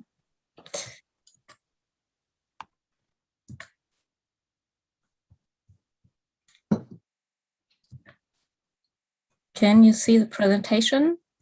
Yep. Yeah, it's fine. Hear me? Okay, but it's just okay. Well, okay, thank you very much, first of all, to Vladimir for the invitation to this fine workshop. I'm happy to be part of it. Well, the last presentation of the evening or night, at least for us, is about what kind of border regime is in the making at the contact line in eastern Ukraine. We will briefly talk about the context and the methodology, and then turn to the empirical findings. First of all, what we wanted to shed light on is how a ceasefire line turns into a border. We wanted to know what border regime is in the making along the ceasefire line by tracing how it is experienced, perceived, and made sense of by those crossing and implementing it, and by those living close to it, or close proximity to it. So we referred to literature on borderscapes, ethnographic border regime analysis, as well as border work. And as borders are also tools of identity formation, the question arises whether the contact line, institutionalized as a temporary border, shapes expectations and identity, and whether these effects change over time the longer it remains in place. We turn to the contact line, or ceasefire line, called contact line or line of contact, which is about 450 kilometers long and cuts through a predominantly industrial area, which has been, or still is, densely populated. The ceasefire line has been moving due to numerous ceasefire violations to gain and regain territories, and especially the separatists were very successful in this. It consists of several zones of militarization, demilitarization, depending on distance from the line of contact. And in addition, there's a gray zone, which consists of areas which are still disputed. There exist 5 checkpoints along the line where cars and pedestrians can cross. Only in Stanitsa Luhanska, cars cannot cross. And the checkpoints are most important for pensioners. This is a majority group that is crossing, especially from the government, non-government controlled area to the government controlled area, to collect their pensions, which they are forced to by Ukraine to do so. Before the COVID crisis, every month around 1 million people crossed the line. And based on the surveys by the UNHCR, people from the non-government controlled area traveled about 20 kilometers to cross a line, while people from the government controlled area came from a distance of about 6 kilometers. So they came or do come from a more closer area. There are a lot of regulations to cross the line from both sides that restrict and organize what kind of products and money, or how much money can be taken, and with what kind of documents it is possible to cross the line. And what is also important about the area is the civil military administration. So the area of the government controlled area is mostly under civil military administration, and they ought to take care of the needs of the people living in this war-torn area. Elections do not take place here. So people in the interviews are very unsatisfied with the civil military administrations, as they do not show a strong interest in the people's matter, and they also do not have resources to do a lot. So checkpoints at the contact lines are considered to be kind of islands of infrastructure, and seem to be something people, the people think it's something good to achieve. They receive national and even international attention. There's a short Ukrainian interview on the internet that shows the newly refurbished checkpoint in Novotroitsk in December 2020. And there are international guests visit and look at it. And there's a Polish representative, and he's joking that it would be great to have such an infrastructure at the Polish-Ukrainian border as has been established in Nowotroicka. But nevertheless, apart from the 5 locations with still very different quality of infrastructure, the rest of the 450-kilometer ceasefire line remain war-torn area with broken infrastructure and only limited access to social and medical care. The area is heavily mined, and traveling to it and away from it is very difficult and dangerous and time-consuming. So, and around the checkpoints, people offer their services, especially for those coming from the non-government controlled areas, as queuing up in lines of the cash machine for people who already have traveled a long way from the non-government controlled area to the checkpoint, waited in lines at the checkpoints to cross, sometimes 2 to 3 hours, and then they can buy for a little fee at the cash machine, a place very close to get the money. Others rent rooms and other offer transportation. So there is a whole formal and informal infrastructure around the checkpoint, and this is kind of the general picture, and I will talk a little bit later about variations of this general situation. What we did, we applied a mixed method approach. So we combined evidence on border crossings from survey data, ethnographic research, in 4 places along the contact line, and survey data on identities and attitudes about the future status of the contested territories demarcated by ceasefire line. And I will now hand over to Gwendoline, who will present the survey data. Yes, thank you very much. As you will see, we're really trying to integrate also 2 different types of data, but I think speaking to similar issues. And the quantitative data I will be referring to comes from 2 choice surveys conducted in December 2016 and March 2019. And we conducted with agencies or in-agency surveys in both parts of the Donbass, face-to-face interviews evenly spread between Donetsk and Luhansk Oblast, applying a multi-stage quota samples, so age, urban, rural, and gender were the quotas. And a telephone survey, we did that twice, so it kind of follows up in the discussion and also some of the issues raised by Jono already. In the non-government controlled areas, also 1,200 people also applied the same quotas, meaning age, gender, and rural, urban.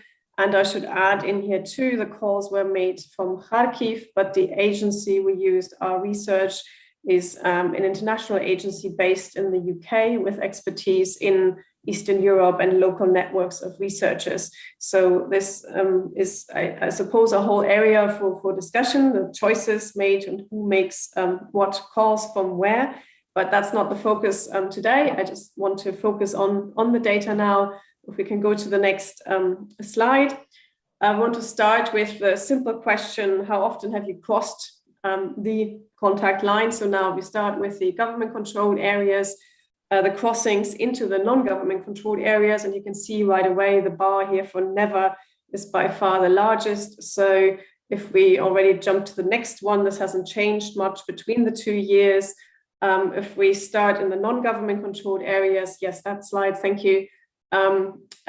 We see a different picture. We see that also a little over 50%, the second last bar says that people do not, or say they do not cross the line, but obviously there's a lot more mobility from the non-government controlled areas, as you can see here, and it goes from daily to once in 12 months. If we sum this up on the next slide, please. Sorry, Sabine, it's a bit awkward to always announce it, but you're doing a great job clicking me through it. So we see overall greater mobility from the non-government controlled areas. Sabine has already mentioned some of the reasons underlying that. We see that about 50 to 55% in the 2 years never cross from the DNR-LNR.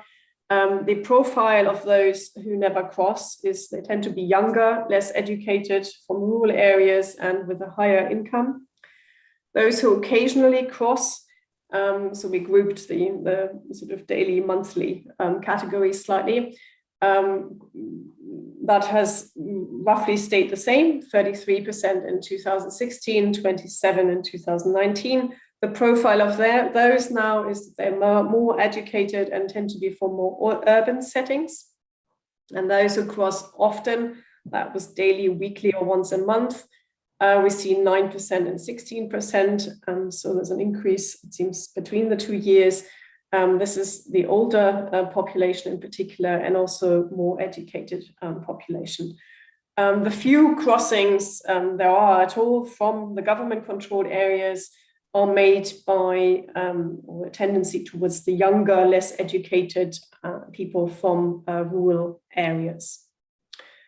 If we go on, we also asked, do you have relatives or friends in kind of the other side of the other part of the Donbas? To also get at not just the physical crossings, but also how attached one is, which we think is important for also the mental map of the region and how connected you feel, even though you might physically not cross these 5 checkpoints. And as you can see in the government-controlled areas, about a third tells us in both years that they have contacts to friends and families, or that they have relatives and friends in the controlled areas, not actually the contacts, but we assume they are somewhat in contact. And if we look at the non-government controlled Donbas on the next slide, we see that the higher share tells us about friends or relatives living in the other side, in the other part of the Donbas. So here it's about 50 or 56% across both years. So again, if we look at the personal ties, you can see the summaries here. For the non-government controlled areas, there's no significant change between the years, statistically significant change. In the government-controlled areas, the chances of having these personal ties is lower. So we see, it seems, a trend in one direction in the government-controlled areas. And I think at this point, I hand over to you again, Sabine, right? Okay. All right. So in a kind of ethnographic or a study, we looked at 4 checkpoints with a local researcher in Ukraine. And we looked at the contact line as a border regime in the making and focused on regulations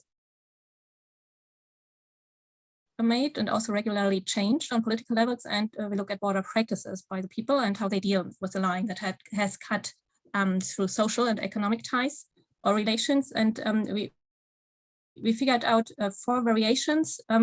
We have been, or our local researcher has been, in Stanca Luhanska, Solote, Zaitsevo, and Pishvik, the most southern checkpoint.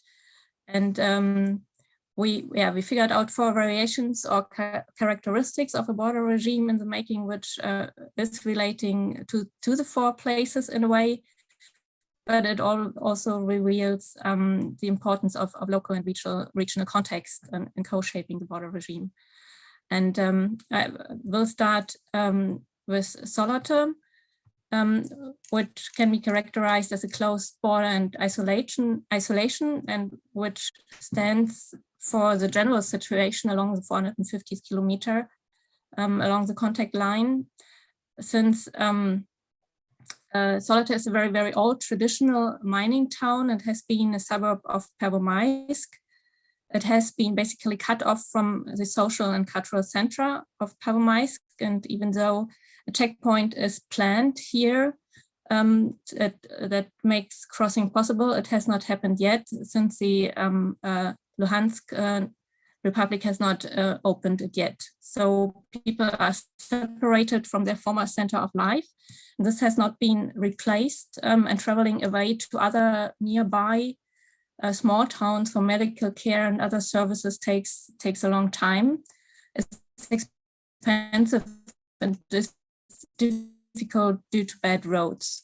So another point is that there were a number of coal mines where many people worked, and connected to it were a number of chemical industries. But the area has already been in decline in the late Soviet period and also in independent Ukraine. So most coal mines are closed. Only one is working, and they are in a very dangerous condition. So due to the destroyed infrastructure and the lack of local power, which is not adequately replaced by the civil military administration, the coal mines also become an ecological danger for the region if they become flooded. So that is a big fear the people have there. So people are very unsatisfied with the situation and basically feel locked in all directions. They cannot officially cross the line and use the cultural, medical, and social infrastructure in Pervomaisk, even though there are reports about illegal crossings. And but there are also no real alternatives they could use. So beyond, they are constantly met with suspicion wherever they come, only due to the place they live or come from. So there's an example. This solitude consists of like 4 parts, and the closest part, number 4, solitude number 4, is very close to the contact line, and people get checked every time they move between the parts by an internal checkpoint. So even though they cross there several times a day, they will be checked. So they feel very much under suspicion. So this represents most of the places along the line that are not near a checkpoint, and this is characterized by isolation. If you go to Stanica Luhanska, the situation is a little bit different, and we have labeled this as a changing border regulations.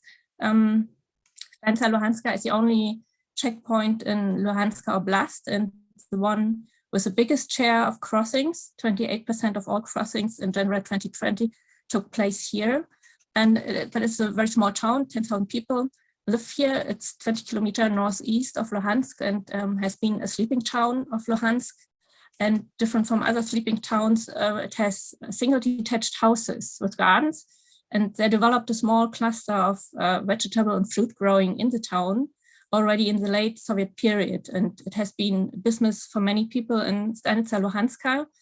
They received cheap coal from Luhansk to heat the greenhouses and could sell for very good prices on the market in Luhansk. And these people suffer the most from the ever-changing trade regulations. Not only did they change formally, also their application was changed sometimes on a daily basis. So this not only made the business difficult for many, but also led to profit for the border guards, taking bribes to make a transfer possible. Even more, the small trade became politically when Poroshenko in 2017 established the blockade of the DNR and LNR, and the people's business was labeled as financial terrorism. So in some, the local residents struggle with the arbitrariness and frequent changes of the trading regulations and the lack of alternative sources of income or trade networks. The trade regulations are in parts a result of the changes in Ukrainian state policy vis-a-vis the non-government controlled areas, and the interplay of different actors remakes the rule or make or remake the rules and resulting practices. So local guards and officials decide when and what people may carry across the line, and people transporting their produce across the line cut deals with the local guards and include them in their business. And the government again uses the trade regulation as a strategy for dealing with the conflict at large. If we go further to Zaitsevo, this is a small town or part of a town which belonged to Holivka and which is close to the checkpoint Majorsk. It is a small town with about 3,400 inhabitants, which has been part of Holivka, which has 240,000 inhabitants.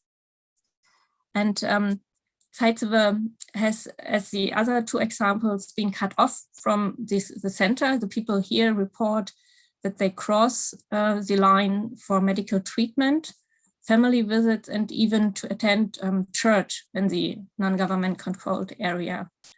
It's much cheaper for them to go to Holivka than to go to the next town in the government controlled area, which is Bakhmut, and only 20 kilometers away, but still makes more effort to go there. So similar to the situation in Stanica Luhanska, goods are carried across the line, mostly for personal consumptions. The locals interviewed do not seem to have the same business interests or dependencies as the people interviewed in Stanica Luhanska. Most of them cross the line for other personal reasons. Some may be involved in jobs related to transfer activities, but they did not provide any details about this in the interviews. So even though people complain about long queues at the checkpoints, they know at what times crossings are somewhat easier and faster. Usually they cross over into the non-government control areas early in the morning and return very late in the evening, just before the checkpoint closes.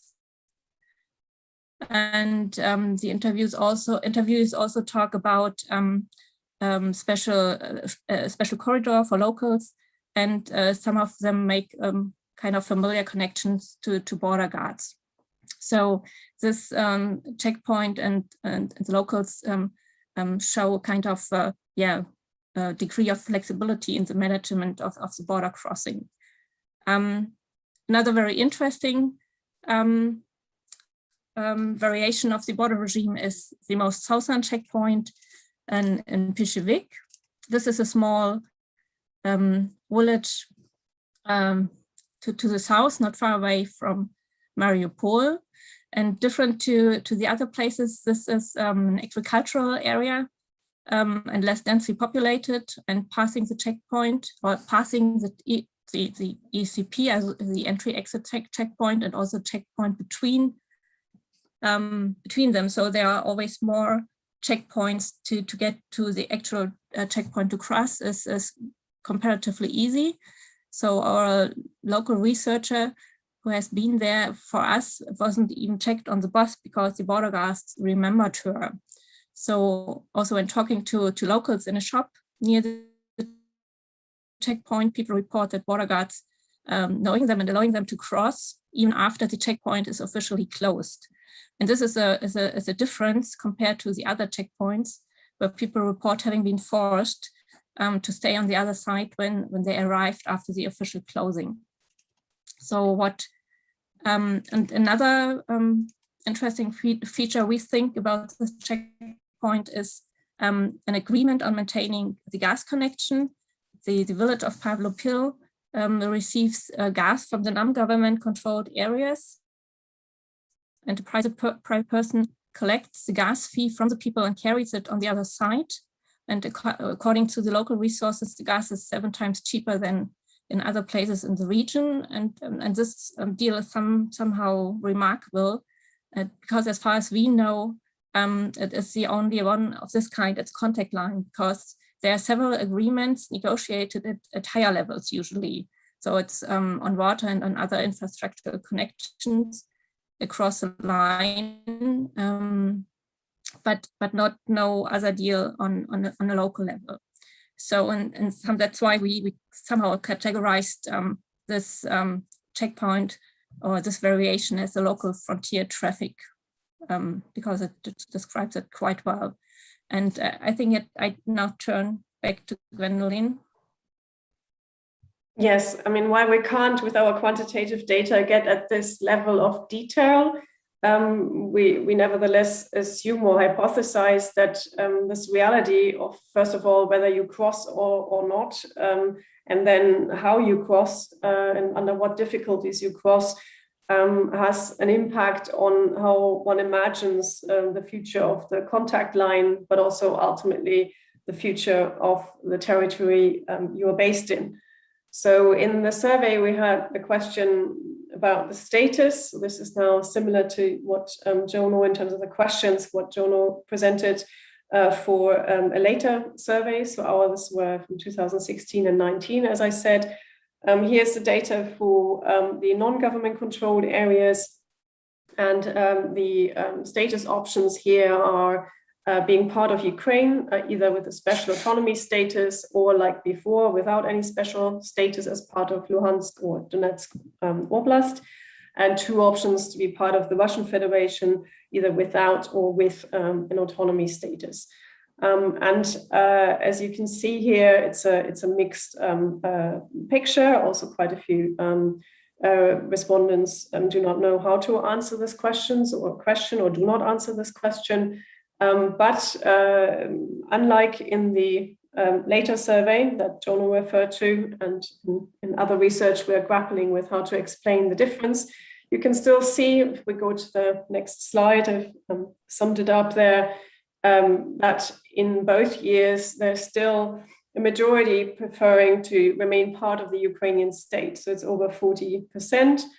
It's not, so it's close to 30 to 40% wanting to be part of Russia in those 2 years.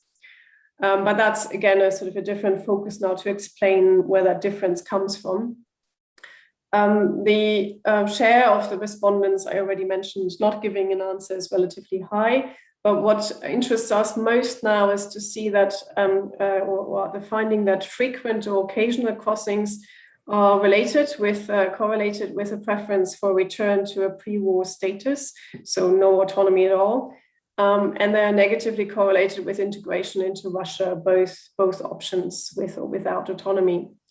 And another question was about self-identified identity change, whether one feels more Russian, more Ukrainian, more both. So it was a deliberately open question to avoid a lot of definitional issues around these questions. And we find that frequent and occasional crossings are linked to feeling or saying one feels more Ukrainian compared to before the war, and in turn less likely to feel more Russian. And occasional crossings, in addition to that, are also linked to feeling both more Russian and Ukrainian, so a dual identity there. And never crossing is linked to integration into Russia, both types, and also identity-wise to feel more Russian. So if we look at, on the next slide, if we look at the data for the government-controlled Donbas, so we see a clear preference for the first two, and in particular the second option here, status like before the war. Although one can see here that a willingness to consider some sort of special status has gone up between the 2 years. The summary again for the statistical findings is on the next slide. We see, and we found that was interesting, a reverse trend here.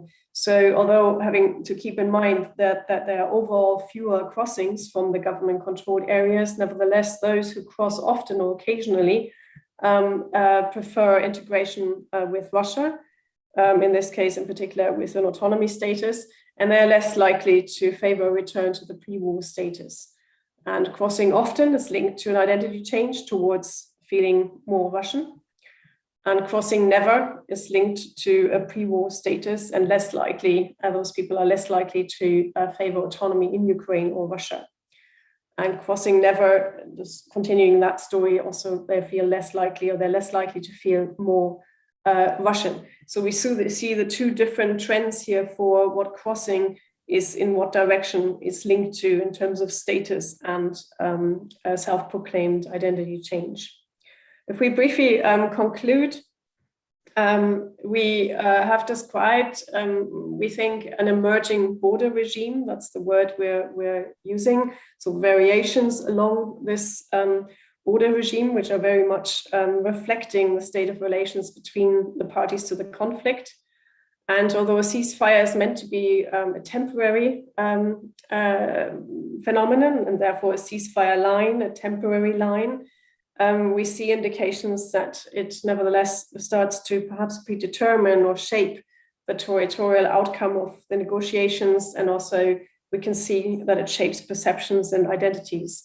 And I just finished up there with the data on the reverse trend in terms of the crossings from the non-government controlled areas, that the crossings are more linked to a reorientation towards Ukraine and to Ukrainian identity, and the reverse trend for the government controlled areas. And if we go to the final slide, the last points, I think through the ethnographic research can show that even along a line that we can clearly define as a hard ceasefire line, there is place-related variation that one might easily overlook without doing this kind of research. We see a power vacuum near this line, and it shapes alongside also the military zones, the daily scope of action. We have, I think, shown with the two different types of data that the mental maps of many and daily practices maintain to a certain extent linkages. And we also wondered, and we want to close with that thought, whether the scope, however limited it might be for local actors, also raises the question of a ceasefire line can also be considered as a site of conflict transformation. And we'll leave it here.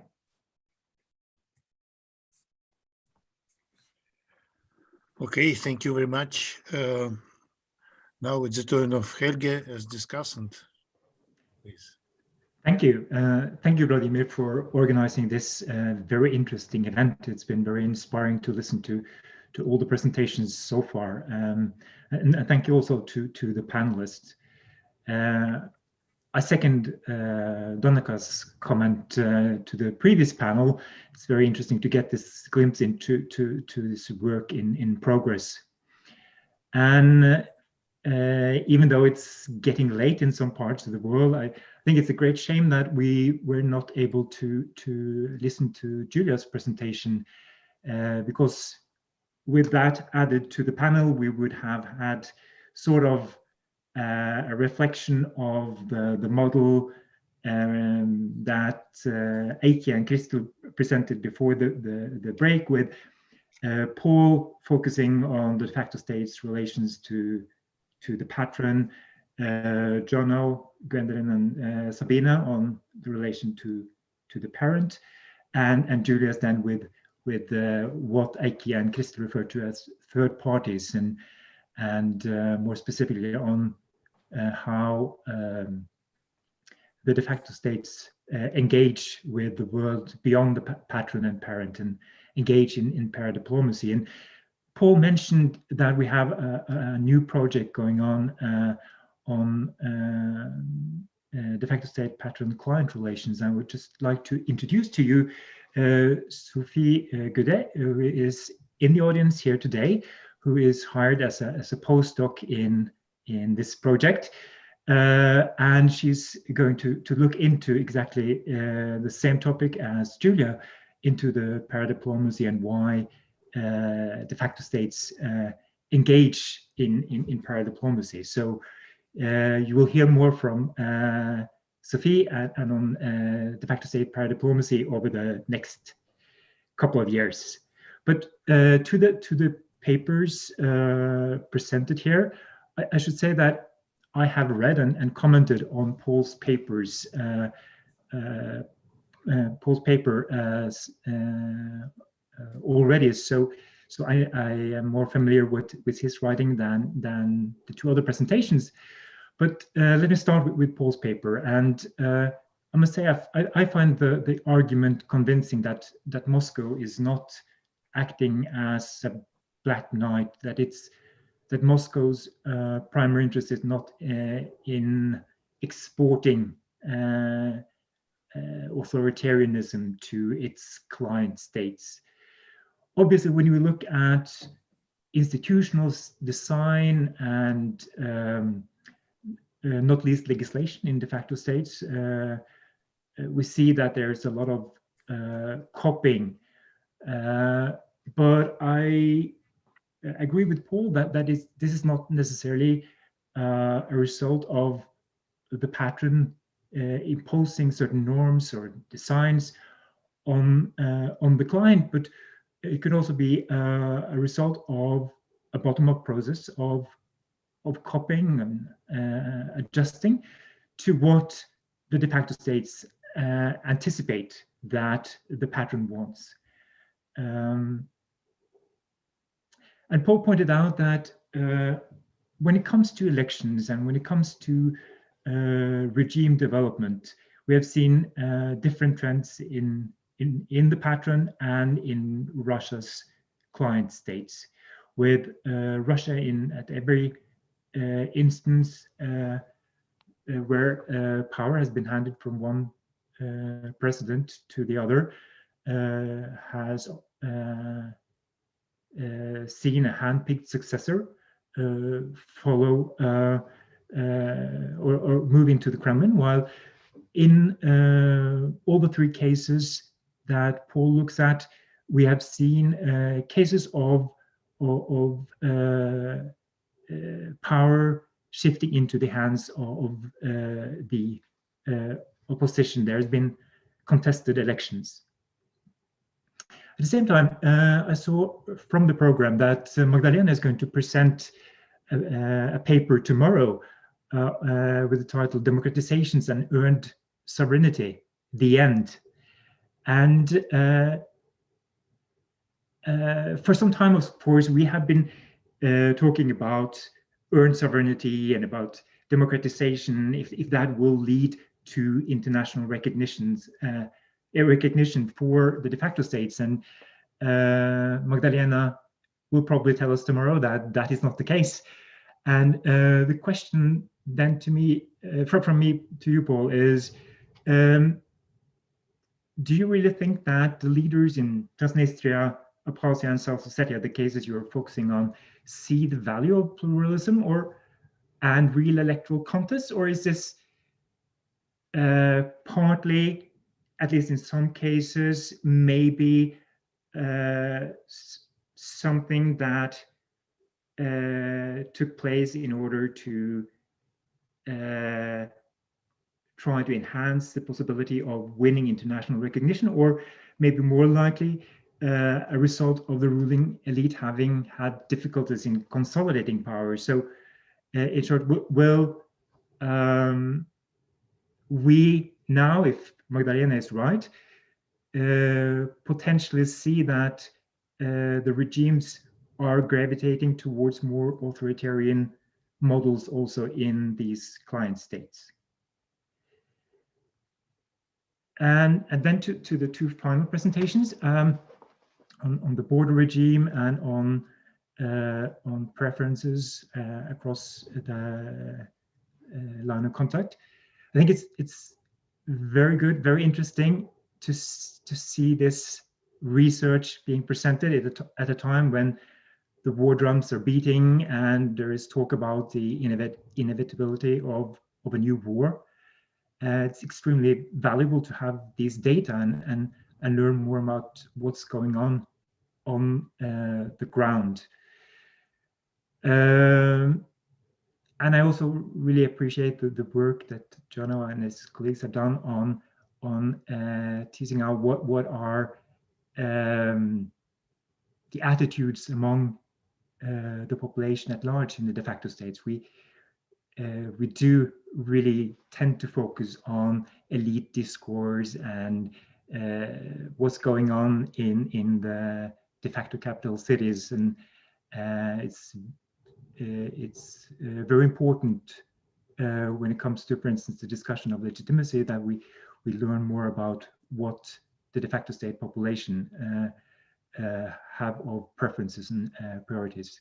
Also found it very reassuring that you see it from your methodological discussion that the face-to-face and telephone interviews, the results from these surveys are not that dramatically different. That gives hope for me that we will be able to also carry out some similar surveys in the new de facto state project that Paul and I are now conducting. I had a few questions. You showed us that, well, you have Ukraine, you have the government controlled part of Donbass and Donbass, and I guess it's not that maybe not that surprising that you find that the population in the government-controlled part of Donbass is more positive to a reintegration. The fronts have not hardened to the extent that they will draw a hard border there. But to what extent are the differences you find between the government-controlled part of Donbass and the rest of Ukraine a reflection of the East-West divisions inside Ukraine? Have you looked at whether this is part of that more general East-West divisions inside Ukraine, or are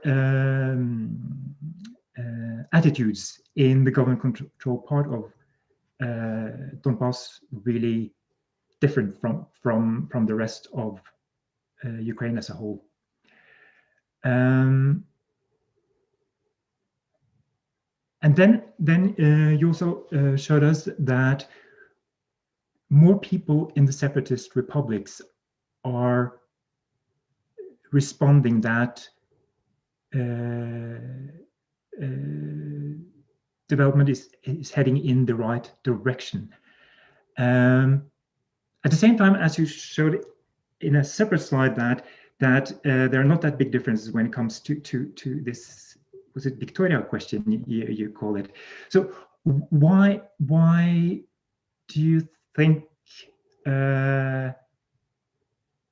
more people in the separatist controlled areas are responding positively?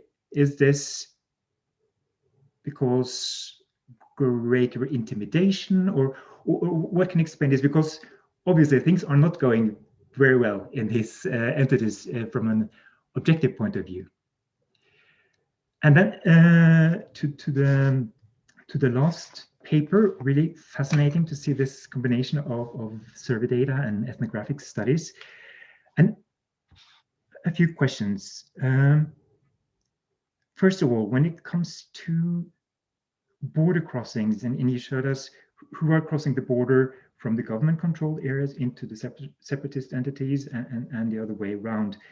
And when you look at who's moving from the separatist republics into the government-controlled areas, it's not that surprising that we see that they're mostly older people. We're told that pensioners go there to claim their pensions. But I was wondering, who are the more educated people that you also say that those who go there frequently would be the older and the more educated? What are they doing? Why do they cross the border more frequently than the rest? And the other way around, those going to the separatist controlled areas were characterized as rural and uneducated. And again, why do they cross? What have you asked them why they cross into the separatists control areas? What is their business, so to say? And then it's of course very interesting what you tell us about how these people that never cross, they have already opted for Russia, so to say. You see that they the less they cross, the more likely they are to be pro integration with Russia.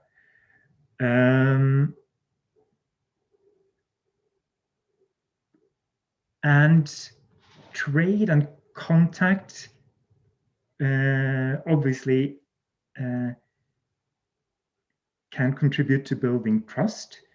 But what would, if you can enlighten us, what would be the DNR and LNR authorities'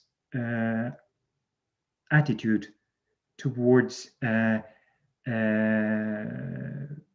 more trade and more traffic across the border? We see the whole spectrum from in our set of cases from Nagorno-Karabakh with the de facto border being completely closed to Transnistria, where it is, or at least in a non-COVID situation, is a lot of traffic back and forth. And first time I visited the South Ossetian Georgian ABO, then it was just a big black market with a lot of trade and a lot of interaction. So what would be the position of DNR and LNR authorities here? Would they like to reduce the contact in order to strengthen their separate identity and the prospects of turning more people towards Russia? Or would they encourage, in a post-COVID context, to develop the border regime to facilitate trade and traffic across the border? Yeah, I think I'll stop there in order for the rest of the audience also to chime in and with their questions and comments. Thank you very much, Helge. Let's collect questions to save time. We have 10 minutes, maybe 15, if you agree. Excuse me for abusing my rights of chair. I have some questions to Jono and to Sabine and Gwendolyn. First, Jono, a technical question. For modeling, you needed statistical data, but the data published by non-recognized republics are not reliable, or they do not exist at all. The statistic is very limited. So how did you manage to build your models? Then a question to both Jono and Sabine and Gwendolyn. How do you explain the big difference between areas controlled by the government and non-recognized entities? I was many times in this area and can't imagine such important differences between, for instance, Gorlovka, Horlivka, and Kramatorsk, neighboring city of Kramatorsk. Is it a question of fears? So the people are not, wouldn't answer sincerely, and a very important share of don't know and refusals to answer indicates that many people had some reservations. How to explain it? Finally, how do you explain the impact of material factors on the behavior, on the opinion of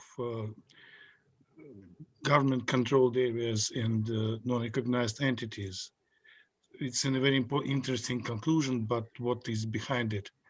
So I stop here, and I would like to pay some attention to the questions from Fabrizio Eva. You can read it on the chat, and from YouTube audience. Should I read them? No, I don't think so. You can easily find these questions. So more questions, please. No, a lot of questions. So please, who does begin? Maybe Paul?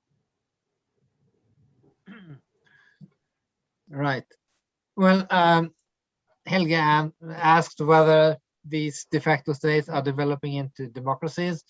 And my answer is no, I don't see that. And what I am saying is that they have developed pluralism, which is not necessarily democracy. And also I have the caveat that Transnistria may be relapsing into autocracy under the new Krasnosielsky regime, that they seem to be now in complete control of both the executive and the legislative. But if that happens, it is not a result of pressure from Moscow, as I see it, but of local dynamics.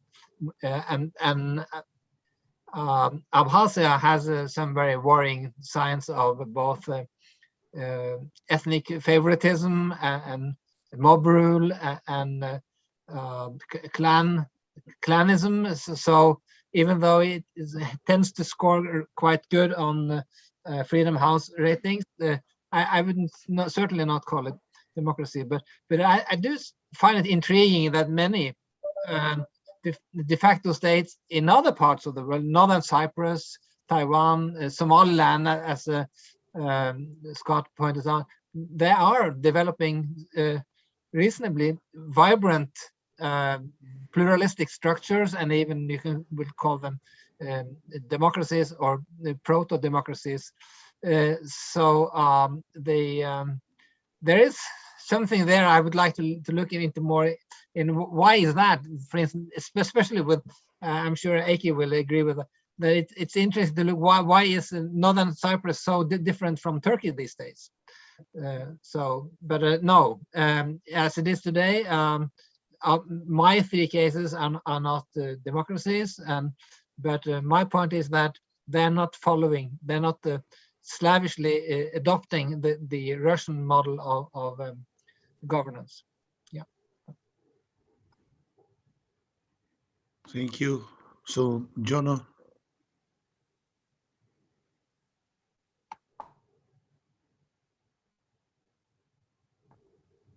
Jonah, please. Microphone. Okay, sorry. Good questions, and I can answer them as fast as I can so others have time. The question on the chat about from Stephen Siegel about the line of contact and what goes on there in the ONC, I'll leave that to Gwendolyn and to Sabina. Responding to Helga first about maybe the GCA, the government-controlled areas, are not really different than the rest of Eastern Ukraine. Yeah, you're probably right.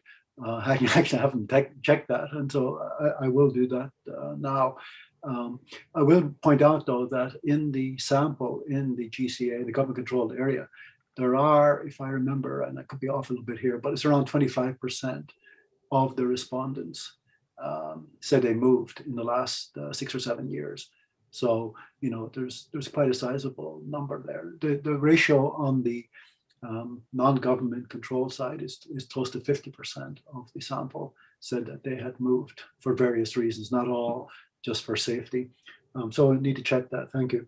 And then the question about the right-wrong direction and trust in authorities and how it seems implausible that it's significantly higher in the government-controlled, in the non-government controlled areas compared to the government-controlled areas. Let's not get carried away here. The ratios are still a minority of the population. So the question about right direction in the Luhansk and Donetsk People's Republics is less than 40%. Think it's going in the right direction. So it's a minority. It's significantly higher than the 18 or 19% in the government-controlled areas. But that, I think, reflects a significant disappointment, really, and maybe, especially at the Zelensky government, and the fact that, after a year and a half, things were not getting any better, maybe even getting worse. But the trust in the authorities to take care of the population in the non-government controlled areas is less than 25%. So again, it's very low. And, I guess I shouldn't maybe have made the emphasis on how much higher it is than on the government control side. It's still a small minority of the population. You're right in the sense that conditions are bad. There's been quite a bit of discussion about pensions and how significantly lower pensions are in the two people's republics compared to both Ukraine and Russia. And that clearly is a major problem for a lot of people in these areas. On Vladimir's questions quickly, Vladimir, I'm using data from a Kiev demographer who works with the Ukrainian Statistics Office. on the population distributions in Luhansk and Donetsk, which are much lower than what the authorities say the current populations are. And this demographer gives the ratio for different age groups and for the two republics. So that was the weight that I was using. I don't think actually the weights are hugely important in giving different results in terms of the modeling, because the charts, the bar graphs are the unweighted data, but the models use weighted data. And again, it reflects the fact that older people were more likely to answer the phone than younger people in the phone survey. So, but it's not. What about incomes, John? Sorry? What about income? There's no data on, there's no census data on income. There is a census report, I think from Donetsk Oblast, but I didn't use that. But we do have questions on income. We're using the affordability index that's used often in post-Soviet surveys that I know you're very familiar with. The one about the scale, the 5-point scale about affording only food. Sorry, not affording food. Okay. Affording food and so on. Yeah, that's what we use. In terms of the, and I think Helga referred to this, and I know Gwen and I have chatted by email about it. The difference between the two surveys that ZOAS did in 2019 and 2016 and ours from 2020, okay? So the big difference is that on the non-government control side, the ratio of people who want to join Russia has gone up from what Gwen reported as, I think, 35, 40%, something like that. In our survey in September 2020, it was up to 55%. The results are not directly comparable in a way, because we added another option, which was independence, which got around 12% support in the 2020 survey. So, you know, in hindsight, maybe we should have used exactly the same options as ZOAS did in 2019, just for comparison. So there's two explanations. One is I think the options are slightly different. And secondly, it's possible, maybe even plausible, that the preference for being in Russia as a final status option is going up as conditions in Ukraine are not getting any better and plausibly getting worse in many respects. So in other words, it's not just kind of an artifact of the nature of the survey. In other words, who did the survey, where to call from, and so on. But in fact, it could reflect a clear trend on the ground. I will say that the only way to get around this is, of course, to repeat the survey and see if it's stable, but also to get to questions, or there are ways of getting at answers that are more honest and perhaps are, shall we say, more reliable if you don't like the numbers that are currently there.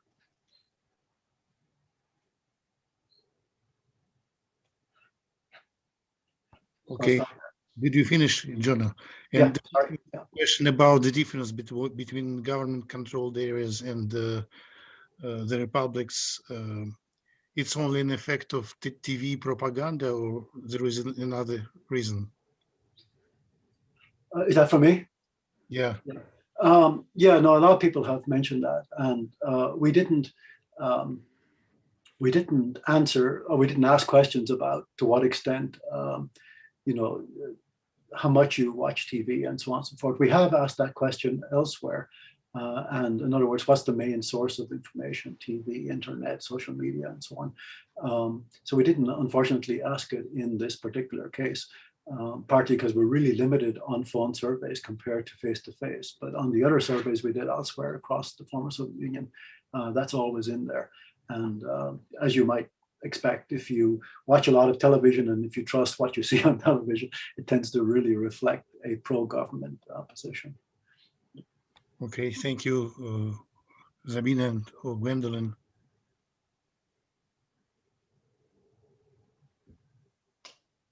Sabine, do you want to start, or shall I go? Yes, please. Okay, maybe I pick up a few questions. I mean, the question in the chat about the OSCE and the ceasefire violations. I mean, basically, the honest answer is I don't know, but I wonder, and ethnographic work could show this. So the idea is that we are hoping to be able to conduct more ethnographic work to actually, first of all, establish to what extent people are aware of this monitoring and the results of it, sort of how closely this is being followed. But I'm sure there will be some awareness of it. And of course, the picture is grim, but we didn't have that as an explicit question in the surveys or in the ethnographic work so far. But in the survey, there was a question on the Minsk process more generally in the surveys in the Donbass 2016 and 19. And the biggest change there was, I mean, that was basically still on both sides, and a majority saying there was no alternative to these negotiations. But more interestingly, between the 2 years, the number of those who just didn't know what Minsk even was had risen significantly. So awareness of this had dropped significantly, and I think that's quite telling in terms of whether that's actually felt that there's something sort of meaningful going on or changing on the ground. But it's not, of course, the exact same question as the personally I think important role of the OSCE, but on the other hand, it's also limited in what it can do on the ground. In terms of maybe some of the questions that were more on the quantitative side, and thank you for your questions, Helge and Vladimir. Again, one would need to sort of go back, and there wasn't a question sort of saying why do you cross in the survey part, and I wish that there had been. But now going back, that would be something to probe further. I mean, why older people cross more from the non-government controlled areas is we can document that already. That is, and it's well known that people can collect their pensions and have to go often in person to do so. I mean, they're more or less educated in the both directions. I mean, we're talking about a statistical trend. No, we're not talking sort of high education versus no education. So it's a trend. No, sort of it could be misleading to just sort of maybe I didn't mean to kind of force that point in that direction. And a hypothesis would be, I mean, maybe it goes with the need to collect your pension, or you collect it on wherever you can, but also maybe it could hypothesis be that it's a somewhat more conscious attempt to also maintain that link, but that's just a hypothesis. One would need to now really go and do the ethnographic work to get the motivations beyond sort of the economic drivers of crossing. And the same in the other direction. I mean, we don't know why it's that this profile of people who cross from the government-controlled areas. Again, I mean, the two main hypotheses I take from it now would be either those are the people with the personal ties. I mean, keeping in mind that there was an overall small number anyway crossing from the government-controlled areas. And also, the second hypothesis would be that the contact line and crossing, or the whole business of crossing, is also has also given rise to all kinds of business activities and managing this crossing. And Sabine can say more about this as well. So maybe it captures a profile of people who because there's no other possibility, they are engaged in facilitating the crossing, legal, illegal, and therefore thereby make a living. That could also be part of an explanation, but is to be kind of found out in more work on the ground. I think the main kind of finding we took from the survey data so far is, one could say that crossing a line, that it's very difficult to cross, but nevertheless crossing maintains a link at different levels, but that it seems to only work in one direction, so that the other direction is actually the opposite. So I think this sort of maintaining this link is I think the main finding I take from that analysis. And then you asked a really difficult question. Maybe Sabine can, one or two interviews that was with local authorities in the ethnographic data collection, but Obviously, we don't exactly know what the LNR, DNR authorities want at the moment. It seems obvious that cutting off links as much as possible and also using the pandemic as another reason to do so more and getting less sort of pushback for that is obvious. But I wouldn't say that in the sort of medium term or even long term, that complete closing off of these sort of small trading links is necessarily what the authorities in the non-government controlled areas sort of have to push to create sort of a separate identity or a separate political entity, because it can also be a certain valve, no? Sort of a certain, so you allow this to happen because obviously the situation, socioeconomic conditions are terrible. So why would you maybe cut off the little that keeps certain people afloat? So I don't think it's necessarily in the logic that you have to do this. But at the moment, we see also that when there's an opportunity to go and control it even more, it's also used. So I think it's probably an open question. But Sabine, you probably want to add and come in. Yeah, I think there's not so much to add, and I hope I got everything, because I had somehow in between I have a bad internet connection. Maybe just a few things to add, especially about the pensioners. I think it's not so natural. It's only natural because the regulations are made that like that people need to go. So if Ukraine would find another regulation that people can get their pension, they wouldn't need to go. So it's not natural, actually. And from the interviews, we know that people that go from the government control area to the non-government control, they go for, it's really some routines, and it's also for medical treatment, really. And some say this is better there. They perceive the medical treatment better. And they also talked about even a program of, I think the LNR it was, that tries to attract people from the government-controlled area to get cancer treatment in Luhansk hospitals. So this is also one reason why people would come. But these are, we speak of not a lot of people going there, but these are reasons they give why they go. And then it's in one case it is the church, it is the family, it's really the social ties they try to keep up.